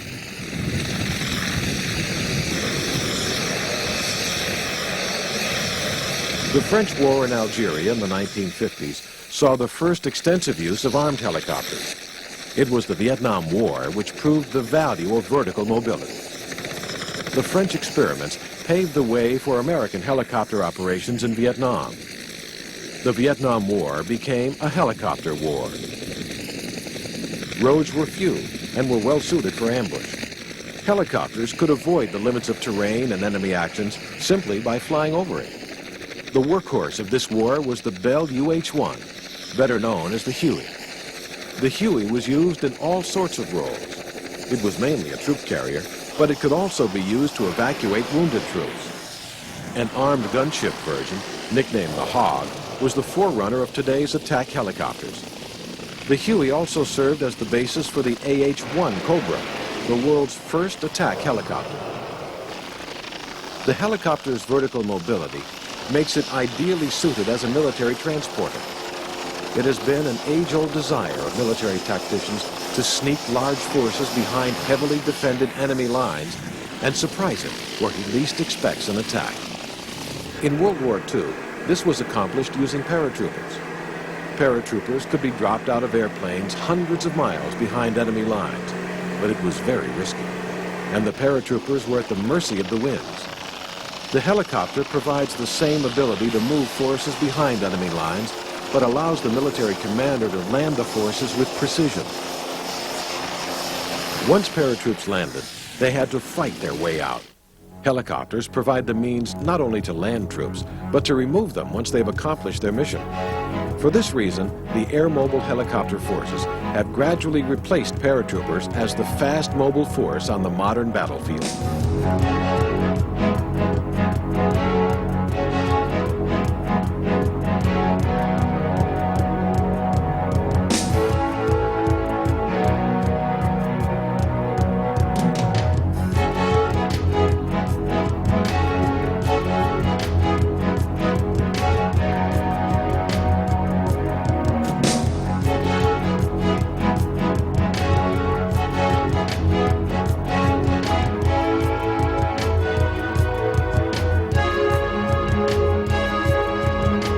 Helicopter's speed and maneuverability make it an ideal vehicle for scouting and reconnaissance.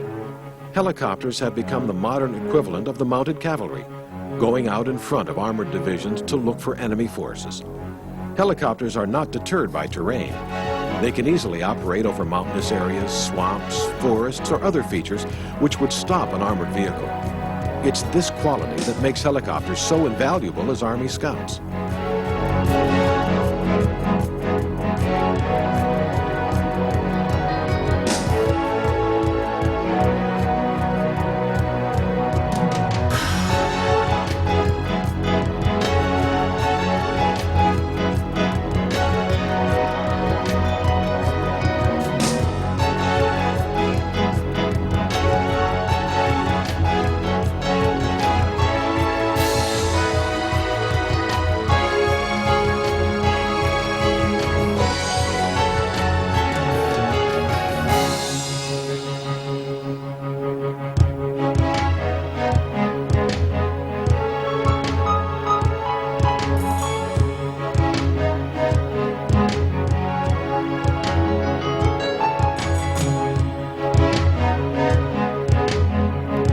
didn't take long before soldiers began strapping guns on helicopters.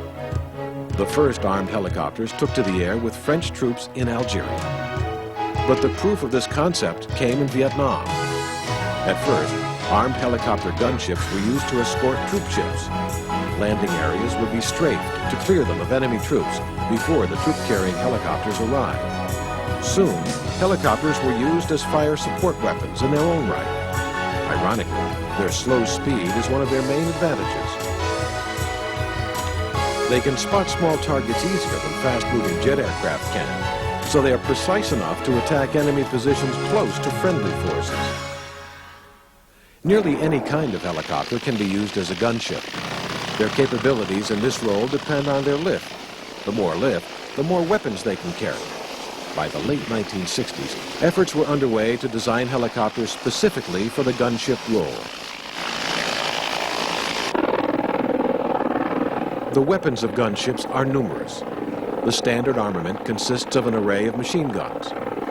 On specialized gunships like the Cobra, a minigun is carried in a special turret on the nose of the aircraft. Helicopters can also carry rocket pods.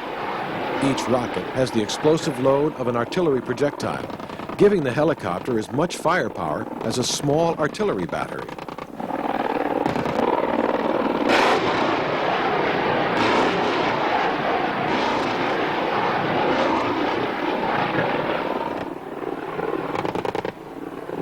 The world's first attack helicopter was the United States Army's Bell AH-1 Cobra. The Cobra was developed during the Vietnam War on the basis of the legendary UH-1 Huey transport helicopter. The Huey could be armed with guns and rockets and was often used in the gunship role during the Vietnam War. But this was an improvisation. By redesigning the forward fuselage of the Huey, its effectiveness in the attack role could be considerably increased. This led to the Cobra.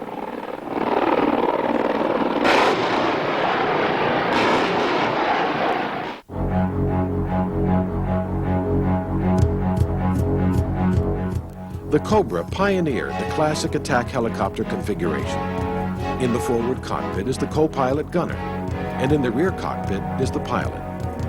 This tandem configuration results in a sleeker fuselage than conventional transport helicopters, permitting greater speed and maneuverability. The Soviets followed the United States example with their Mi-24 Hind attack helicopter.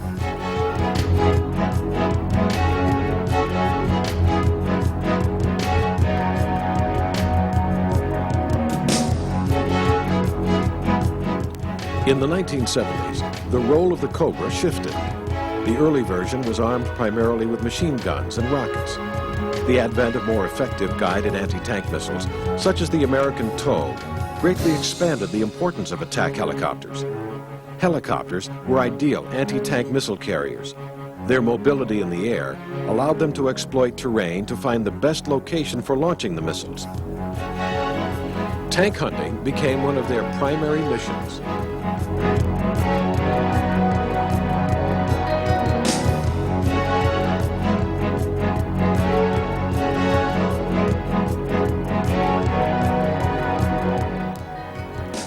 The attack helicopter has also had its impact on marine operations. The Sea Cobra is a marine variant of the Army's Cobra. The Sea Cobra saw extensive combat with marine helicopter squadrons during Operation Desert Storm. The Marine Cobras differ from their Army counterparts in their engine type and in other features, since they often operate in a very different environment. The Marine squadrons operate either from Navy amphibious assault ships or from land bases.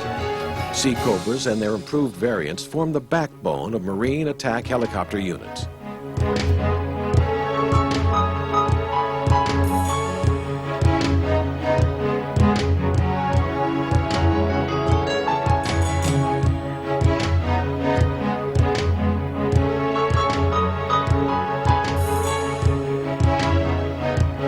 One of the latest improvements in Marine attack helicopters is the more powerful AH-1 Whiskey Super Cobra. The Super Cobra can fire either the TOW or the newer Hellfire anti-tank missile.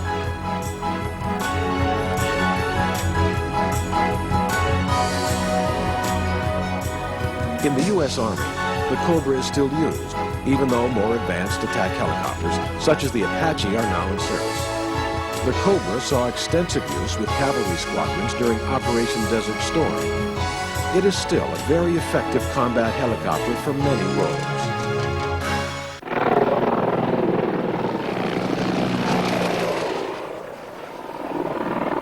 Attack helicopters bridge the gap between armored vehicles and jet strike aircraft.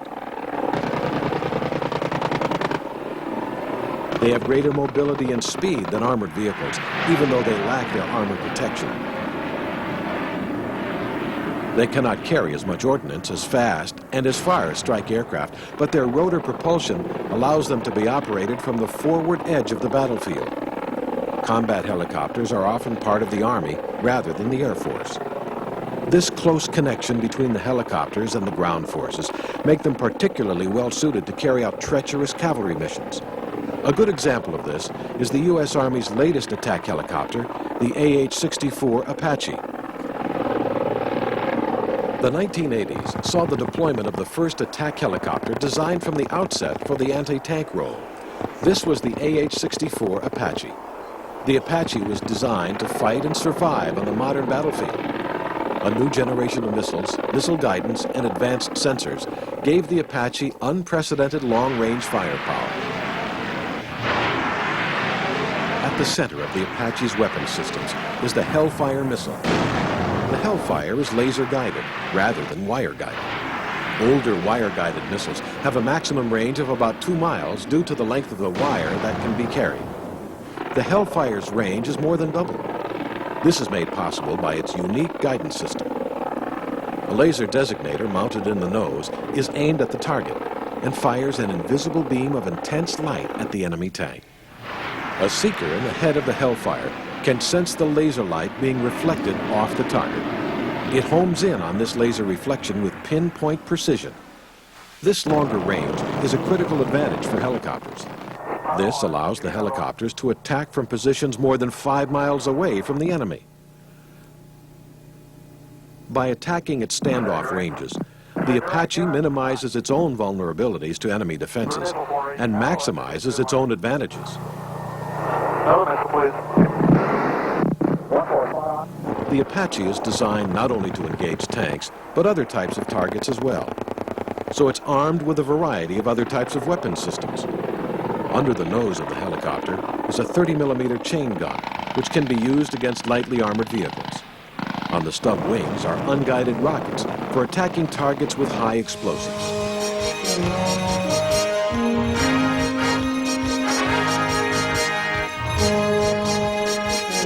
Helicopters are large and noisy. To minimize the visibility of the Apache to enemy forces, it was designed to operate at night.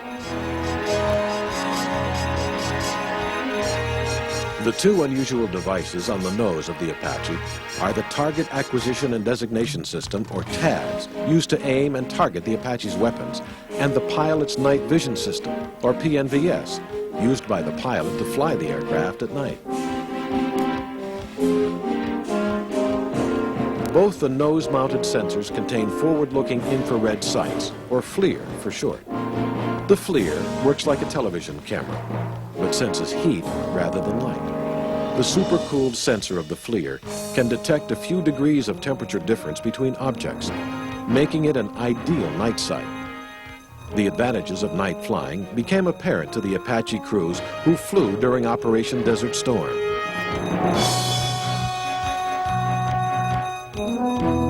Flying an attack helicopter at high speeds, at low altitude, and in a hostile environment is difficult and risky.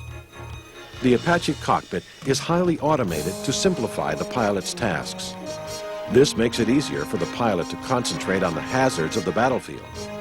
One of the most remarkable features of this system is a sophisticated helmet sighting system.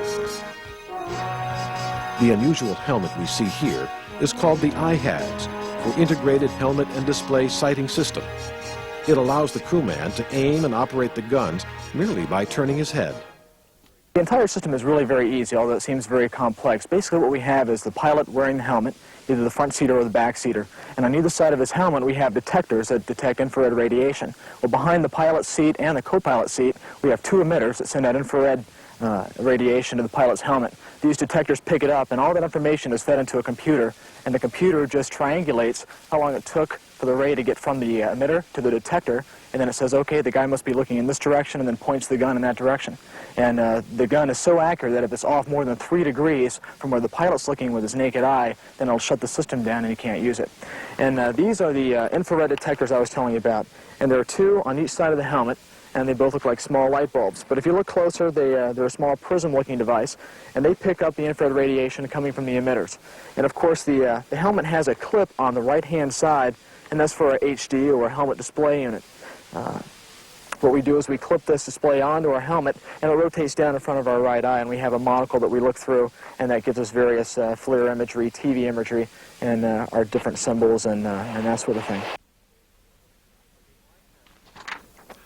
The IHADS helmet not only drives the gun, but also controls the sighting devices in front of the helicopter as we see here. Notice that as the pilot moves his head, the gun and sensors move in parallel. This makes it much easier for the crew to aim the weapons during high-speed evasive maneuvers near the ground. The latest version of the Apache is codenamed Longbow. The bulbous sensor mounted on top of the rotor assembly is a millimeter wave radar. This sensor expands the all-weather capabilities of Apache even beyond FLIR sensors.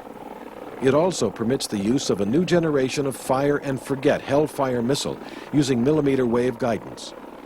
Such a Hellfire will not need laser designation, but can home in on the target using its onboard sensor. This combination of advanced technology and novel tactics has made the Apache attack helicopter one of the most potent weapons in modern land warfare.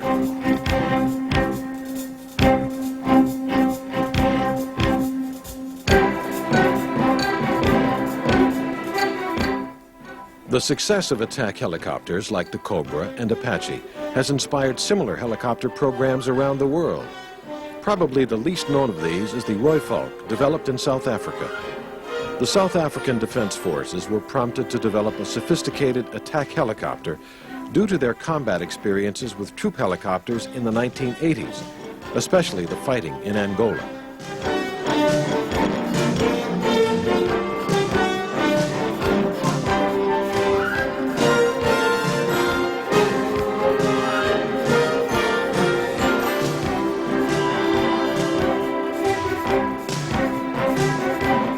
The layout of the Rooivalk is the classical configuration with a 2-man crew. One of the differences between the Rooivalk and the Apache is the cockpit layout. The Apache uses a single canopy, while on the Rooivalk seen here, the canopy is split. Unlike the Apache, the pilot sits in the front cockpit and the weapons officer in the rear. The armament system of the Rooivalk is similar to the Apache's. The Rooivalk takes advantage of new computer interfaces to permit the mounting of a wide variety of weapons options, depending on the mission.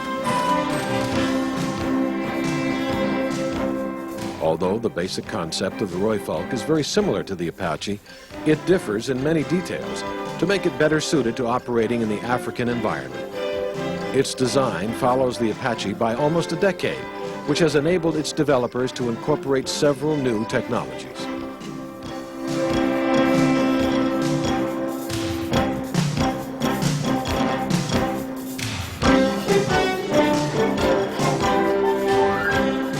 The Rooivalk is the most sophisticated aircraft ever developed in Africa and displays a level of technological sophistication found in European or American designs. The effort that went into this helicopter is clear evidence of the growing importance of the helicopter in contemporary military operations.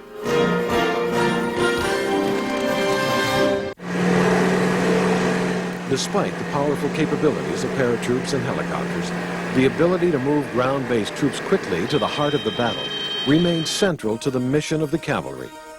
Automotive advances led to the development of thickly armored wheeled vehicles, capable of greater speed, able to move swiftly into battle, or safely scout large areas in short order. Today, these wheeled vehicles form the land-based arm of the winged cavalry. The most remarkable new American armored car is the V600 Commando. The V-600 was designed to offer the firepower of a main battle tank with the simplicity and low cost of an armored car. New advances in automotive technology gave vehicles such as the Commando much higher road speeds than tracked vehicles, over 55 miles an hour. The V-600 is armed with a 105mm gun, identical in performance to the gun used on American main battle tanks, such as the M60 and the M1 Abrams. The V-600 Commando has far more sophisticated fire controls than previous armored cars, which allows it to fire while on the move. Rapid Response has a more favorable view of fast-wheeled armored vehicles than does the U.S. Army. In the 1980s, the Marines began looking to give their divisions additional speed and mobility in a light armored vehicle. They selected an interesting design, manufactured by General Motors of Canada. The Canadian design originated in Switzerland as part of the Piranha family of wheeled armored vehicles. The Swiss Movag firm developed a family of wheeled armored vehicles using 4, 6, or 8 wheels, depending on the mission requirements. The Movag Piranha family was designed as a state-of-the-art wheeled armored vehicle, capable of operating in terrain conditions that would stop many other wheeled armored vehicles. The Piranhas can be armed with a variety of weapons, ranging from simple machine gun turrets to elaborate turrets with large caliber tank guns.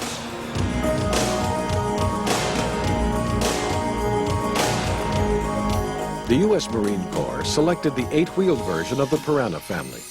The basic American version is called the LAV-25. It's armed with a 25mm Bushmaster automatic cannon, the same weapon used on the Army's Bradley infantry fighting vehicle. Besides its 3-man crew, the LAV-25 can carry an additional 6 Marines in the rear compartment. Because of its speed and mobility, the LAV-25 is used for scouting, raiding, and screening operations, where its mobility can best be exploited.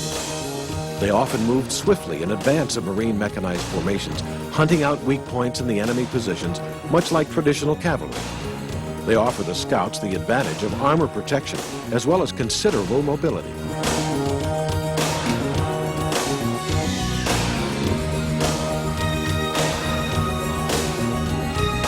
The Marine Corps' interest in the fast-moving LAV is closely tied to its traditional role in American rapid deployment missions overseas.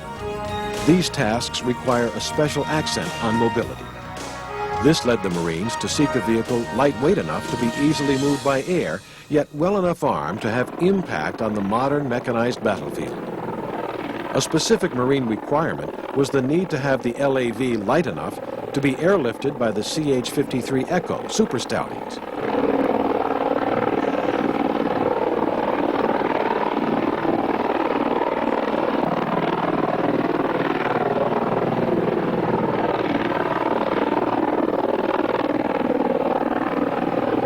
The Super Stallion can lift the LAV for considerable distances, even refueling in midair to extend its range.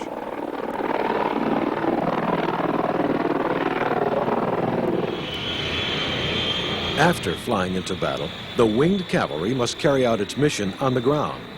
The LAV has been tested for its suitability for parachute airdrop missions. It takes quite a set of parachutes to safely land a 12-ton LAV. As the vehicle of choice for carrying out the cavalry's ground mission, the LAV is also well suited for delivery by LAPes, as seen in this test footage.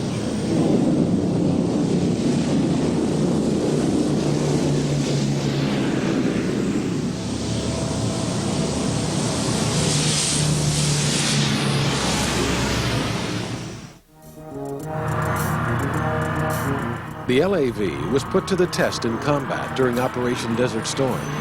The conditions in Saudi Arabia, with its hard desert soil, proved well suited to the LAV's wheeled configuration. LAVs were used in many engagements, from the first encounters with the Iraqi forces in the battle at Khafji in January 1991, to the final assault into Kuwait City in February. The LAV gave the Marine Corps the advantages of a fast-moving traditional cavalry force covering its flanks and probing enemy positions.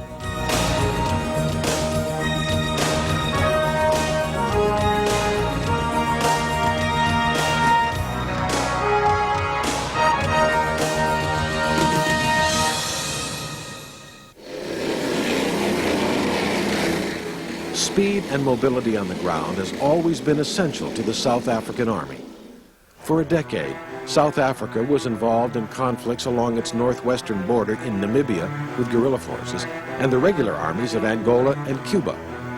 South African forces have had to travel hundreds of miles with little technical support to carry out these missions. Wheeled armored vehicles provided the mobile shock force for these missions.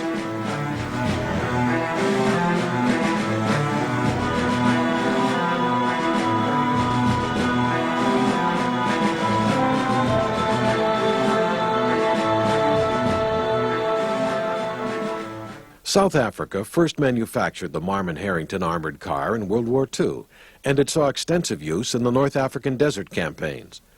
In the 1960s, they began production of the Eland armored car, based on the French Panhard AML. The Elands proved to be extremely successful. In a number of skirmishes with Angolan forces, Elands were able to knock out more powerful Soviet-manufactured T-55 tanks by exploiting their speed and mobility. The South Africans have favored wheeled vehicles for their range advantages and economy.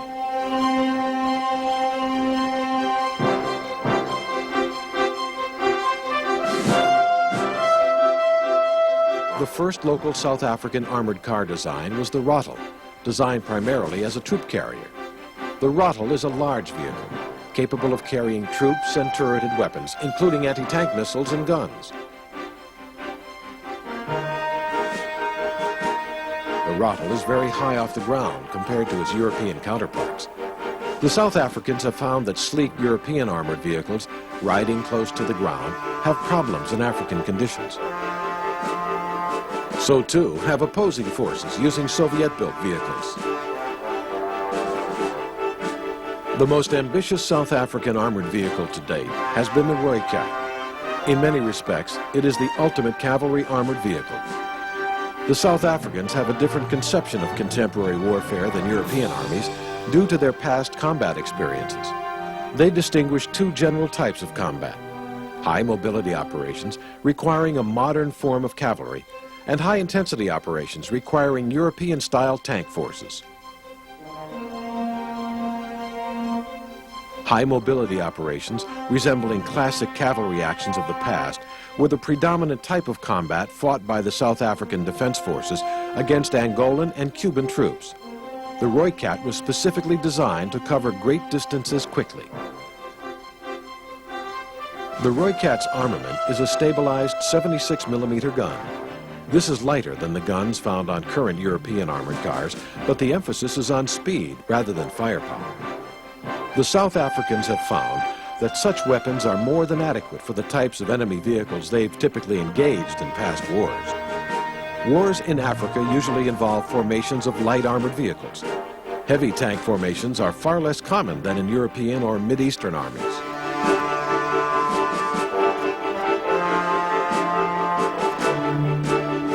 South African armored vehicle designs like the Rooikat incorporate special features to help reduce their vulnerability to landmines. They can continue to operate even after one or more wheels have been destroyed. The Rooikat is a clear demonstration of the continuing need for wheeled cavalry, not only on the plains of Europe, but on the velds of southern Africa as well.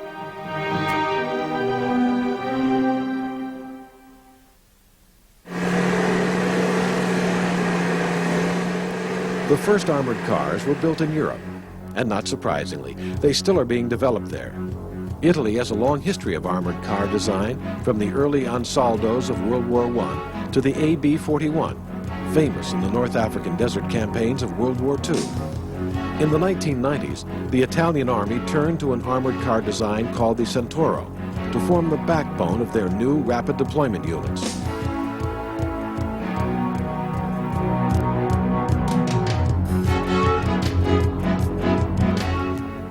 The Centauro brigades are designed as the mobile reserve force of the Italian Army. They're able to move from bases in central Italy to distant locations on a moment's notice to reinforce forward deployed Italian units. This role places an emphasis on firepower and mobility over armor. The Centauro's gun gives it the firepower to destroy most existing main battle tanks. Centauro units use tactics and terrain for protection rather than armor alone.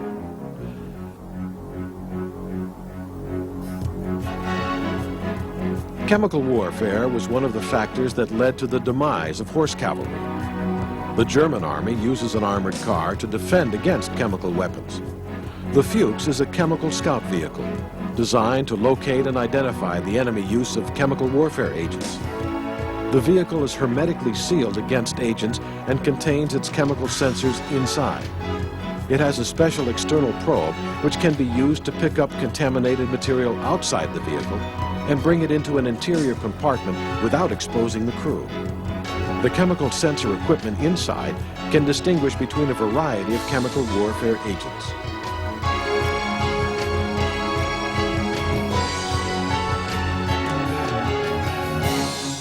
France has been more active in wheeled armored vehicle design than nearly any other country in Europe. Since the 1960s, French armored cars, including the Panhard, have been exported around the world.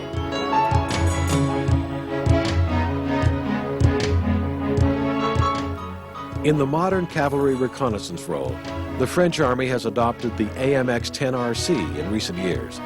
Like the Centauro, it's armed with a 105mm gun, and the AMX-10RC played a major part in France's commitment to Operation Desert Storm in 1991.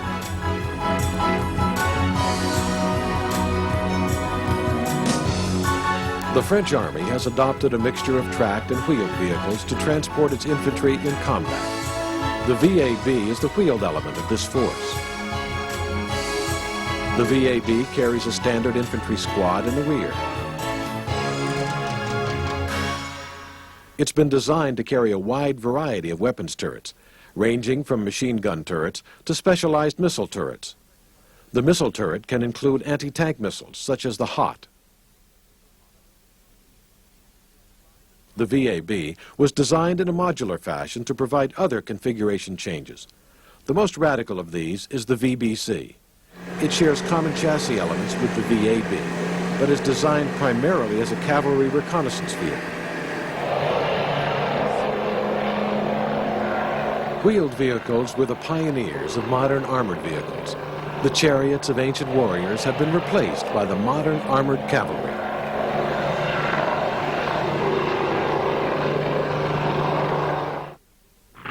After generations of using the horse for mobility, today's cavalry flies to the forward edge of battle. The high-speed armored car, the paratrooper, and the combat helicopter all perform the missions formerly undertaken by the horse cavalry. When a rapid reaction force is needed for today's high-speed maneuver warfare, the call goes out for the winged cavalry.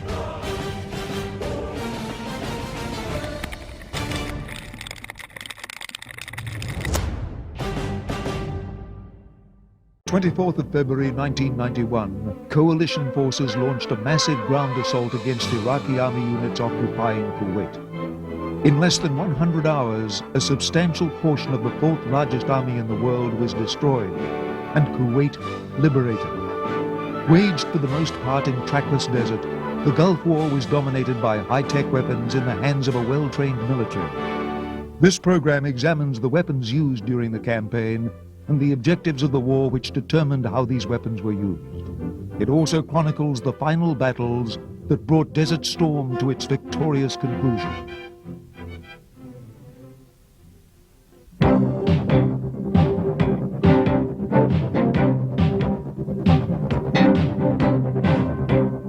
In November 1990, President George Bush increased the scale of U.S. forces stationed in Saudi Arabia.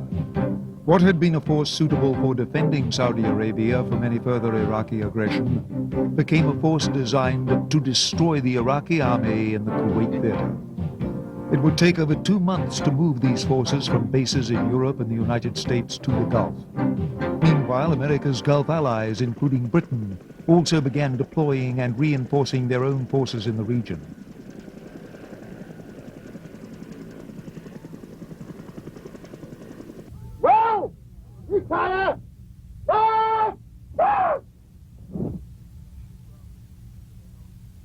The initial ground units sent to the Gulf to deter further Iraqi aggression were centered on two main elements: the Army's 18th Airborne Corps and Marine Corps' Expeditionary Forces. The 18th Airborne Corps was configured to be light and easy to move, sacrificing firepower for transportability. It was based around three divisions: the 82nd Airborne, a paratrooper division, the 101st Air Assault, a helicopter-borne infantry division, and the 24th Mechanized, a heavy infantry division with a substantial armor force. United States Marine Corps divisions were also configured on the basis of strategic mobility. Even with the Allied coalition forces added, these initial American formations were believed to be insufficient to liberate Kuwait. President Bush's November decision led to the deployment of the Army's heavy maneuver forces to Saudi Arabia. The primary U.S. Army formation was the 7th Corps, normally based in Germany. The 7th Corps would bring with it 3 armored divisions, a mechanized infantry division, and substantial corps formations. These divisions were all heavy maneuver units, difficult to transport, but possessing substantially more combat power and tactical mobility than the forces already in the Gulf region. The unique difference between the American maneuver divisions and their Iraqi opponents was the helicopter. U.S. Army maneuver divisions were equipped with their own helicopter forces, including a substantial force of attack helicopters. Iraqi Army forces had no significant helicopter force. The principal British Army unit in the Gulf, the 1st Armored Division, was a heavy armor formation much like its American counterpart. The French Dargues force was also a mechanized formation, but smaller and more modestly equipped than either the U.S. or British Army divisions.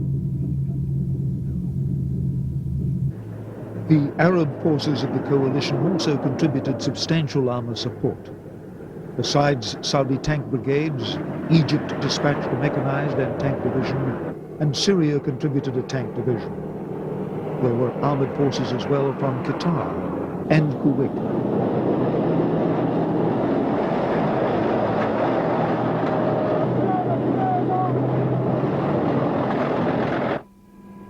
Since World War II, the dominant land weapon in desert warfare has been the tank.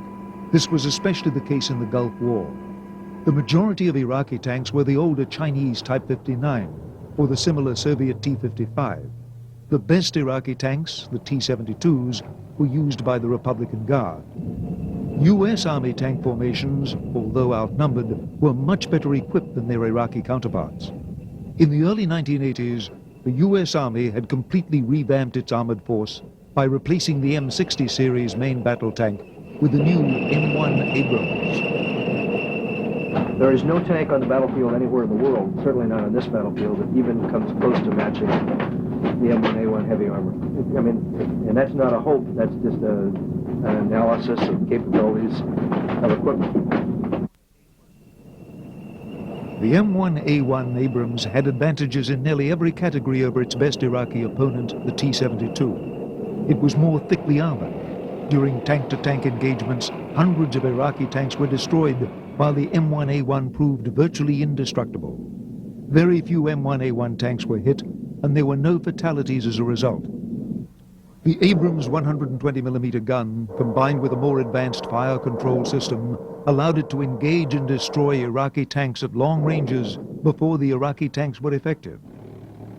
The British counterpart to the M1A1 Abrams was the Challenger tank, which had many of the same advantages over Iraqi tanks as its American cousin. However, not all coalition tanks were state-of-the-art.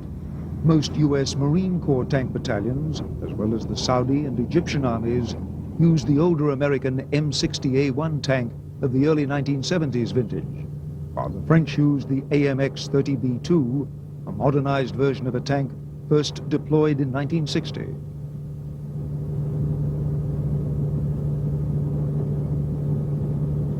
The Syrians used the Soviet-built T-62 tank, much the same type of tank used by the Iraqis.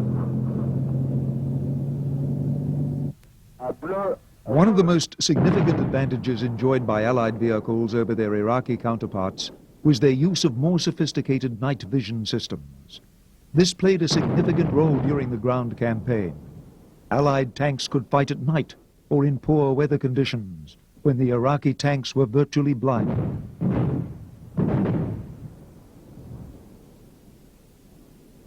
Obviously, we'd rather conduct defensive operations at night, taking advantage of our night vision devices, taking advantage of our ability to move undetected and get in behind enemy lines and disrupt their ability to conduct a defense. So we'd rather use the night to our advantage.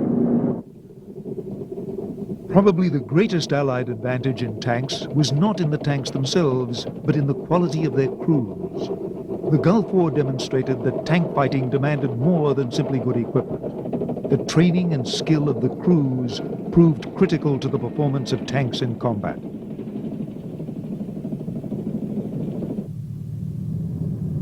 The companion to the tank on the modern battlefield is the infantry fighting vehicle. Current infantry vehicles, such as the U.S. Army's Bradley, are much better armed than infantry transporters of the past, usually carrying an automatic cannon and an anti-tank missile. In contemporary tank warfare, the infantry rides into battle within the armored hull of a fighting vehicle. The infantry can dismount near the battle line to carry out its traditional combat missions. The armored infantry transporter allows the infantry to keep up with the tanks and gives the infantry protection against enemy small arms fire and artillery airbursts. Infantry mobility was a primary requirement in the Gulf War. The distances covered were vast, and the infantry needed a vehicle capable of moving them at the same pace as the tanks and the other vehicles.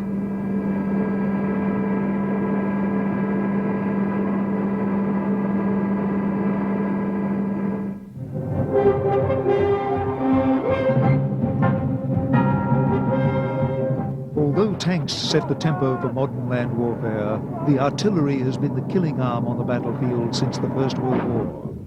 One of the only branches of the Iraqi army to cause much concern was the artillery force. Iraqi artillery was a special focus of air attack and counter-battery fire from Allied artillery. To deal with this threat, the Allied forces had a wide variety of weapons.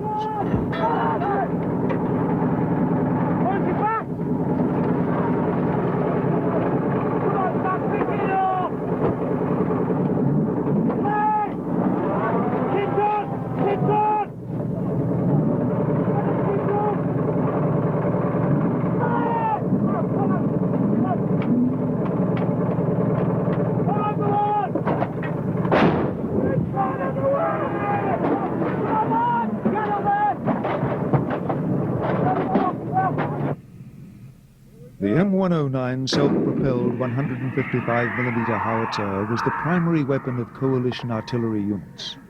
Although it could be outranged by many Iraqi guns, superior fire direction and intelligence more than compensated. Artillery is no longer a contest of gun barrels alone. Targets must be accurately located and identified. The U.S. Army and Marine Corps had several innovations to help in this respect. RPVs, remotely piloted vehicles, were used by the ground forces and the Navy to help find Iraqi artillery and other targets and to help correct the aim of the guns.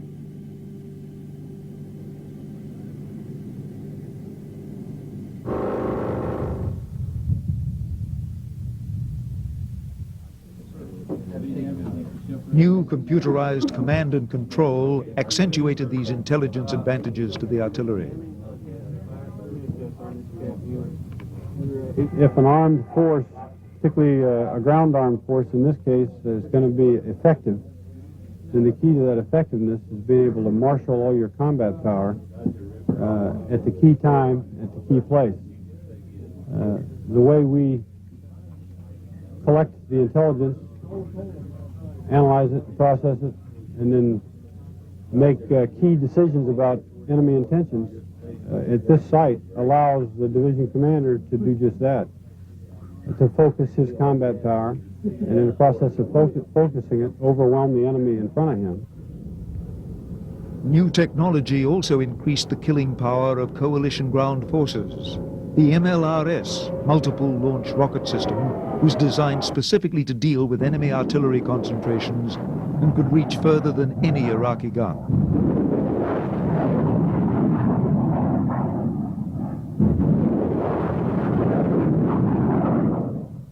The MLRS is primarily an area fire weapon system. We have 3 crew members in each of the launchers, and on each of the launchers we have 12 rockets. We can expend all 12 of those rockets and all of the submunitions in less than a minute. So we get a huge volume of firepower in a very short period of time. I think we would probably be used primarily in a counterfire role, that is shooting against his artillery, or in any type of target where we had a large area type target that we wanted a large volume of fire in a very short period of time. As we see in this test footage, the small submunitions blanket a wide area. The MLRS proved very successful in countering the threat of the more numerous Iraqi artillery force.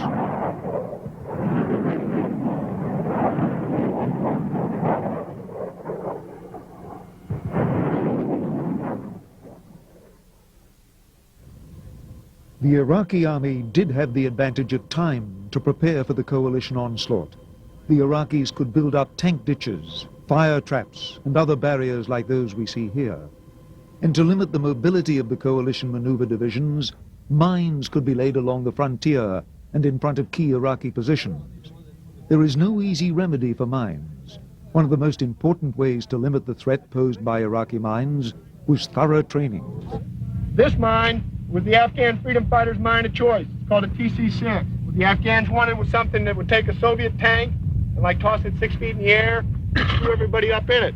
The Italians came out with this mine. Very effective. He's got about 100,000 of these. He's also got the E variant, which you can turn on, turn off like a garage door opener. Okay? He's also got an anti-handling device. This is starting to get in the state of the art. Okay? Real good. More expensive though, a couple $100. He's got a bunch of these. Okay, you roll over one of these, it's bad news. He's got massive quantities of these Italian mines. He likes the Balmoral 69. This is a very effective mine. 3.5 million of these, jumps up 20, jumps up about this high with a lanyard, goes off, everything dies within 20 meters. #1 buckshot. Very effective, very good. There is no pause. You know, the old days in Vietnam where you saw all those wild books where the guy stepped on a mine and just stayed there. That don't happen, okay? When you step on one of these, you're dead. In spite of the sophistication of coalition equipment, counter-mine warfare and other combat engineering techniques were among the few areas in which the U.S. Army was found wanting. Combat engineering has not been, in the offensive role, one of the West's priorities. Large reason for this was in the 1980s, we thought of ourselves as being on the defensive, that we would be defending against a Soviet thrust into Europe. And we didn't think it very important that we would be penetrating minefields. We thought it much more important that we learned how to put down our own minefields very quickly. So this really didn't get the emphasis of other areas. There is also the questions of priority. Engineering is never as appealing to both the politicians and the generals as tanks, infantry fighting vehicles, combat airplanes. So it tends to be one step down in priority. Prior to the launch of the land offensive, U.S. Army combat engineers devised a very effective armored vehicle-launched mine-clearing line charge. The mine-clearing line charge, or MICLIC for short, consists of a rocket which pulls a long rope containing 1,800 pounds of plastic explosives behind it. The rocket drags the line charge over the minefield, and it is detonated once it strikes the ground. The explosion destroys mines in an area wide enough for a tank to pass through safely.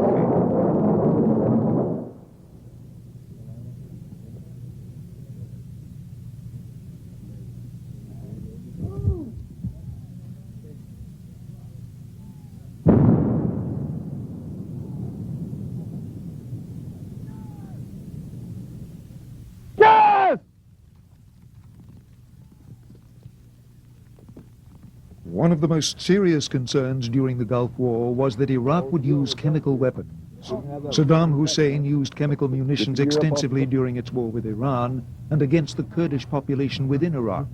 There was every reason to believe that gas would be used again. The prospect that Allied forces would face chemical weapons prompted a training program, the seriousness of which had not been seen in most armies since the First World War.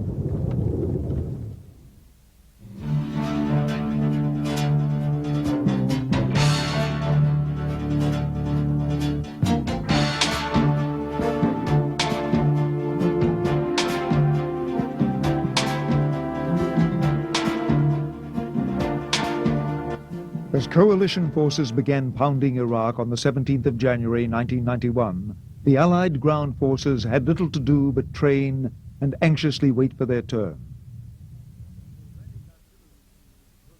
Sporadic artillery duels broke out along the Kuwaiti-Saudi border, but the Iraqi forces in Kuwait, subjected to a merciless pummeling from the air, remained inactive through the end of January.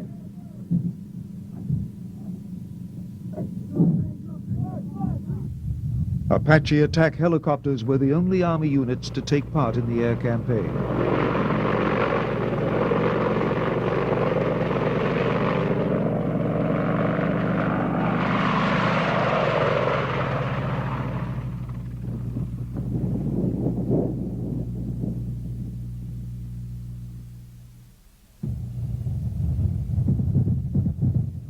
Suddenly, on Tuesday night, 29th of January, the Iraqi army in Kuwait began to stir. Their objective was a little-known border town in northeast Saudi Arabia, Ras el Khafji. Khafji controlled the main coastal highway leading from Saudi Arabia to Kuwait City. At 11 p.m. on Tuesday night, an attacking Iraqi tank column was spotted by U.S. Marines of the 3rd Regiment, 1st Division, emerging from the vicinity of the Al Wafra oil fields. The Marines called in artillery support and managed to stop the Iraqi attack.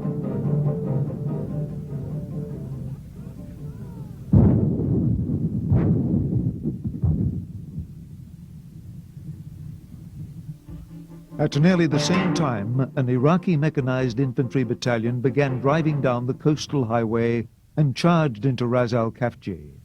Khafji was not heavily defended, with only a scattering of border forces. The Iraqis used a ruse to enter the area, pretending to surrender to cross the border unopposed.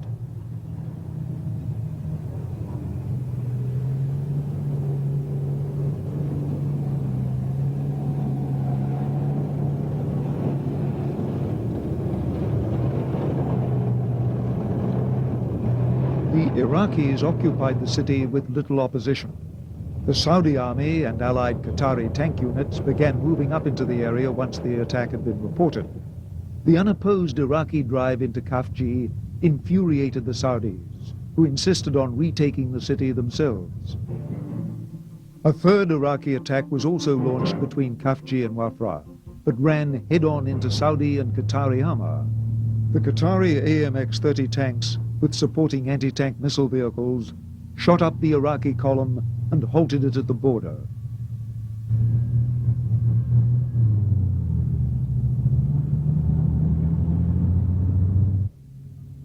The Saudis launched a hasty counterattack with one of their National Guard mechanized battalions, which was repulsed. The Saudis kept up the attack, bringing in additional armor and marine units. The Saudi attacks were supported by U.S. Marine artillery fire and air support. The Iraqi attacks near Khafji continued, and an Iraqi amphibious landing force was sent down the coast, aiming to cut off Khafji. It was caught out in the open by U.S. and British naval aircraft and largely destroyed. The fighting for Khafji itself lasted for 36 hours. The Saudis made repeated attacks against determined Iraqi resistance. Allied air power prevented the elements of the Iraqi 5th Mechanized Division inside Khafji from being reinforced. After house-to-house fighting, the Saudi forces were once again in control of Khafji. The Iraqis lost about 30 dead and more than 450 prisoners. They also lost over 100 armored vehicles in the border area alone.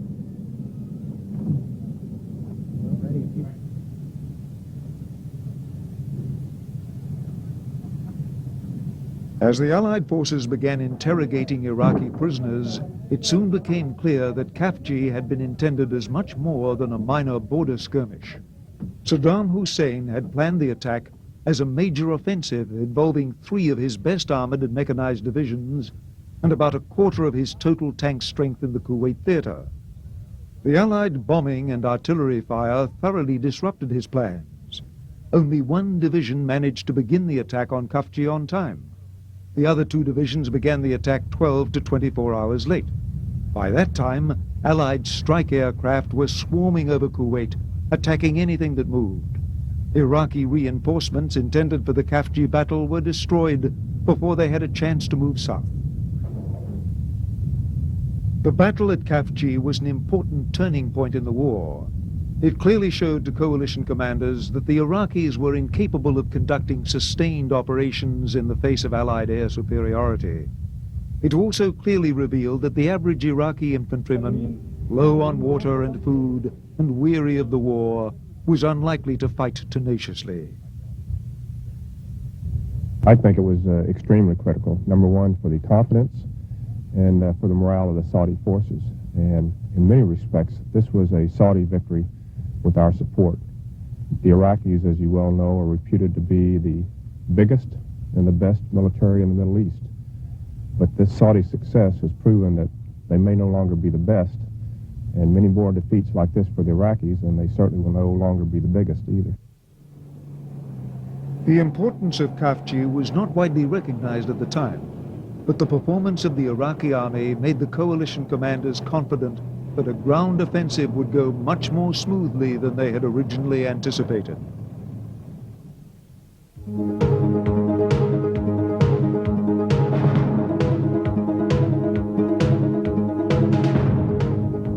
Our strategy to go after this army is very, very simple. First, we're going to cut it off, and then we're going to kill it. I'm not telegraphing anything. I just want everybody to know that we have a toolbox that's full of lots of tools, and I brought them all to the party. General Schwarzkopf has them all at the party. By the third week of February, the first phase of Operation Desert Storm was complete. The Iraqi army had been cut off from its main source of supplies across the Euphrates River. Bridges had been bombed, and truck traffic had been halted by the air campaign. Iraqi divisions had been starved of food and water. A large number of their tanks, armored vehicles, and artillery had been smashed by air attack. Morale was low, and desertion rates were high. The capture of prisoners at Kafji from a good quality unit, the 5th Mechanized Division, gave senior American officers good insight into their opponents. There is might in sheer numbers. Saddam Hussein says he's going to win this through will and experience. I strongly question the will of soldiers who are fighting because if they don't, their families will be killed. Quite unlike, for example, the Vietnamese who fought because they felt that they were right and had personal conviction. They underwent the hardships and fought despite them because they believed in what it was they were doing. I think all of us have reason to question whether or not the Iraqis really believe in what they're fighting for right now. Not that they don't believe in their nation. And those of them that believe they're defending their nation will fight hard. But the Iraqis are also smart soldiers. Educational level in the Iraqi army is pretty high. And I think most of them recognize the fact that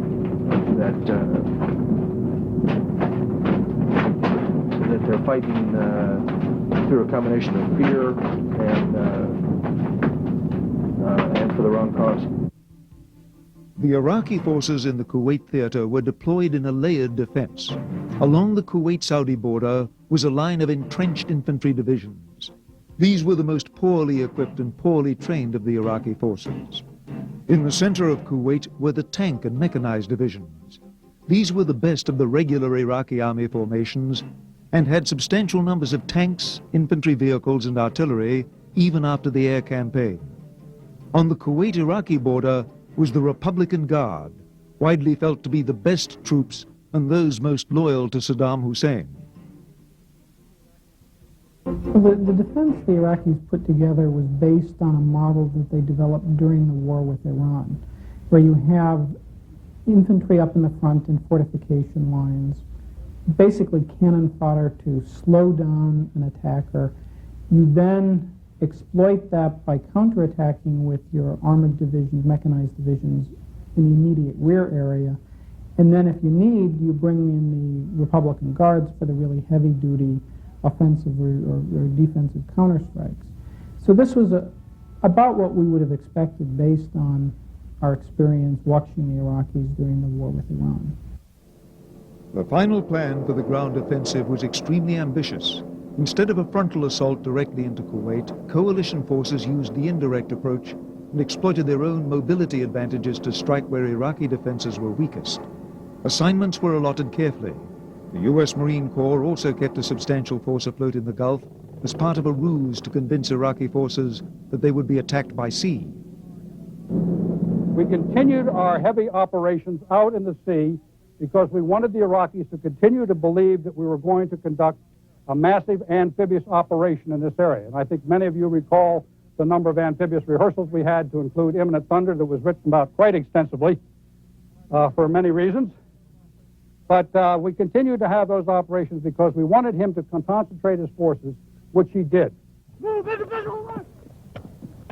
The 1st Marine Expeditionary Force, including the 1st and 2nd Marine Divisions, were given the task of pushing straight through Iraqi defenses and on to Kuwait City. The Marine Divisions fell between the Army's light airborne divisions and the heavy maneuver divisions in firepower and tactical mobility. In addition to their infantry battalions, the Marine Divisions each have 3 armored battalions: a tank battalion as its shock force, an amphibious assault battalion for mechanized transport of Marine units, and a light armored vehicle battalion for scouting and security. Compared to the Marines' 3 battalions, the Army's heavy maneuver divisions have 10 or 11 battalions, a mixture of M1 Abrams tank battalions and M2 Bradley mechanized infantry battalions. Due to the differences in the Army and Marine divisions, General Schwarzkopf decided to deploy the Marines in the drive for Kuwait City, while the Army's more mobile divisions were assigned to the flanking attack. I think this is probably one of the most important parts of the entire briefing I could talk about. As you know, very early on, we took out the Iraqi Air Force. We knew that he had very, very limited reconnaissance means, and therefore when we took out his Air Force, for all intents and purposes, we took out his ability to see what we were doing down here in Saudi Arabia. Once we had taken out his eyes, we did what could best be described as the Hail Mary play in football. I think you recall when the quarterback is desperate for a touchdown at the very end, what he does is he steps up behind the center, and all of a sudden every single one of his receivers goes way out to one flank, and they all run down the field as fast as they possibly can and into the end zone, and he lobs the ball. In essence, that's what we did. When we knew that he couldn't see us anymore, we did a massive movement of troops all the way out to the west, to the extreme west, because at that time we knew that he was still fixed in this area with the vast majority of his forces, and once the air campaign started, he would be incapable of moving out to counter this move, even if he knew we made it. The Marine drive was supported by the coalition Arab forces, including Egyptian, Syrian, and Saudi units in western Kuwait, and a Saudi and Kuwaiti task force along the coast. Prior to the ground assault, the Army's maneuver divisions pulled up stakes at their bases in northern Saudi Arabia and began their trek to start points at the border.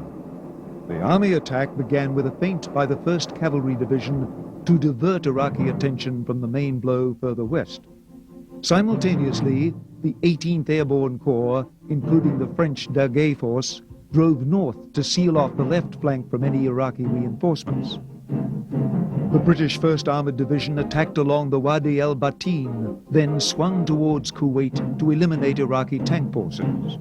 The heaviest blow was delivered by the U.S. Army's 7th Corps, which headed north before hooking to the east to confront the Republican Guard.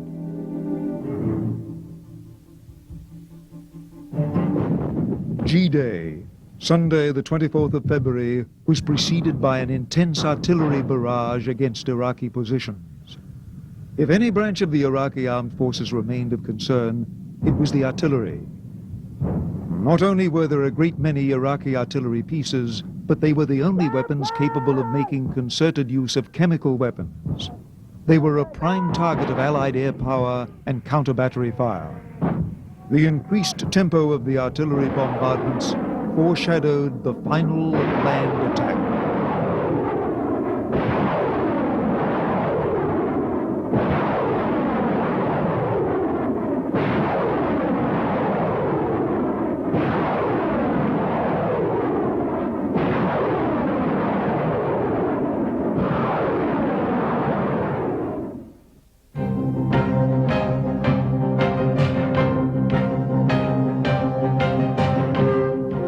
At 4 o'clock in the morning, the Marines, the 1st Marine Division and the 2nd Marine Division, launched attacks through the barrier system.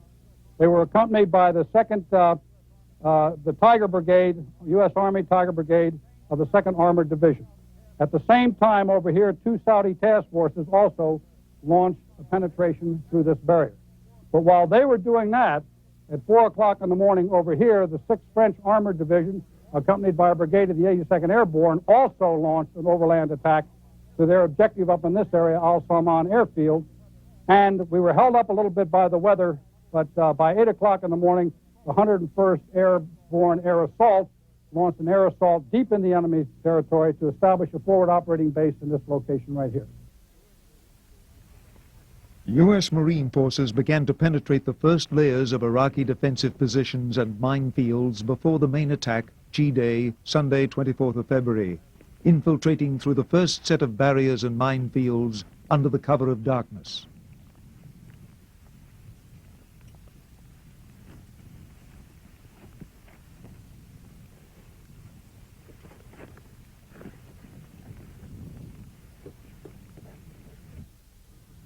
G-Day began overcast, cold and rainy.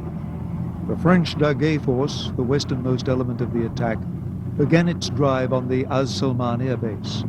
A brief tank battle took place on the approaches to the airbase.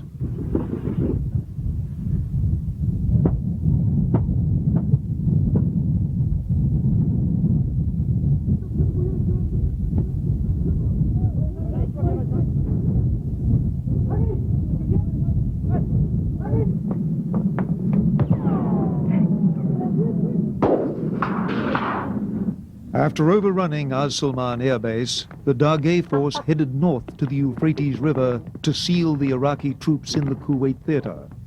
The door would soon be shut, preventing Iraqi reinforcements from arriving and preventing the escape of Iraqi forces westward.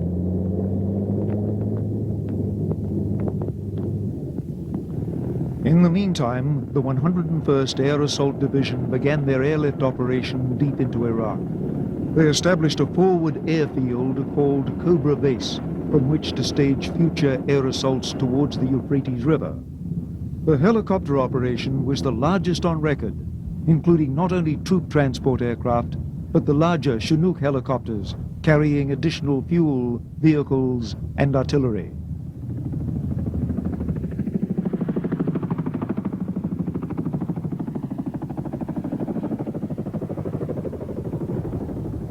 Hours later, the 101st cleared out bunkers in the Cobra Base area and brought other Iraqi forces under artillery fire.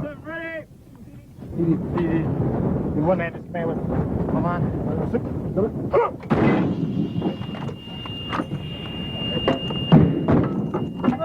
Go, go, go! Ready! Let's get. Ready!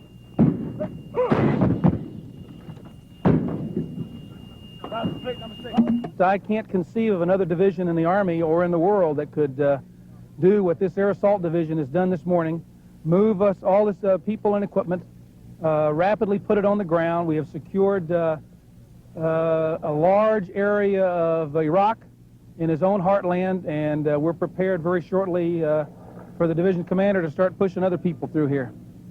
We're going to advance from here then? Absolutely. There's nothing, as you can well see, there ain't nothing to hold out here. So this is a way station for future operations, and that's what we'll do.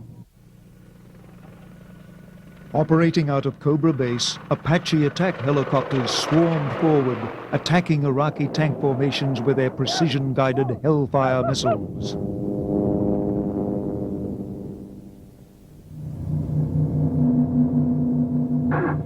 Dead smack hit. Roger, good hit. It sounded like a fucking... Oh, we got it! Oh, that blew the hell out of it! The 7th Corps attack came next. Preceded by the armored cavalry regiments, the tank and mechanized divisions began their drive into Iraq. During the first day of fighting, contact with Iraqi units was light, and it was apparent that Iraqi resistance would be much weaker than had been expected. Later that day, the British 1st Armored Division swung back eastward to engage Iraqi armored divisions near the Kuwait border. In the ensuing encounters, over 200 Iraqi tanks and 100 other armored vehicles were destroyed, with very light losses to British forces.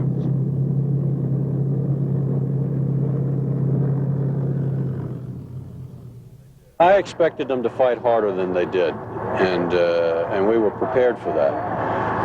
And as we were talking earlier, if they had stayed in every single bunker and fought out of every bunker, the result would have been the same. They still would have been lost. Our casualties would have been higher, so thank God that didn't happen.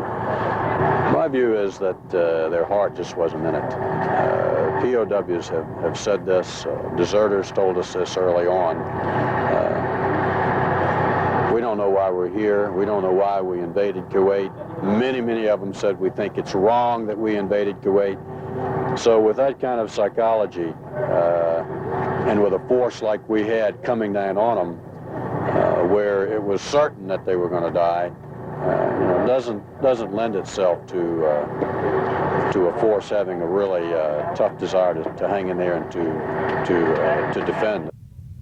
After weeks of aerial bombardment, only a few Iraqi units still had the stomach for a fight.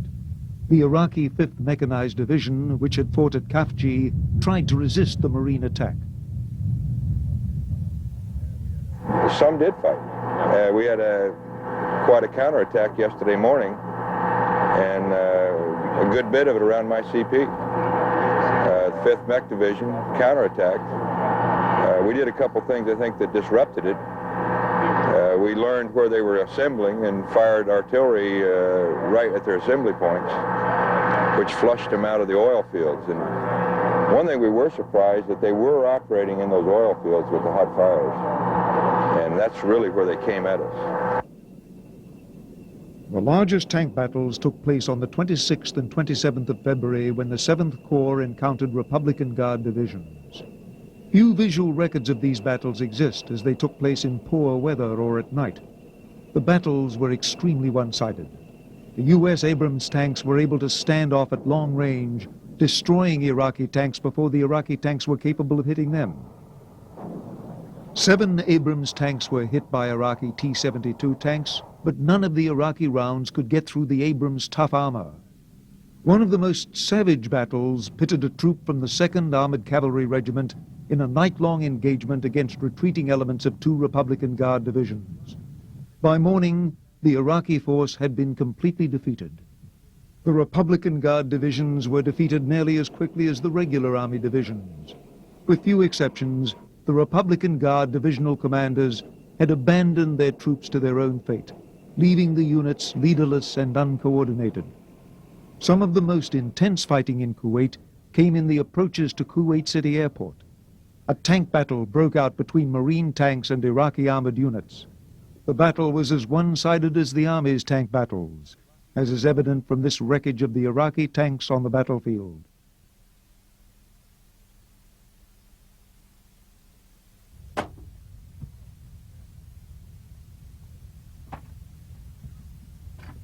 Oh, wow.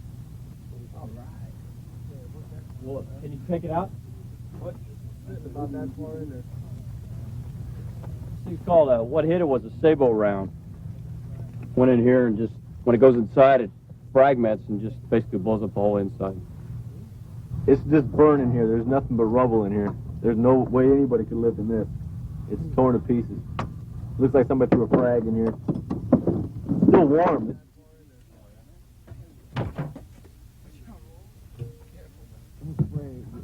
Little pieces all over. The 2 Marine divisions destroyed or captured 14 Iraqi divisions in their drive towards Kuwait City. Allied casualties were remarkably light through most of the fighting. The honor of taking the city was given to Kuwaiti and Saudi army units.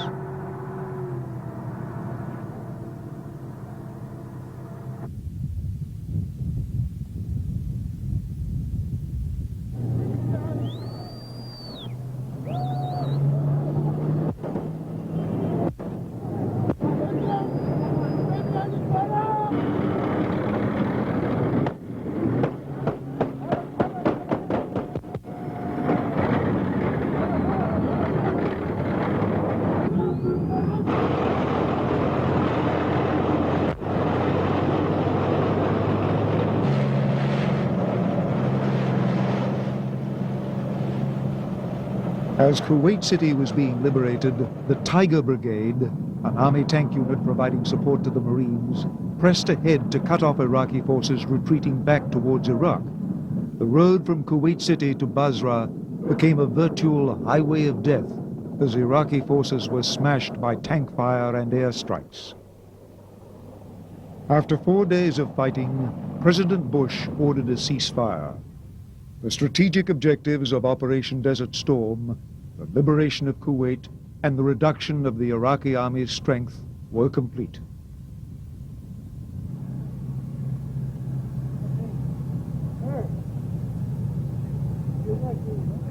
And as president, I can report to the nation, aggression is defeated, the war is over.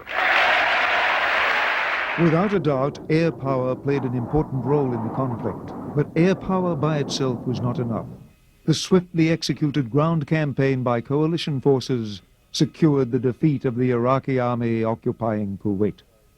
Air power played a very, very important role. I think it had a lot to do with their morale being extremely low. Air power had made logistics and resupply very difficult for them, so they were hungry and thirsty, as you saw as you moved along with one of our task forces. On the other hand, there were still a hell of a lot of them here, alive and well. So the bottom line is, you still got to come in and clean it up. And in this case, the cleanup didn't turn out to be the huge fight that we anticipated. The Gulf War was one of the most striking victories in modern land combat. The Iraqi army, though large and well-equipped, had in the end proven to be a brittle, hollow army. In contrast, decades of training and the deployment of superior weaponry by coalition forces proved too much for Iraqi forces, stuck in a featureless desert with nowhere to hide.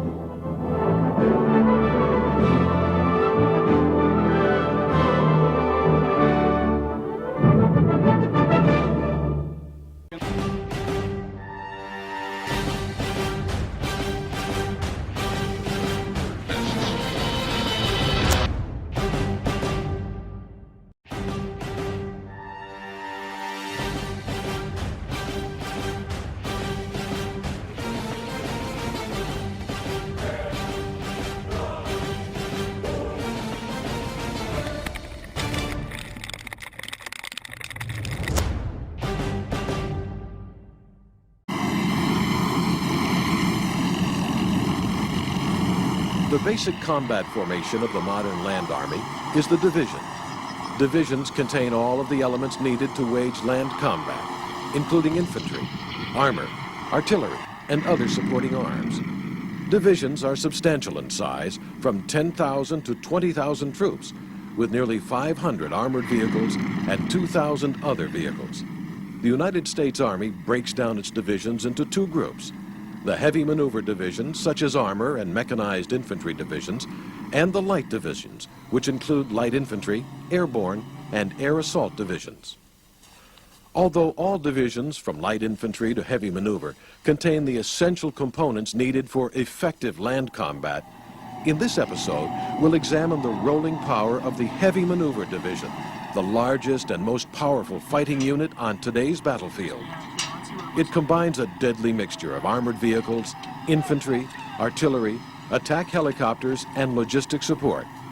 Two types of heavy maneuver divisions exist: armor and mechanized infantry. The names of these divisions might suggest that they are substantially different in composition and equipment. But in fact, armor and mechanized infantry units today are very similar to each other. You'll find that all the heavy divisions, be they infantry or armor, pretty much are a mirror of each other, except for one difference of one battalion, one armored battalion. We'll have a mix of Bradley fighting vehicle infantry battalions and M1 tank battalions. That mix gives us a good balance for firepower, for movement, and for communications, command and control. With that, we'll have self-propelled artillery to back them up. A 155 millimeter plus a battery of multiple launch rocket system that was so effective in Southwest Asia. There's a battery in each division.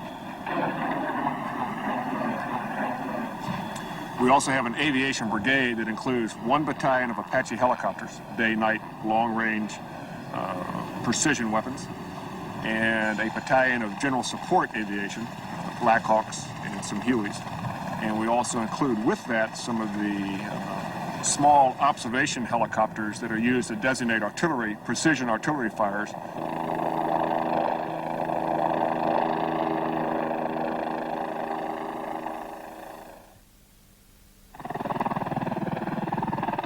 The composition of mechanized infantry and armored divisions is due to the evolution of land tactics since World War I. In the First World War, before the invention of the tank, most armies were based around infantry divisions. During the war, infantry divisions alone proved lacking when faced with new innovations in tactics and technology, especially the new machine guns and artillery. Tanks were a technological solution to part of the problem. But a greater problem remained. How should modern combat arms, the tank, the infantry, the artillery, be organized to best perform on the battlefield? World War II saw considerable experimentation with new tactics, including units based mainly around tanks. By the end of the war, a consensus called combined arms began to emerge. The divisions which had proven most successful were a careful blend of infantry, armor, and artillery. Each had their strengths and weaknesses, but the strengths of one often overcame the weaknesses of another. So was born the modern heavy maneuver division.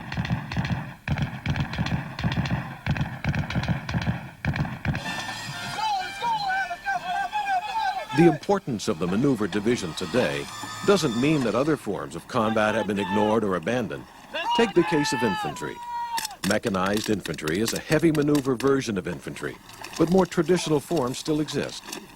Heavy maneuver divisions are well suited to high-intensity conflicts, such as in Europe or in the deserts of the Mideast, as was so clearly demonstrated during Operation Desert Storm. But light infantry has proven essential in low-intensity conflicts and guerrilla wars, which proved to be unsuitable for heavy maneuver divisions, such as in Korea, Vietnam, Grenada, and Bosnia.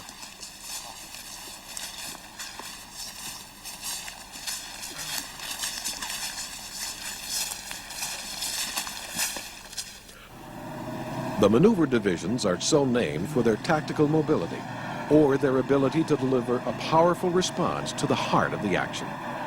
The heavy maneuver divisions substitute rolling power for human endurance.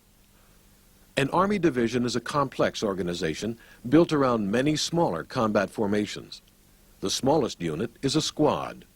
Several squads make up a platoon. Several platoons form a company. Several companies form the basic maneuver element called a battalion. A tank battalion has about 50 tanks. Several battalions together form a brigade. A division is made up of several brigades. This episode of Arsenal examines 4 types of combat units in a division to see what their roles are in the broader framework of modern land combat.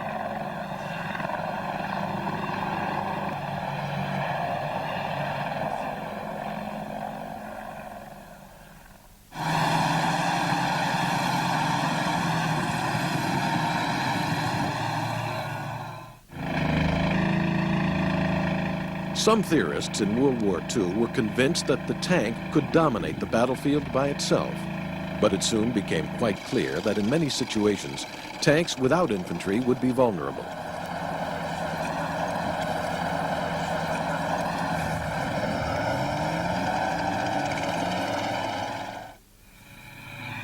A heavy maneuver division, such as the 24th Infantry Division, uses mechanized infantry battalions. The biggest difference between mechanized infantry and traditional infantry is that the mechanized battalion uses armored infantry vehicles like we see here to transport soldiers to the battle line. Infantry vehicles evolved along with mechanized infantry tactics. The U.S. Army infantry vehicle of World War II was the half-track. Although it had a limited amount of armored protection, its rear tracks gave it better mobility in rough terrain than an Army truck. In the 1950s and 1960s, infantry vehicles evolved into fully tracked armored personnel carriers, such as the M113.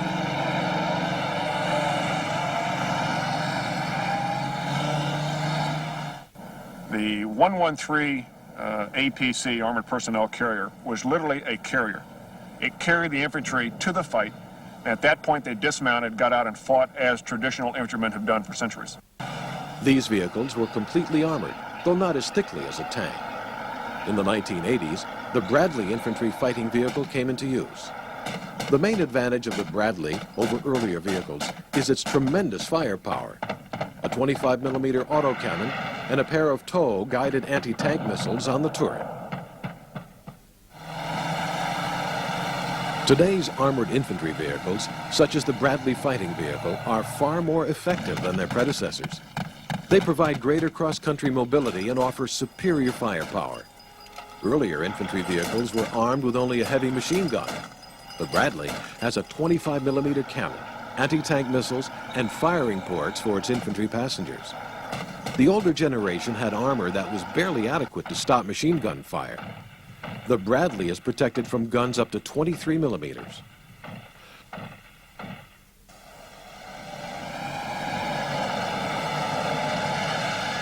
The Bradley's built in two versions, the basic M2 Bradley infantry vehicle and the similar M3 Bradley cavalry vehicle.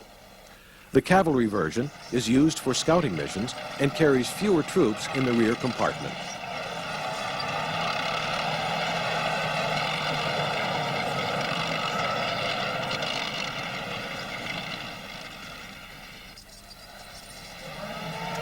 The Bradley is the most sophisticated of the infantry combat vehicles in service today.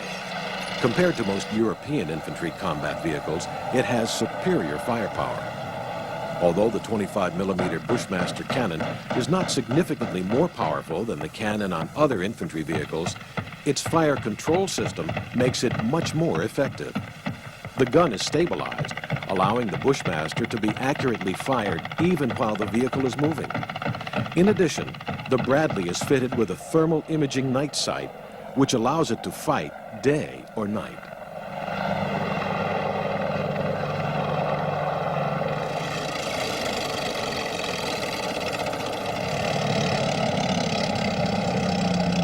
Such weapons represent a general trend in the evolution of infantry firepower. Since World War I, the infantry squad has grown smaller, but its firepower has grown immensely. In the First World War, a typical infantry squad was 20 or more men armed only with rifles. An infantry squad in a Bradley has 7 men, 2 of them armed with squad machine guns, and the rest with assault rifles. In addition, the squad can carry a Dragon anti-tank missile, as well as other weapons such as anti-tank rocket launchers. But the heaviest firepower is on the vehicle itself. Besides the Bushmaster cannon, the Bradley also carries 2 TOW missiles, which are capable of destroying nearly any tank on the modern battlefield.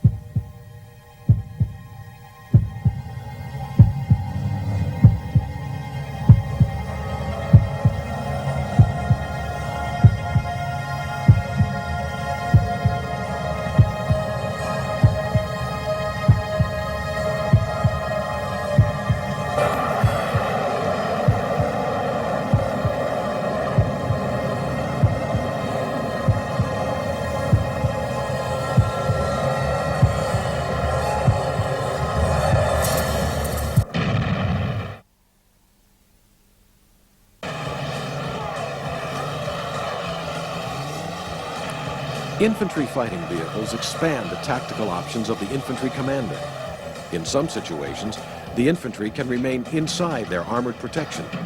But if the circumstances demand it, they can get out of the vehicle and conduct their mission on foot using traditional infantry tactics.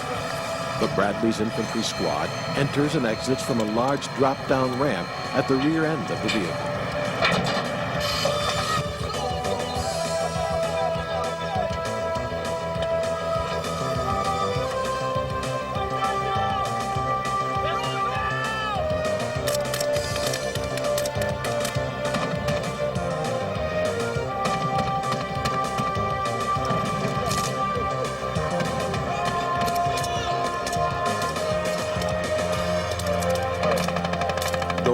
Of the infantrymen have evolved greatly over the years, their mission has remained one of the enduring realities of land combat. Once the infantry leave the armored shelter of their vehicles, Their task remains to close and engage the enemy in combat on foot. Even in an age of rolling firepower, the foot soldier remains the anchor of all land battle tactics.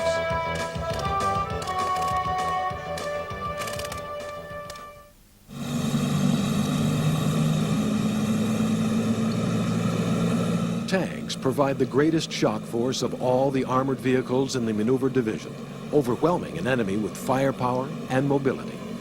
They protect themselves with thick shields of armor. The U.S. Army's current main battle tank is the M1A1 Abrams, a modernized version of the M1 Abrams first introduced in the 1980s. In addition to sporting a main gun, which has grown from 105 to 120 millimeters, the latest versions also incorporate important improvements in communications and armor protection.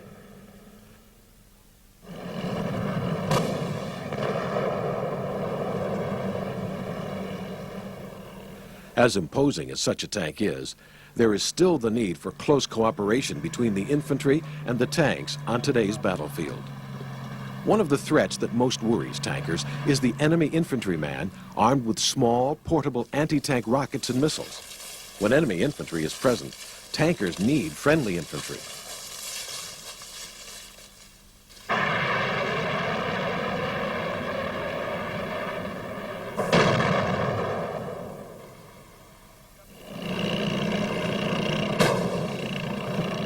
Tanks and infantry can be used side by side, but normally combined arms tactics means using tank units and infantry units.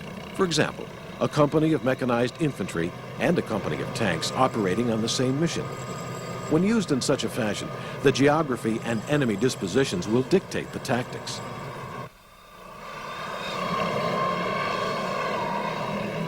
If it is likely that enemy tanks will be encountered during an attack, tanks are likely to be in the vanguard. The tank's unique combination of armored protection and firepower makes it an ideal antidote to enemy tanks. Though infantry vehicles can withstand heavy machine gun fire, they're not well protected against heavy tank fire. On the other hand, if the enemy is heavily dug in with infantry and anti-tank missiles, the infantry vehicles are likely to be in the lead. They will disembark their teams away from the enemy lines, and the battle will be conducted on foot. The infantry vehicles and tanks will provide covering fire from the distance, using their superior mobility to exploit the breakthrough when the enemy defenses are overcome. The composition of a combat team is also dependent on terrain. The ultimate aim is to configure the combat team to provide the maximum flexibility and strength, overwhelming the enemy with a shattering combination of armor, mobility, and firepower.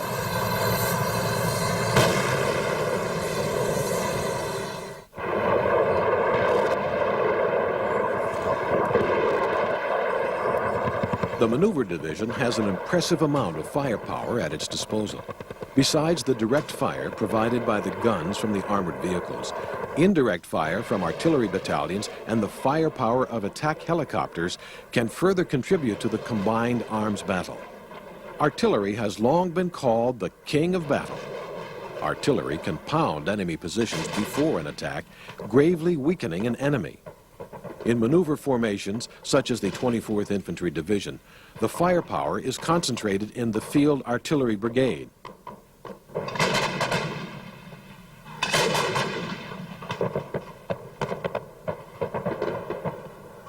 Artillery can be categorized into three basic types, related to the flight paths of their projectiles: mortars, howitzers, and guns. These days, mortars are mainly used as the pocket artillery of the infantry, lightweight and easily moved.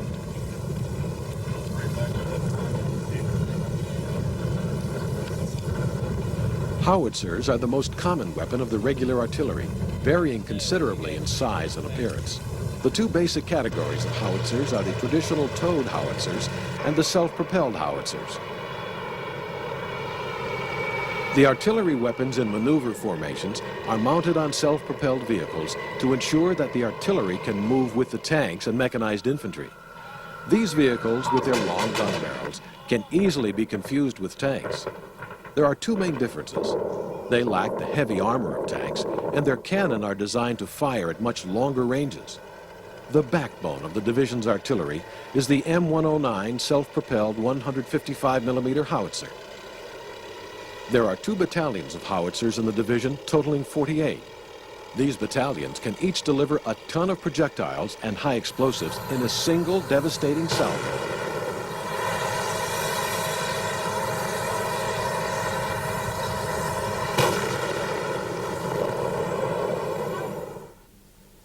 In recent years, a new vehicle called the FAS-V has been developed for the artillery. The FAS-V is an armored ammunition handling vehicle. In the past, ammunition for the M109 was brought forward by unarmored vehicles, which were vulnerable to enemy fire. The new FAS-V better protects the ammunition and has handling equipment inside, such as a conveyor belt, to speed the loading of the M109 howitzer. One of the most significant technological revolutions in artillery has been the advent of new computer navigation equipment. The accuracy of artillery is very dependent on knowing precisely where the artillery is located in relationship to the enemy target. In the past, this was done by laborious and time-consuming surveys. Newer systems, like the improved M109 Alpha 6 Paladin we see here, contain their own positioning systems. Previously, howitzers had to be clustered together at a surveyed site. Their proximity to one another made them vulnerable to enemy counter-battery fire. But with their own automated navigation equipment, the self-propelled howitzers can roam the battlefield independently. This makes them far less vulnerable to enemy artillery fire and immensely increases their survivability against other modern artillery systems. In addition, the computer-assisted navigation data makes it possible for the artillery crew to aim and fire their weapon much more quickly. This greatly enhances the firepower of the field artillery.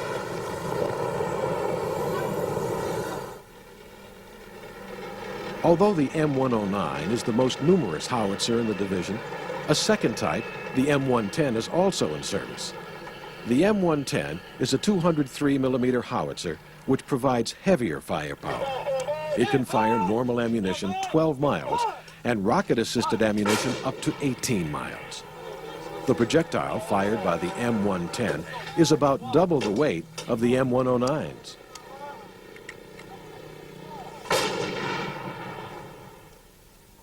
Besides traditional cannon artillery, the U.S. Army is now using rocket artillery systems, called MLRS, for multiple launch rocket system.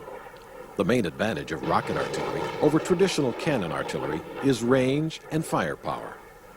The rocket artillery can reach targets further away and with a much greater high explosive payload.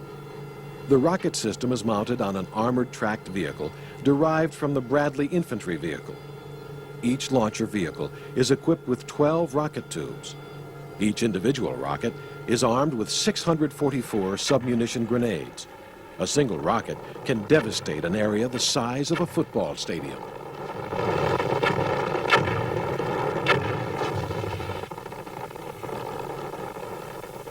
The MLRS was the first U.S. Army artillery system to take full advantage of the revolution in computer navigation systems, helping it to obtain pinpoint accuracy.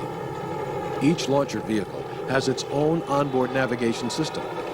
At the beginning of the mission, the vehicle drives up to a pre-surveyed spot where it obtains its location data. From that point on, the navigation system automatically keeps track of where the vehicle is located. When target data is received by the launcher vehicle, it's inputted into the vehicle computer. The computer then analyzes the target data and its own location data, resulting in a solution to automatically aim the rocket launcher at its target.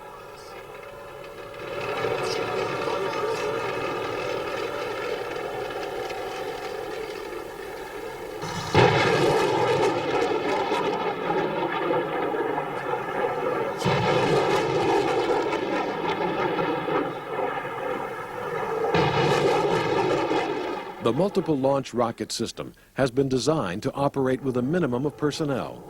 There are only 3 men in the crew, compared to 11 on an M110 howitzer. The loading of the large rockets has been simplified by automation.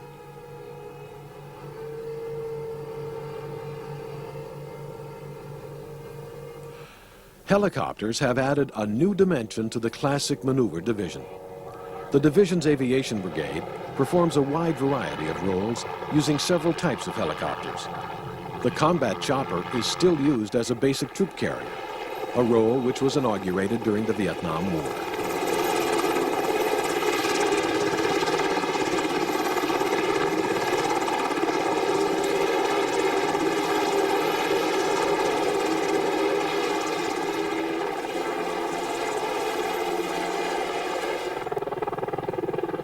Helicopters also provide heavy lift capability, providing transportation for vehicles and light artillery to areas otherwise unreachable. The most recent role performed is that of the attack helicopter, exemplified by aircraft such as the AH-64 Apache, which serves with the division's attack helicopter battalion.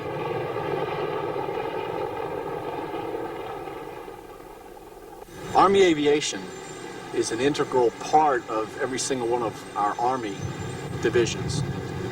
It performs a variety of missions, all the way from general support, which can be anything from carrying critical items of supply to moving personnel about the battlefield, to command and control, to courier-type missions, to attack helicopters capable of going and extending the reach of the division commander out in front of his forces.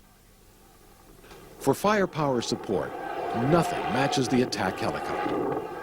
A maneuver division, such as the 24th Infantry, has a single attack helicopter battalion with a total of 18 Apache helicopters.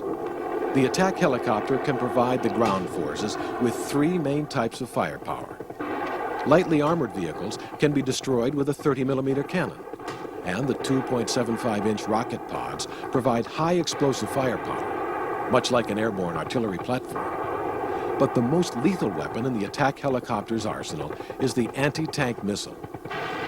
The Apache carries the Hellfire missile. It is laser-guided, having a range in excess of 5 miles, and able to destroy any tank in existence. Attack helicopters can serve as the division commander's reaction force. Because of their great speed compared to ground vehicles, they can race to nearly any trouble spots and provide concentrated, pinpoint firepower.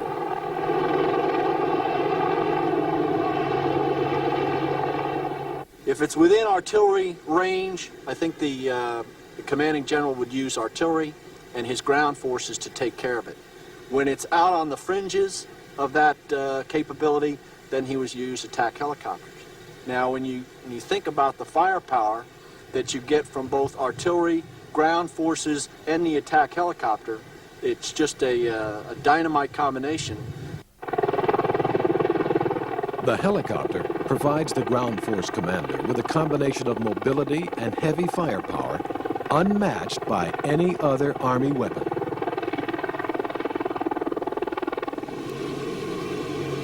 For an Army to effectively employ its rolling power, it must train realistically.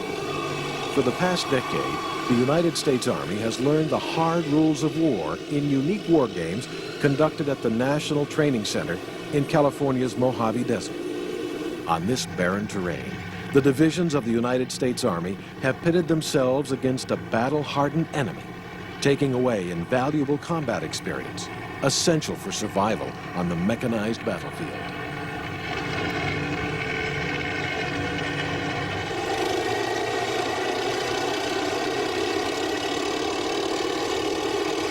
For centuries, armies have practiced the difficult art of war by peacetime training. The more realistic the training, the more effective the learning. Modern mechanized warfare has proven especially difficult to practice with its vast scale and its complex blend of infantry, armored vehicles, artillery, and aircraft. In the 1970s, advances in laser technology opened new opportunities to safely and realistically simulate modern weapons during training. Like a modern gun, laser beams travel in a straight line and hit with pinpoint accuracy. Unlike a gun, low-power lasers do no damage to the target they hit. Advances in laser technology led to military training systems such as MILES, the Multiple Integrated Laser Engagement System.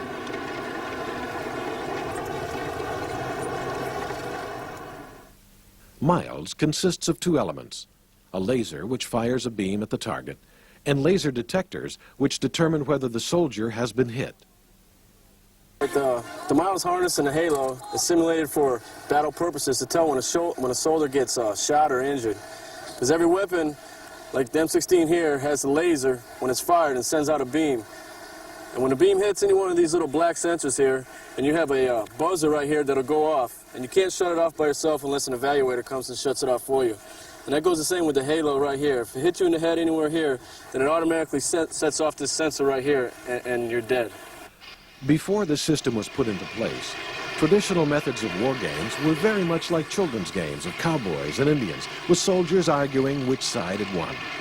The ruthless realism of Miles eliminates any guesswork regarding the effectiveness of each side's fighting. The real thing is that there's no question of who shot you. It's not somebody's judgment call, well, he shot you first. I mean, first draw wins if you're on target. Realism is enhanced by coding the laser signal. Each type of weapon, from the infantryman's M16 rifle to the massive 105mm gun on an M1 tank, has its own special laser code. This way, an M16 rifle cannot take credit for destroying a tank during a war game, just as such an outcome could not possibly occur in a real battle.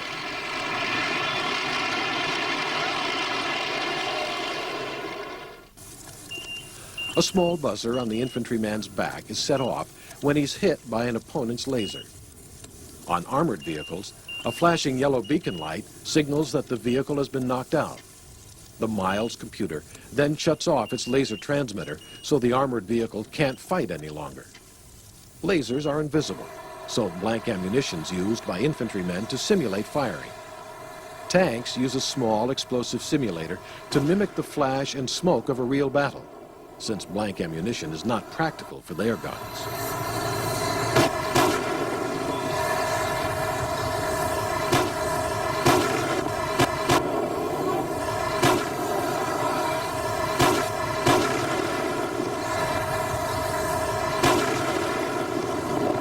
Generally, these lasers have very good fidelity with real systems, and if you get killed, you would have been killed by a real system. I'm very much in favor of it. I don't know of a better way to do it. It's an excellent training aid. In the late 1970s, while recovering from the Vietnam trauma, the Army's focus shifted back to its main mission of defending Europe from the massive forces of the Warsaw Pact. Taking a cue from the Navy's Top Gun program, the Army planned a realistic training area to teach soldiers to fight outnumbered and still win.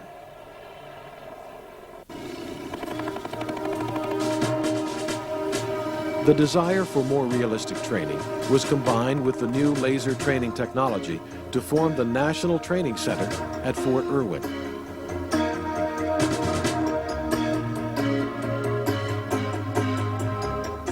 Fort Irwin is located in southeastern California, in the Mojave Desert, south of Death Valley.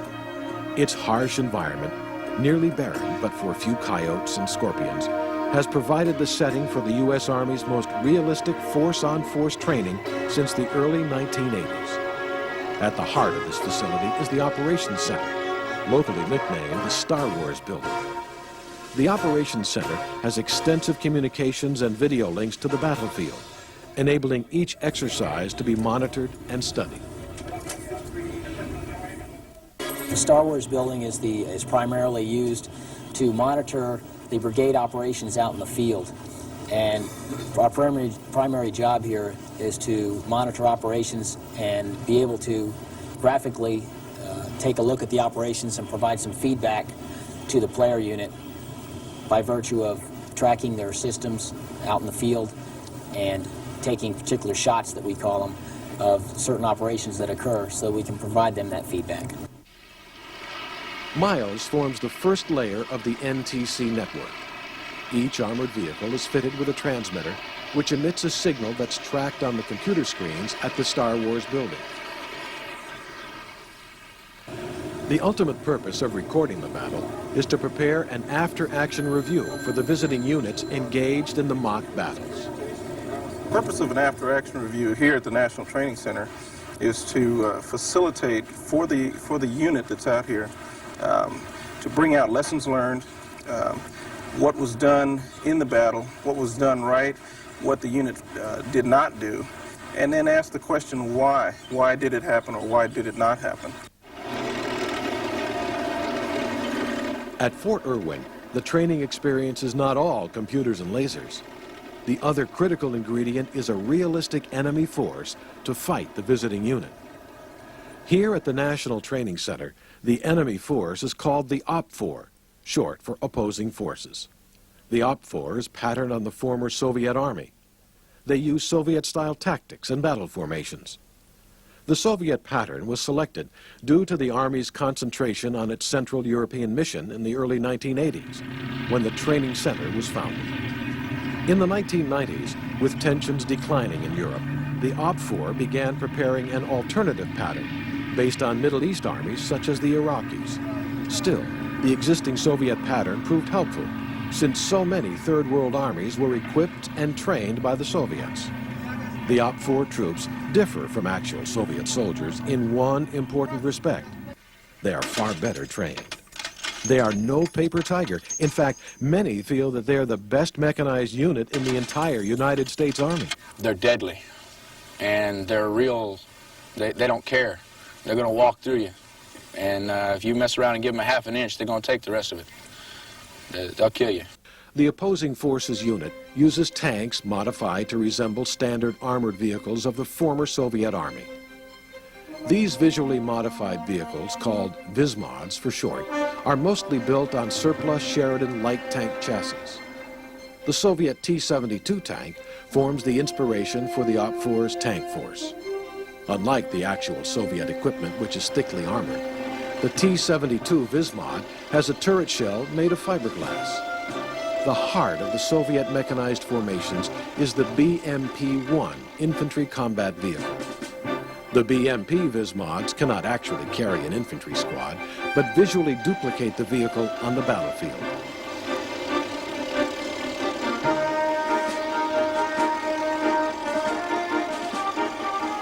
Enemy mechanized columns are protected from air attack by Shilka anti-aircraft vehicles. The Vismods at Fort Irwin are remarkably similar to the Soviet originals, even though their fearsome array of 4 23mm cannons are nothing more than simple steel pipes.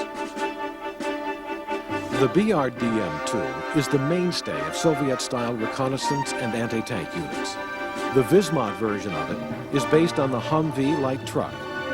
But it is not the equipment which characterizes the opposing forces, but their relentless training. They conduct mock battles week after week, giving them a special home team advantage over visiting units from distant bases.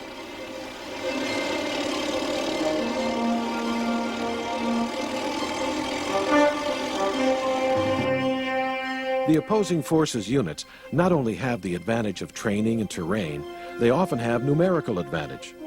The purpose of training at Fort Irwin is not to stage a fair fight between equals. It's to subject the visiting team to an experience which mimics the real confusion and stress of modern war. On a cool November afternoon, we visit the base camp of the OPFOR as they plan an attack on a visiting unit from the 4th Infantry Division from Fort Carson, Colorado. The visiting units are designated as the Blue Force. The OPFOR headquarters is located in the cusp of a rocky mountain to keep it hidden from the prying eyes of enemy scouts. The headquarters of the OPFOR presents a thorough briefing to its unit commanders who will lead tomorrow morning's attack. 2nd Guards Motorized Rifle Regiment will conduct an attack on the march for units in contact in the southern corridor. To orient you to the map with the operational graphics and control measures used for this operation, the operational area consists of northern boundary TV Hill, Teefert Mountains, John Wayne Foothills, and Hill 824. In the south, the southern boundary consists of the Hill 909 Complex, the Southern Wall, the Whale, and Red Pass. Phase lines used for this operation, LDLC is phase line RIP with main phase line in sectors. Smash, grind, kill, cut, stab, and crush. I say again, mission, 32nd Guards, Motorized Rifle Regiment, attacks through units in contact, 17:06:30 hours, November 90, to destroy enemy forces in zone to seize objective Remagen at vicinity November Kilo 5709er. While the opposing forces officers are briefed, their troops prepare for the mock battle. As in any mechanized unit, there's plenty of work to keep the troops busy. Armored vehicles require daily attention, especially in the desert.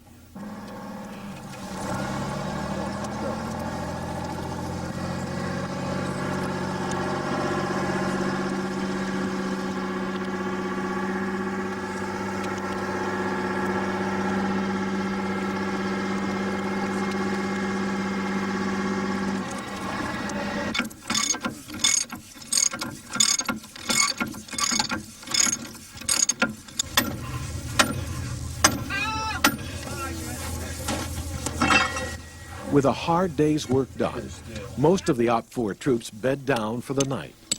But there's no rest for the scouts, who head out into the desert to reconnoiter the enemy Blue Force positions in preparation for the next morning's battle.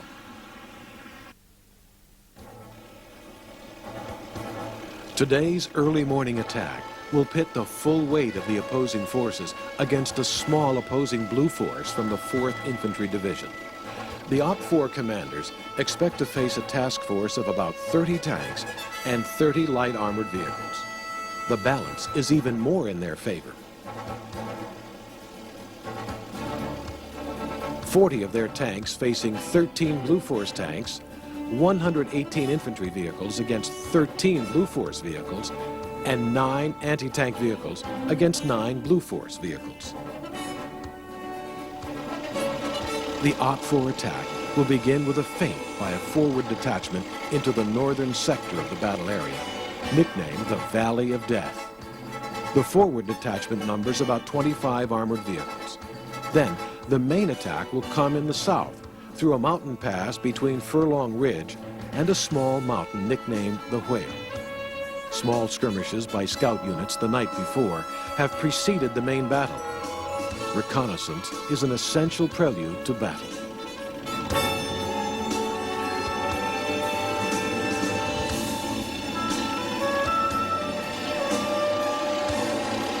At 05:30 in the morning, the enemy Op 4 forward detachment begins its attack into the Valley of Death. Their commander hopes to lure the bulk of the Blue Force into the northern sector while his main force crashes through the Furlong Whale Gap. The Blue Force commander is not fooled. Team Reaper, a small force of armor supported by Cobra helicopters, decimates the Op 4 forward detachment after they become bogged down in a minefield.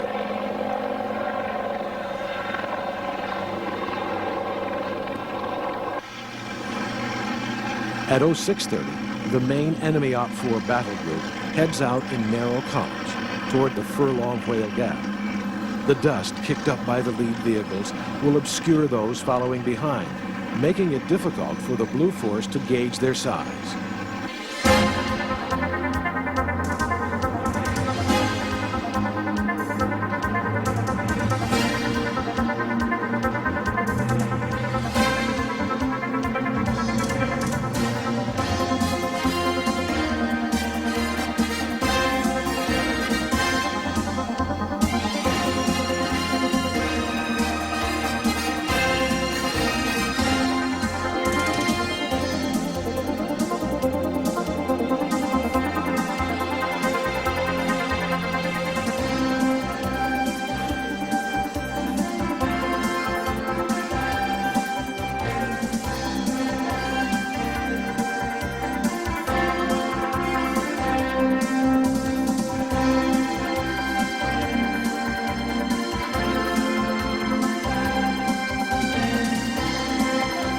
The Blue Force commander sends out scout helicopters to determine the location and direction of the main body of the attacking Op 4 unit.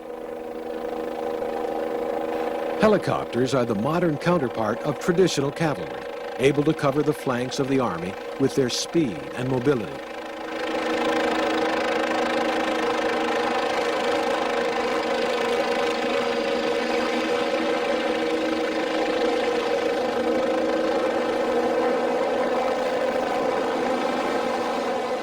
Reports from the helicopters prompt the Blue Force commander to call in air support. Battle is joined at 0700 when 4 Blue Force A-10 attack aircraft begin strafing the lead enemy Op-4 tank column as they're reaching the Whale Gap. Opposing forces' casualties are heavy.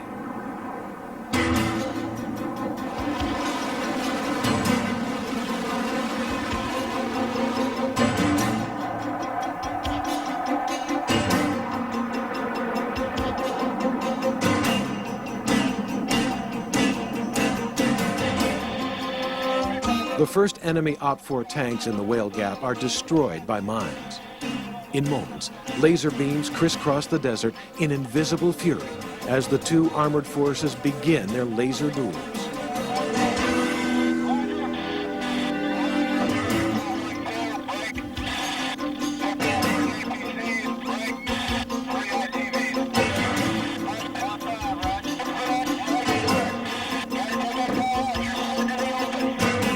Over a mile away, the Blue Force M1 tanks swing into action in an attempt to repulse the Op-4 attack.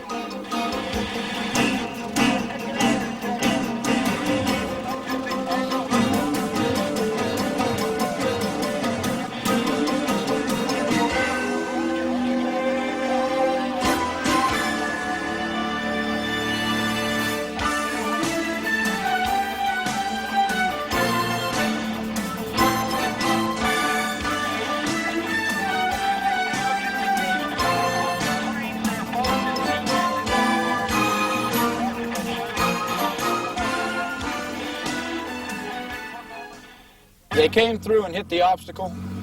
The Whale's Gap itself was smoked. They came through, the first couple of vehicles came through 4 or 5 at a time, and we hit them.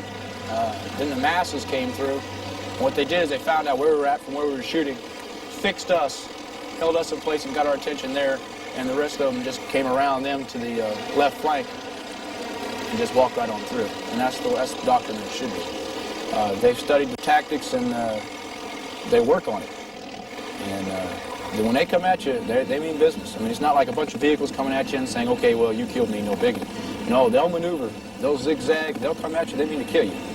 It seems like they come out with an attitude that they're here to just wax everybody that's in front of them. It's not like they're just here like a training tool. They come out here to train, they come out here to kill you. After intense fighting, the enemy opposing forces unit has overwhelmed the Blue Task Force. But few Op-4 vehicles have reached the objective due to the Blue Force's tenacious defense. We killed, I believe, 40 to 50 tanks and then about 80 to 90 light armored vehicles. My combat power was 13 tanks starting out because of prior missions, and so I was extremely pleased with the way the task force did. And the soldiers, particularly at their level, observed the standards and did well. As the war games end, the Blue Force soldiers will return to their home base, knowing that they have faced the best. The lessons learned have been priceless. In actual combat, these lessons would have come at a very high cost in men and machines. Realistic training is as essential as high-tech weaponry on today's mechanized battlefield.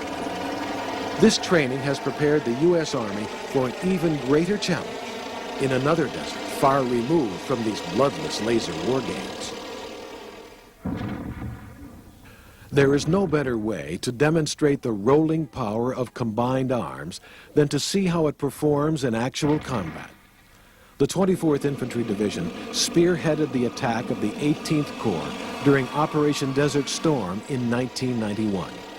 One of the division's toughest battles took place after President Bush's declared ceasefire. Iraqi units violated the ceasefire and tried to break out of the encirclement at the Ramallah oil fields near the city of Basra.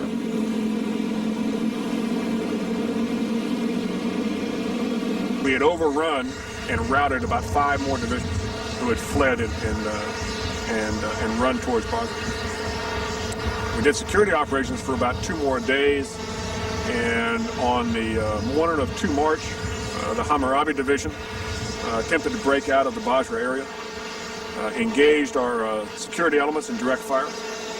and whereupon we sealed them into a pocket. The Iraqi forces intended to break out of the Ramallah pocket across a causeway leading back into central Iraq. They substantially outnumbered the task force of Lieutenant Colonel Ware standing in their way. I request permission to return fire because my Charlie company was in danger, and he would have been the guy that would have been really, if you want to say, hit hardest because he was closest to the southern edge of the Ramallah oil fields. Colonel Ware reported that the Iraqi armored vehicles had turned their weapons against his units and that there were explosions on the ground nearby. The brigade headquarters authorized Colonel Ware to return fire. We had artillery seal off the southern end. MLRS and the 141 did some firing down there too. And up in the north, we had the Apache helicopters seal off the northern end where these guys were getting across a bypass in the causeway that we didn't know was there. The Iraqis were retreating across a bypass on a causeway which was supposed to have been destroyed. We rolled into the battle position. Alpha Company was already engaging targets. They were almost out of weapons and ordnance. So we relieved them on station. They broke for fuel. We occupied the battle position and continued the battle, so there was no delay in the firepower that was being focused on those targets in the Ramallah oil field. Bravo Company stayed there on line. We were in the battle position for no more than 25 minutes. Every aircraft I had fired almost all of its weapons.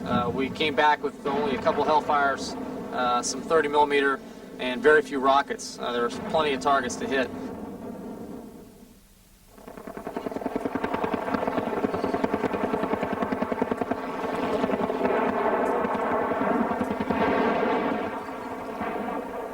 With the Iraqis tied down by the infantry and the causeway sealed off by artillery and helicopters, Colonel Lemoyne ordered one of his battalions to counterattack. On the brigade commander's order, an attack was launched into the oil field from two directions. The attack destroyed a large amount of Iraqi armor and combat support vehicles.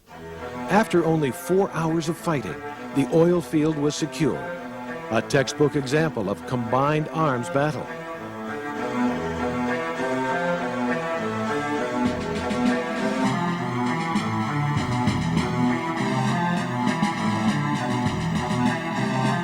As was so clearly demonstrated by the 24th Infantry Division in the Gulf War, the power of modern armies depends on a combination of technology, training, tactics, and organization. High-tech weapons alone cannot win wars. Rigorous and realistic training, effective organization, and skillful leadership are equally essential. It is this dynamic combination that gives the Heavy Maneuver Division its rolling power.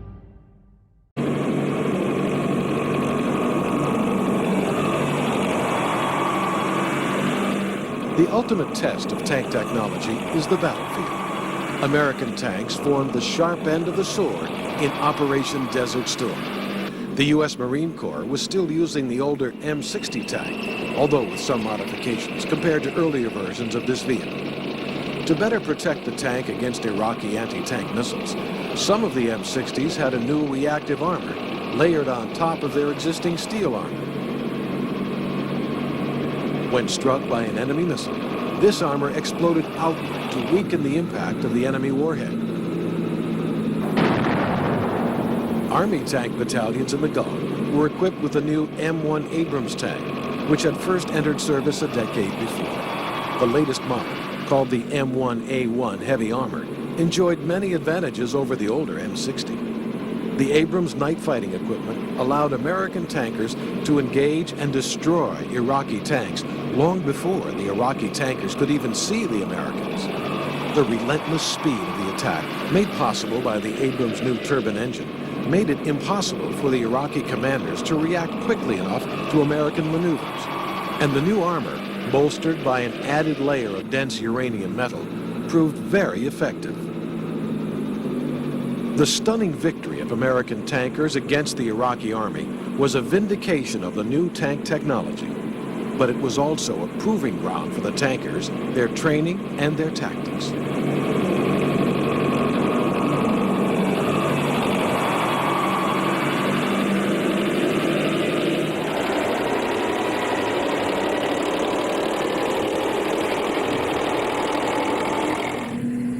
Across the hot, dusty training areas of the prairies of Texas, sleek tanks hunt out their quarry. Tankers of the U.S. Army's 1st Cavalry Division wage mock combat using one of NATO's newest and finest tanks, the M1 Abrams. The Abrams was the latest in a long lineage of American heavy metal.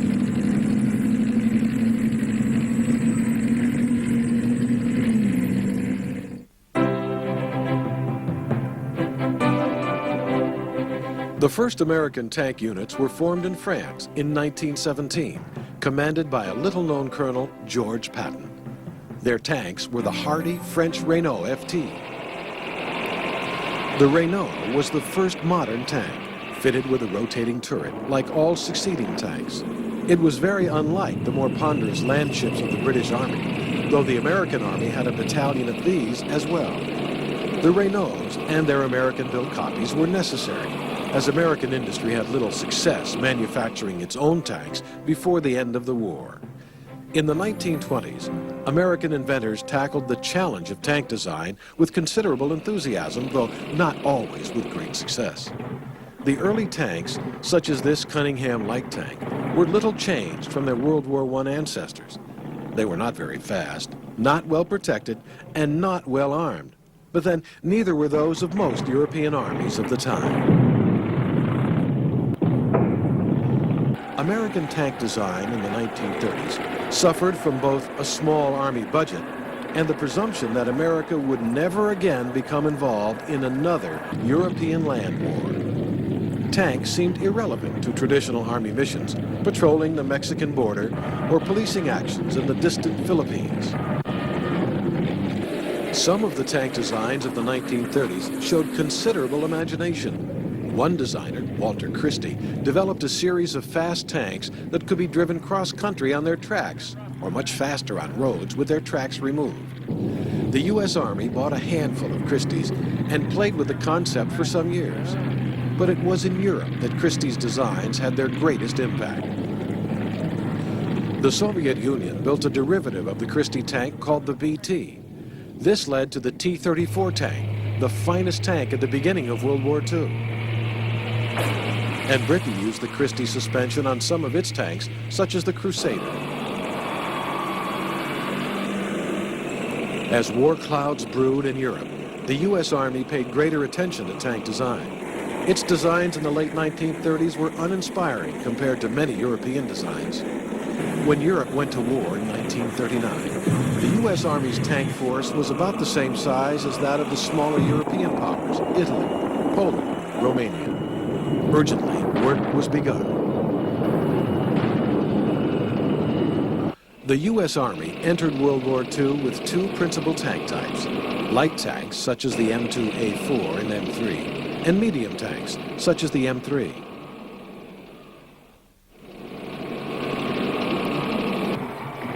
The M3 medium tank used an unusual configuration, with its main 75mm gun in the hull and a smaller 37mm gun in a separate turret. This peculiar arrangement was due to the fact that American industry could not yet cast turrets large enough to accommodate the powerful 75mm gun.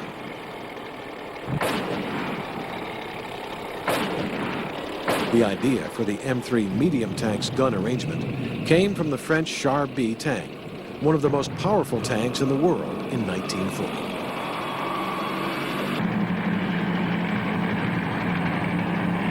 The M3 medium tank and its smaller companion, the M3 light tank, saw their combat debut in the hands of the British, provided through Lend-Lease. American tanks developed a reputation for automotive excellence and durability. even though their armor protection and firepower often fell short compared to German tanks. A new tank was on the drawing boards, the M4, better known as the Sherman. The Sherman tank was the mainstay of the U.S. tank force in World War II. The Sherman was a good tank in 1942 and 1943 when it first entered service, but the U.S. Army was not prepared for how rapidly German tank development was progressing.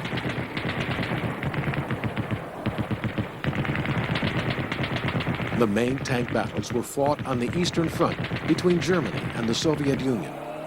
New German tanks like the Panther and the Tiger were developed to deal with the Soviet tanks like the T-34 with its Christie suspension. The new German tanks were twice as heavy as the Sherman, and their powerful guns could easily punch through the Sherman's thinner armor.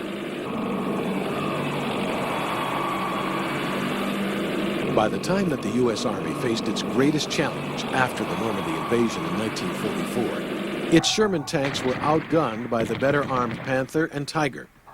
Even the improved version with its 76mm gun could barely penetrate the German tank's thicker armor. Fortunately, the German tank force was weakened considerably by Allied air power. Large-scale tank battles of the type seen on the Eastern Front were a rarity on the Western Front. The Sherman, because of its reliability, proved adequate to do the job. The most powerful American armored vehicle of World War II was the T-28 Super Heavy tank. It was not designed to fight other tanks, but to duel with heavy fortifications of the type expected on the German Siegfried line. It was so heavy that it had to have 4 sets of tracks instead of the usual 2. Its thick armor was nearly impervious to any conventional land artillery. But in a war of maneuver, its weight was a major drawback, and none ever saw combat.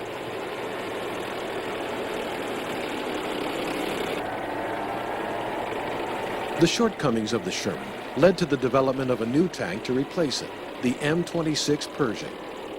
The Pershing was not as heavy as the T-28. Rather, it was about the same size as the deadly German Panther tank and armed with a 90mm gun. During the Korean War, the Pershing and the Sherman were used in tank battles with Soviet-supplied T-34 tanks manned by the North Korean and Chinese armies.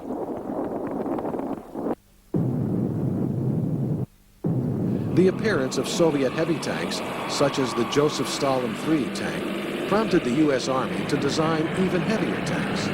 But like the T-28, these also faded into obscurity.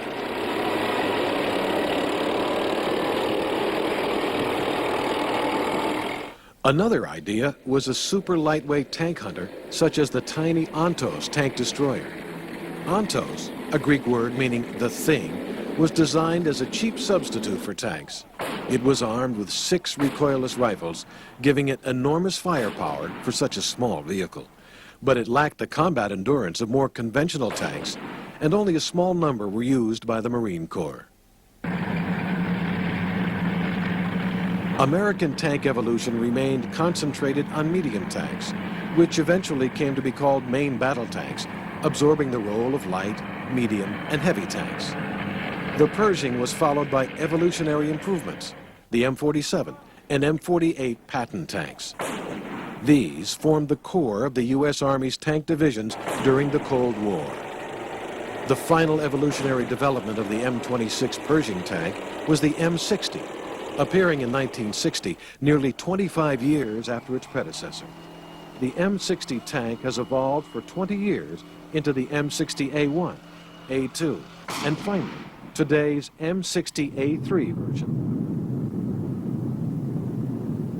The M60A3 is fairly typical of the modern main battle tank. Let's take a look at the crew of a modern tank and their functions. The crew of an M60 tank is 4 men: the tank commander, the gunner, the loader, and the driver. The tank commander is the senior member of the crew.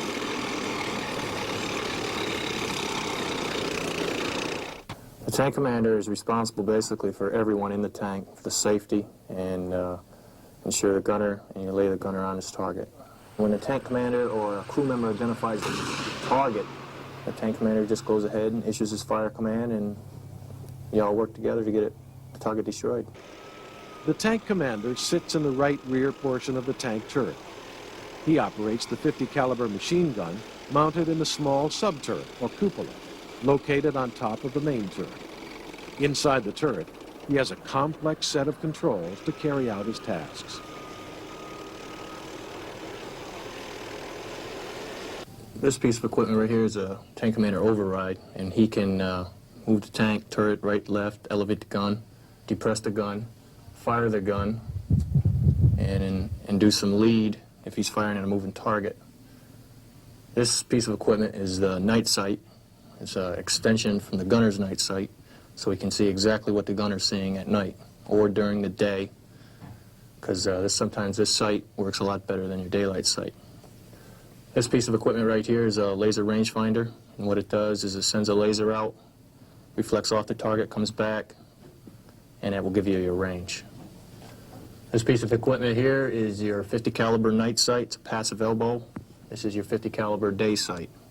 The passive elbow will gather the ambient light source, and it gathers it and it makes it that much more brighter, whereas the thermal sight is based on temperature contrast.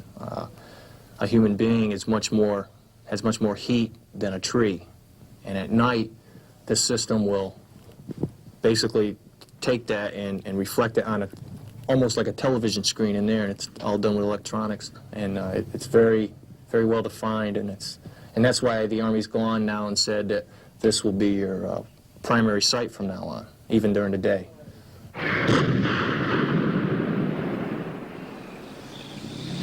The next crewman in seniority is the gunner. The gunner sits in front of the commander and operates the main 105mm gun on the tank commander's instructions. He controls the elevation and traverse of the main gun and operates its many other features, including the stabilization system and laser rangefinder. The stabilization system automatically compensates for rough terrain and motion, keeping the tank gun aimed precisely at a given point, even during movement. Another innovation of the M60A3 is the laser rangefinder. In spite of the power of modern tank guns, the projectile drops several feet during the course of its flight due to gravity. By accurately determining the range to the target, the tank's ballistic computer can calculate how many degrees the gun must be elevated to compensate for gravity. The third tanker in the turret is the loader, responsible for loading the main gun. The loader must combine strength and agility.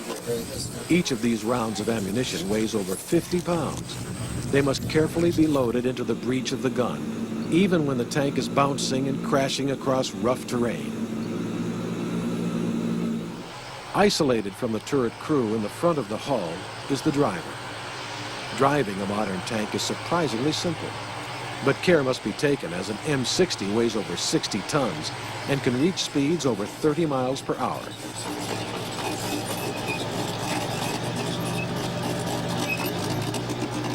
The essence of tank tactics is teamwork. Every member of the crew must perform flawlessly for the tank to survive on the modern battlefield. The U.S. Army expects that its tank crews will be able to get off 3 rounds of accurately aimed fire in the first 15 seconds of combat.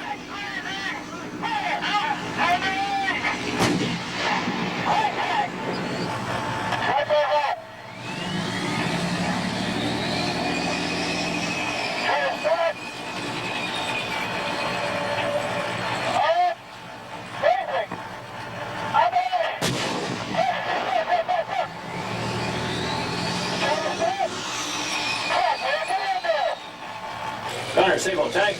Identified.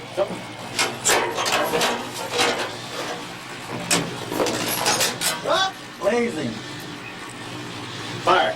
On the way.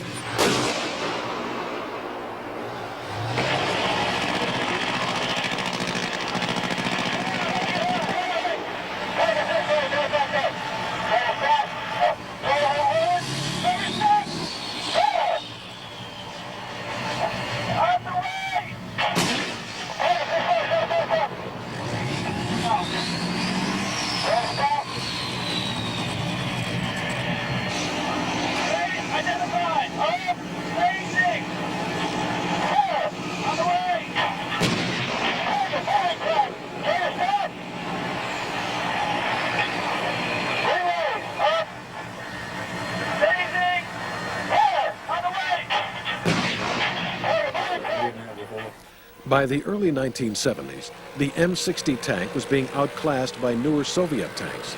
A new tank entered development, the M1 Abrams. The lessons of the 1973 Mideast War suggested that more attention had to be paid to the threat of guided anti-tank missiles.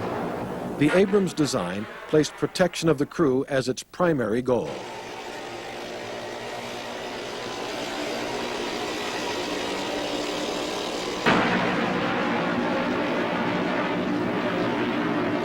Chobham armor, first developed in Britain, provided a major advance in defeating the missile threat.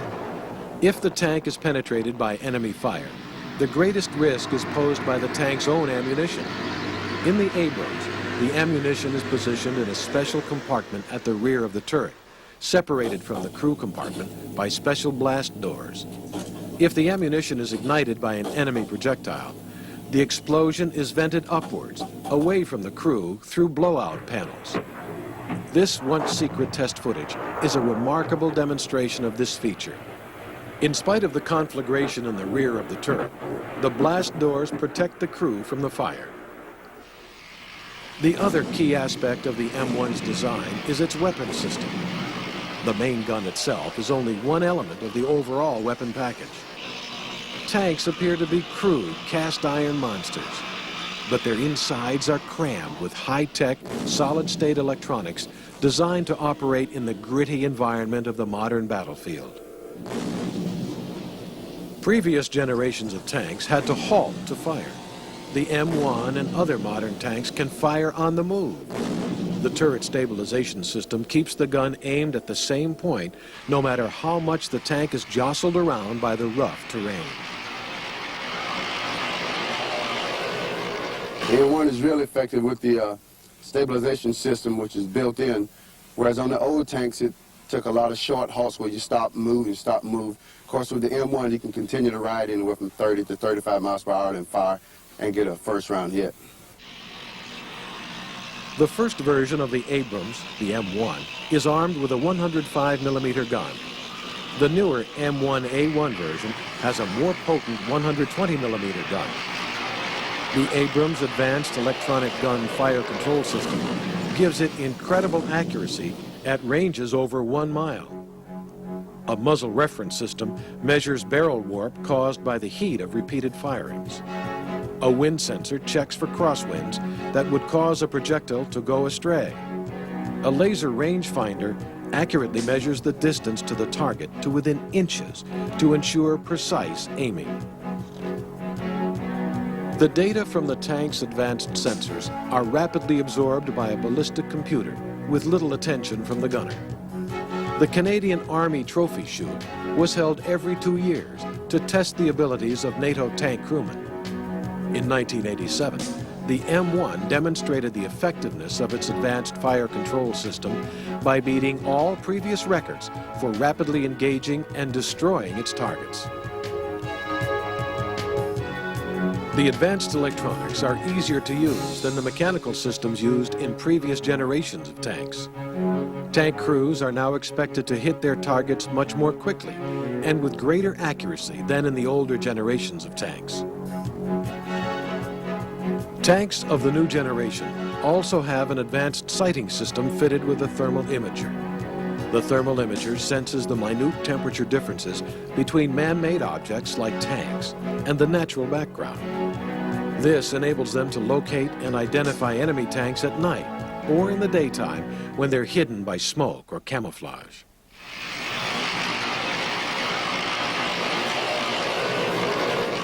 Although the Abrams is America's most famous tank, light tanks have been developed for the export market. One of the more successful has been the Cadillac Gauge Stingray.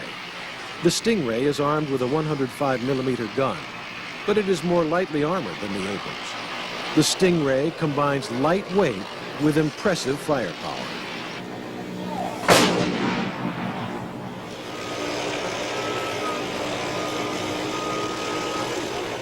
Since the birth of the tank in World War I, technological innovation has been a hallmark of French tanks.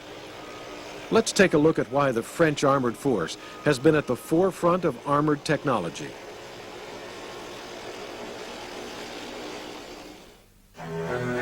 Technological innovations in land warfare, the machine gun and rapid-fire artillery, led to the unspeakable horror of trench warfare in World War I.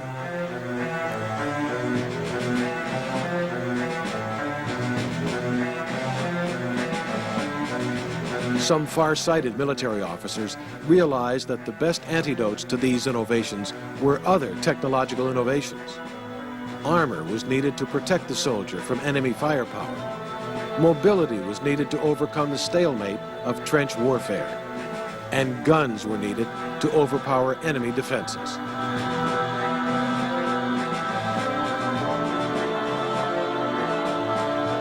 Both Britain and France came up with the idea of an armored trench crossing vehicle at about the same time. These are France's first tanks, the Schneider.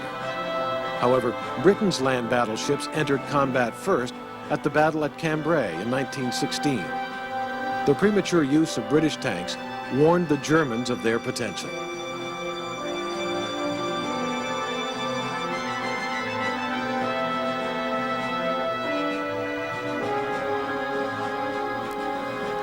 The first French tanks, the Schneiders, entered combat several months after the first British tanks. By the time of the 1917 battle on the Chemin des Dames, the German artillery was ready for them. The results of the first French tank attacks were tragic.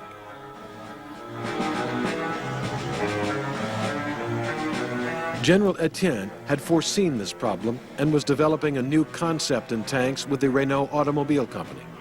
Instead of small numbers of large, lumbering tanks like the Schneiders, Saint-Chamond, or the British tanks, he advocated large numbers of very small tanks, the Renault FT. The FT pioneered the classic layout of all modern tanks. Its most significant innovation was the use of a fully traversing turret. The driver sat in the front of the vehicle, the commander in the turret, and the engine was in the rear.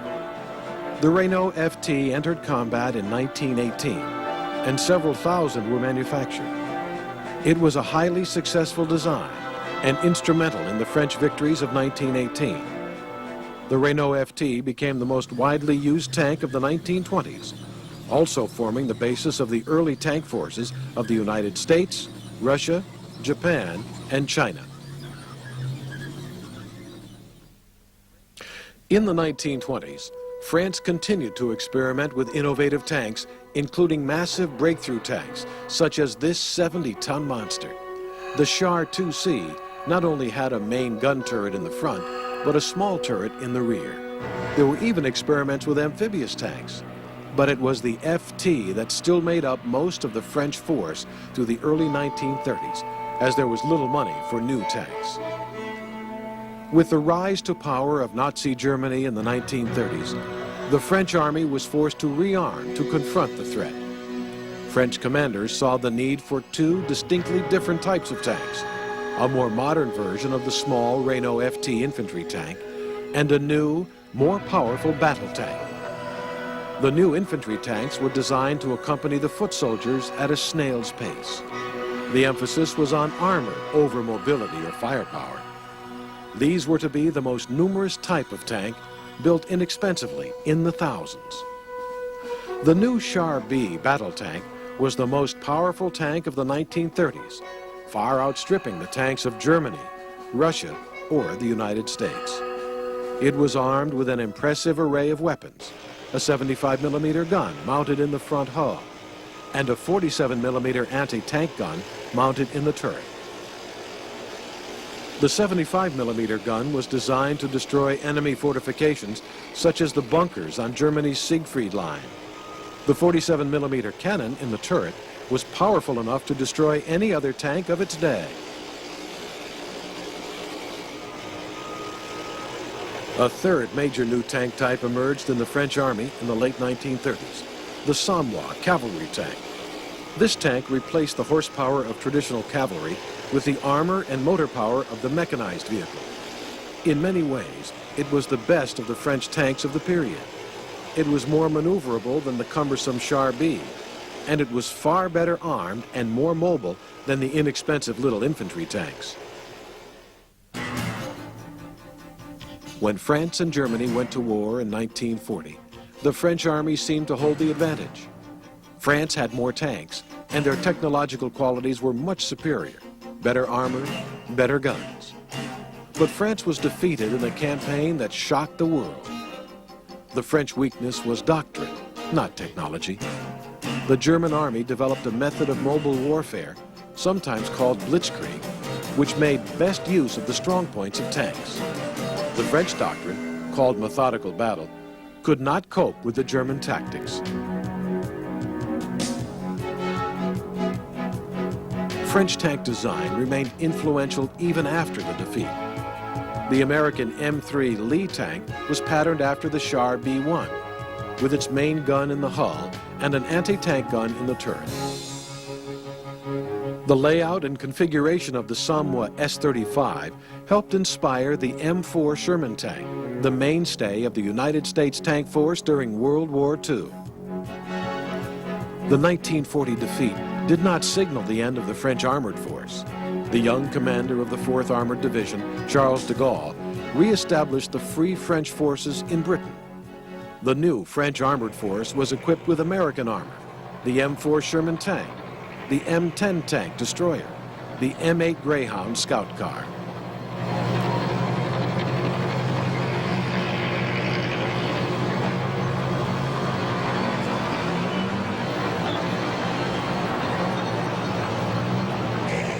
In the years immediately after the war, the French Army relied on American armored vehicles until French industries could be rebuilt.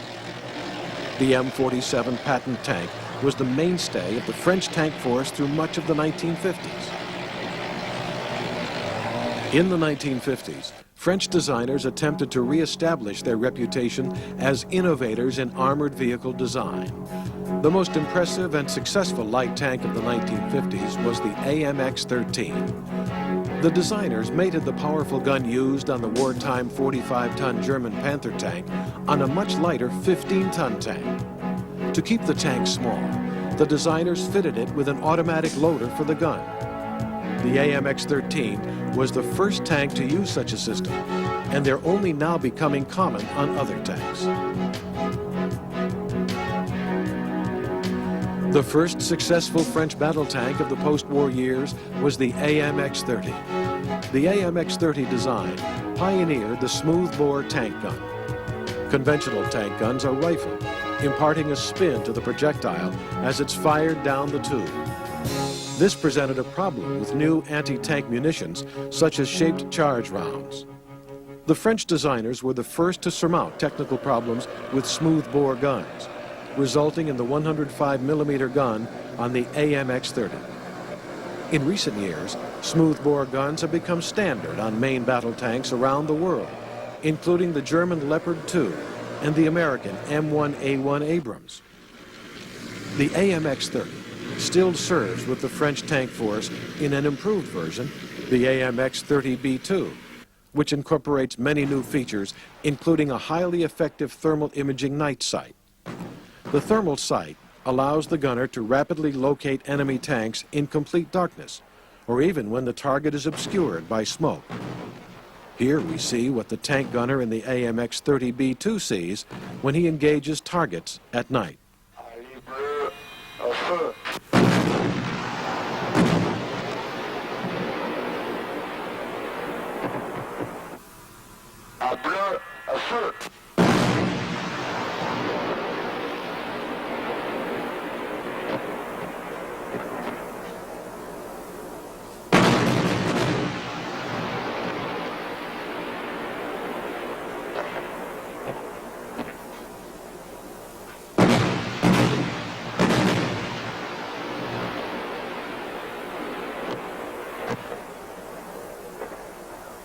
The AMX-30 has proven to be a versatile vehicle suitable for other roles.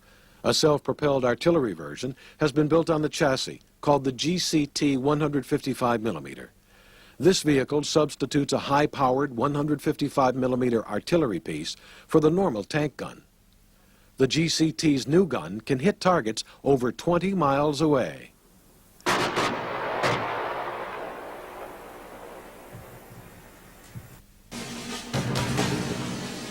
During the Gulf crisis of 1991, the AMX-30 figured prominently in the fighting.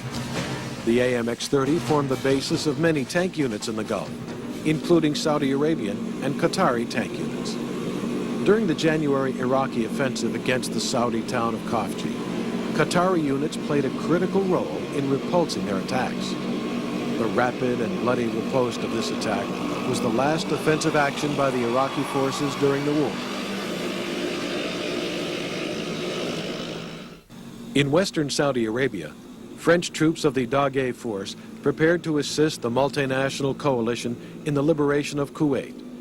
Among the armored units in Saudi Arabia was the 4th Dragoon Regiment, equipped with the AMX-30B2 tank. Here, the 4th Regiment conducts desert training maneuvers a few days before the Desert Storm offensive against Iraq.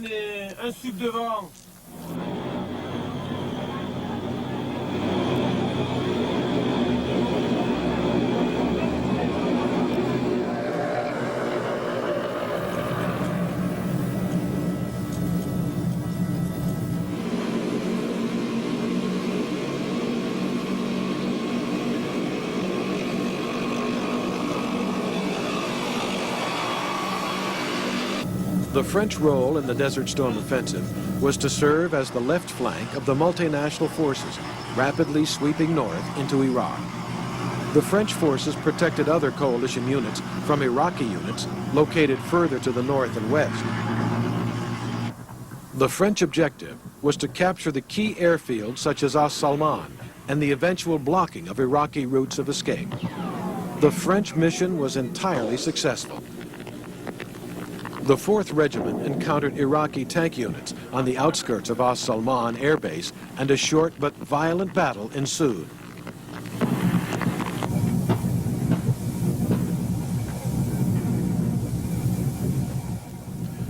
While the AMX-30 proved to be more than capable of dealing with its Iraqi adversaries, by the 1990s, its design was a bit long in the tooth. Its armor was not up to the standard of the new American, British, and German tanks. But a new design was already underway, the AMX Leclerc.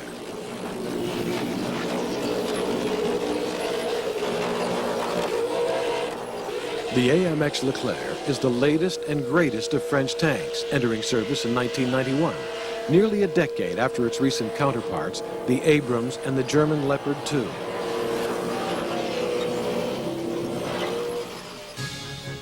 Its designers investigated a number of novel turret and gun configurations, finally settling on a conventional turret, but with many advances in the gunfire control system and a computerized system for command and control. To incorporate advances in armor technology, the Leclerc is designed to use modular armor packages which can be replaced by updated packages when new technology is developed. When the conceptual design was completed, the fabrication of testbed vehicles began. These are automotive testbed prototypes, used to examine the engine and suspension. The turret is not fitted, and instead, special instrumentation is used in its place to monitor the performance of the vehicle. Once problems are resolved, the production model begins to take shape.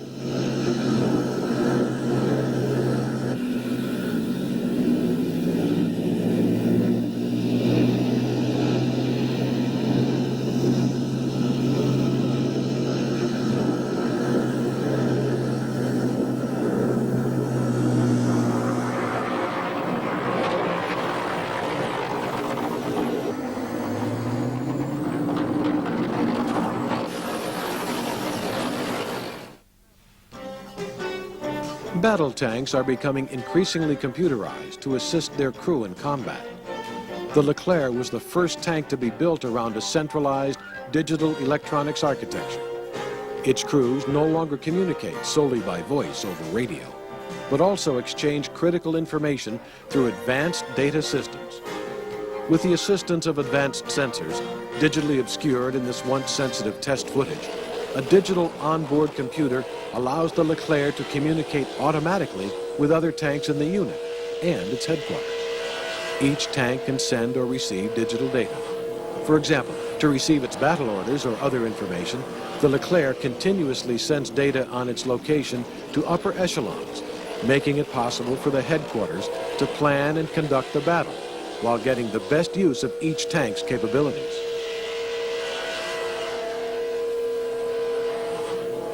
The Leclerc has tremendous firepower and fighting capability.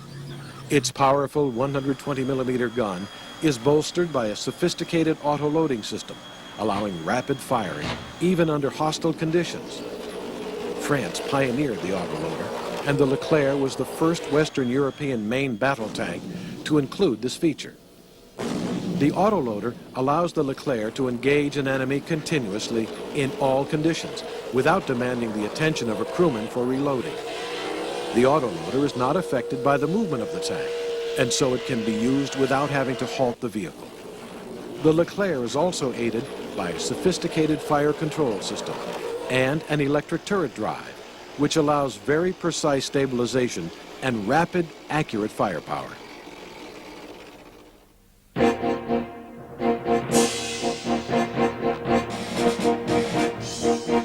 The calm of an early December morning along the inter-German border is disturbed by the growl of tank diesels. A German panzer battalion churns the fresh snow in a sleepy pine forest. From the woods appears a platoon of one of NATO's most modern battle tanks, the vaunted Leopard 2. With the harvest gathered and the fields bare, the modern German army, the Bundeswehr, exercises its armored shield.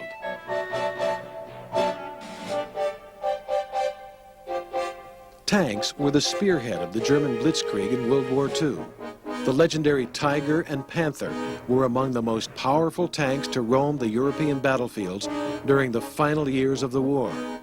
Today, they stand as silent reminders of the great armored clashes such as Kursk, Normandy, and the Battle of the Bulge.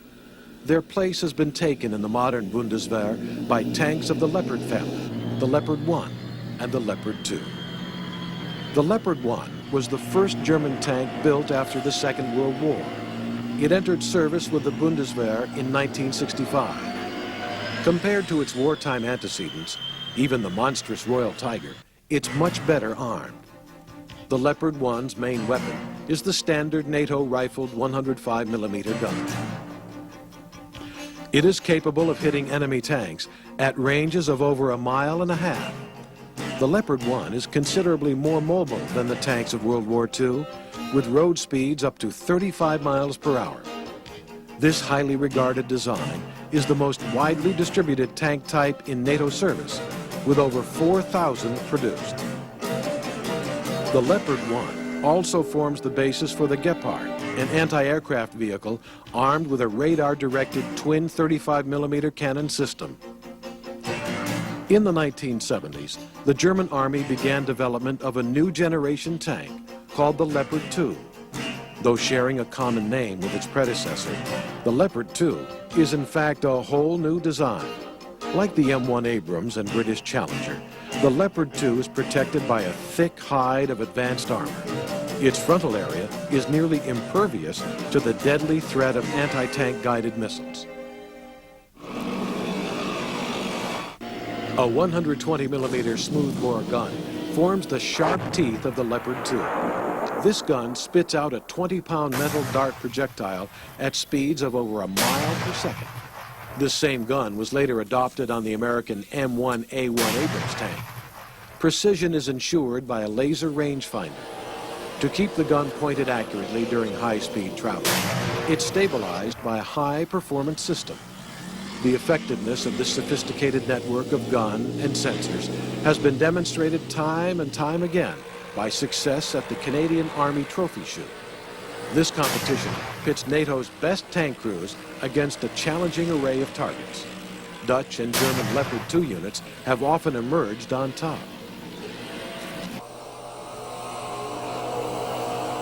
The Leopard 2's rough exterior appearance belies its internal complexity. The turret is manned by 3 crewmen. The loader is responsible for handling the tank's ammunition.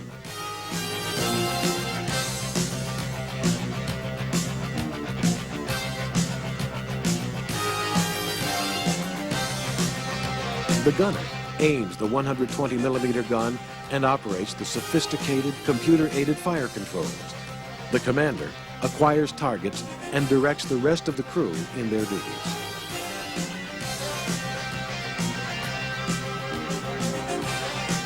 In spite of the technical improvements of modern tanks, the life of a tank crewman is arduous.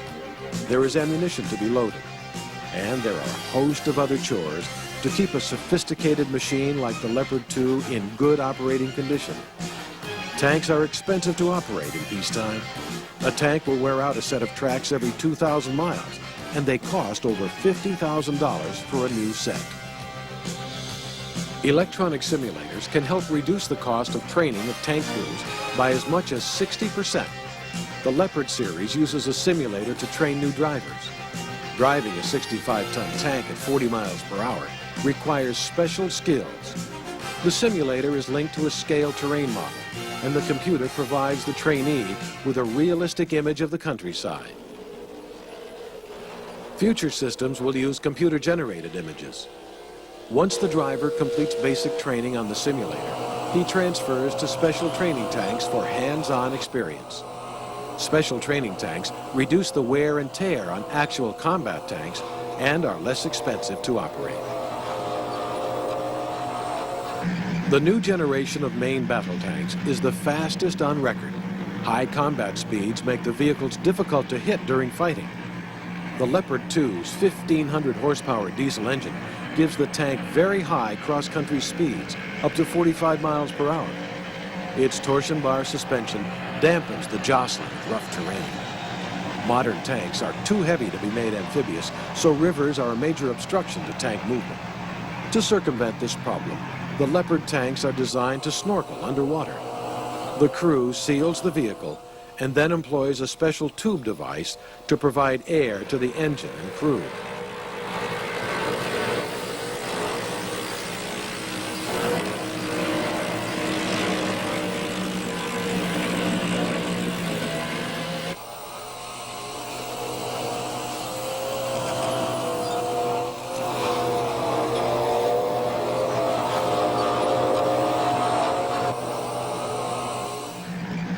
If you travel along European highways in the autumn months, among the normal traffic along the route, you're likely to encounter hulking green battle tanks.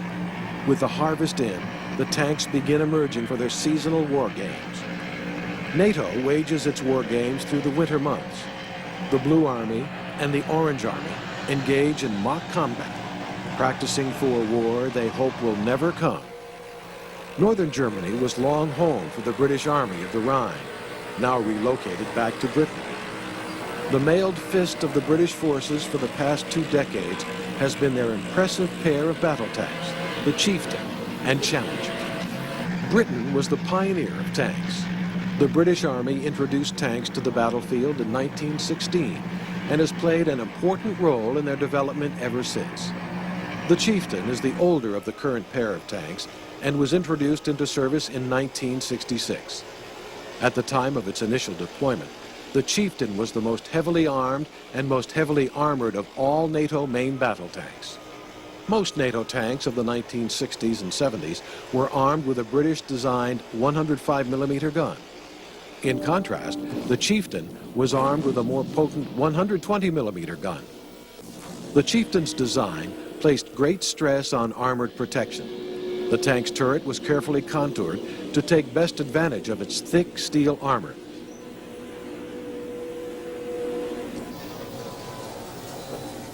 In the 1970s, a team of engineers at a British Army research center near Chobham, England, developed a radically new type of tank armor. The new armor was codenamed Burlington, but it's become better known as Chobham armor, after the location of the research establishment which developed it.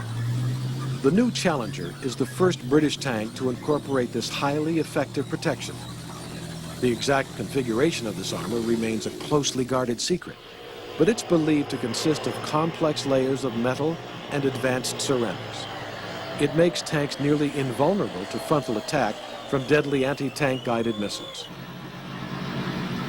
Besides this enhanced protection, the Challenger is considerably more mobile than its predecessor, the Chieftain. It's powered by a 1,200 horsepower Perkins Condor diesel engine, which gives it speeds of up to 35 miles per hour. The advanced hydropneumatic suspension gives the tank a smooth ride, even over obstructions in rough terrain. One of the most important advances in tank design over the past decade has been in gunfire controls, which permit the tank to fire on the move. The heavily armored turret weighs 20 tons, yet it must be moved with extreme precision to hit targets a mile or more away. These tests on a turntable provide the clearest example of this critical feature. Currently entering service is a more advanced version of the Challenger, the Challenger 2, with even more sophisticated fire controls. The Challenger is supported by an armored repair and recovery version. This version is capable of recovering a bogged down or battle-damaged tank, and its hydraulic crane can be used when carrying out engine repairs. Britain has always played a prominent role in supplying tanks to armies overseas. But there are often restrictions on the export of the latest tank design due to highly secret technologies involved.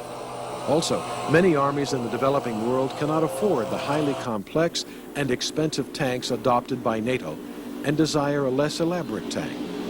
So, besides manufacturing the Challenger for the British Army, Vickers Defense Systems has also designed tanks specifically for export.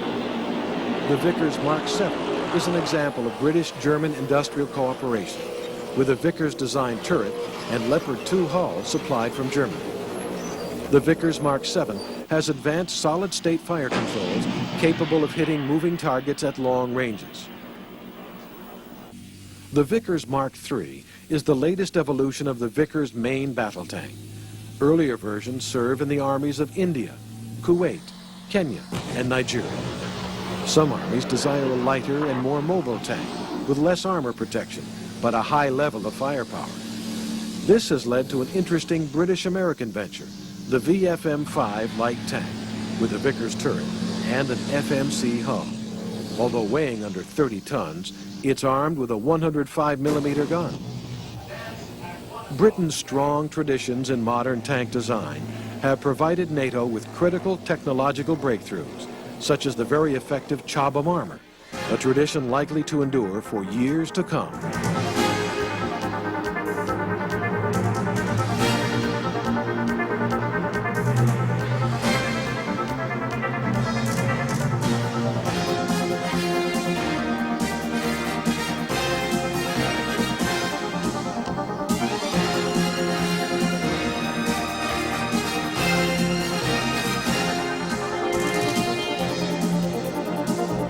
The battle tank is an awesome combination of firepower, armored protection, and cross-country mobility.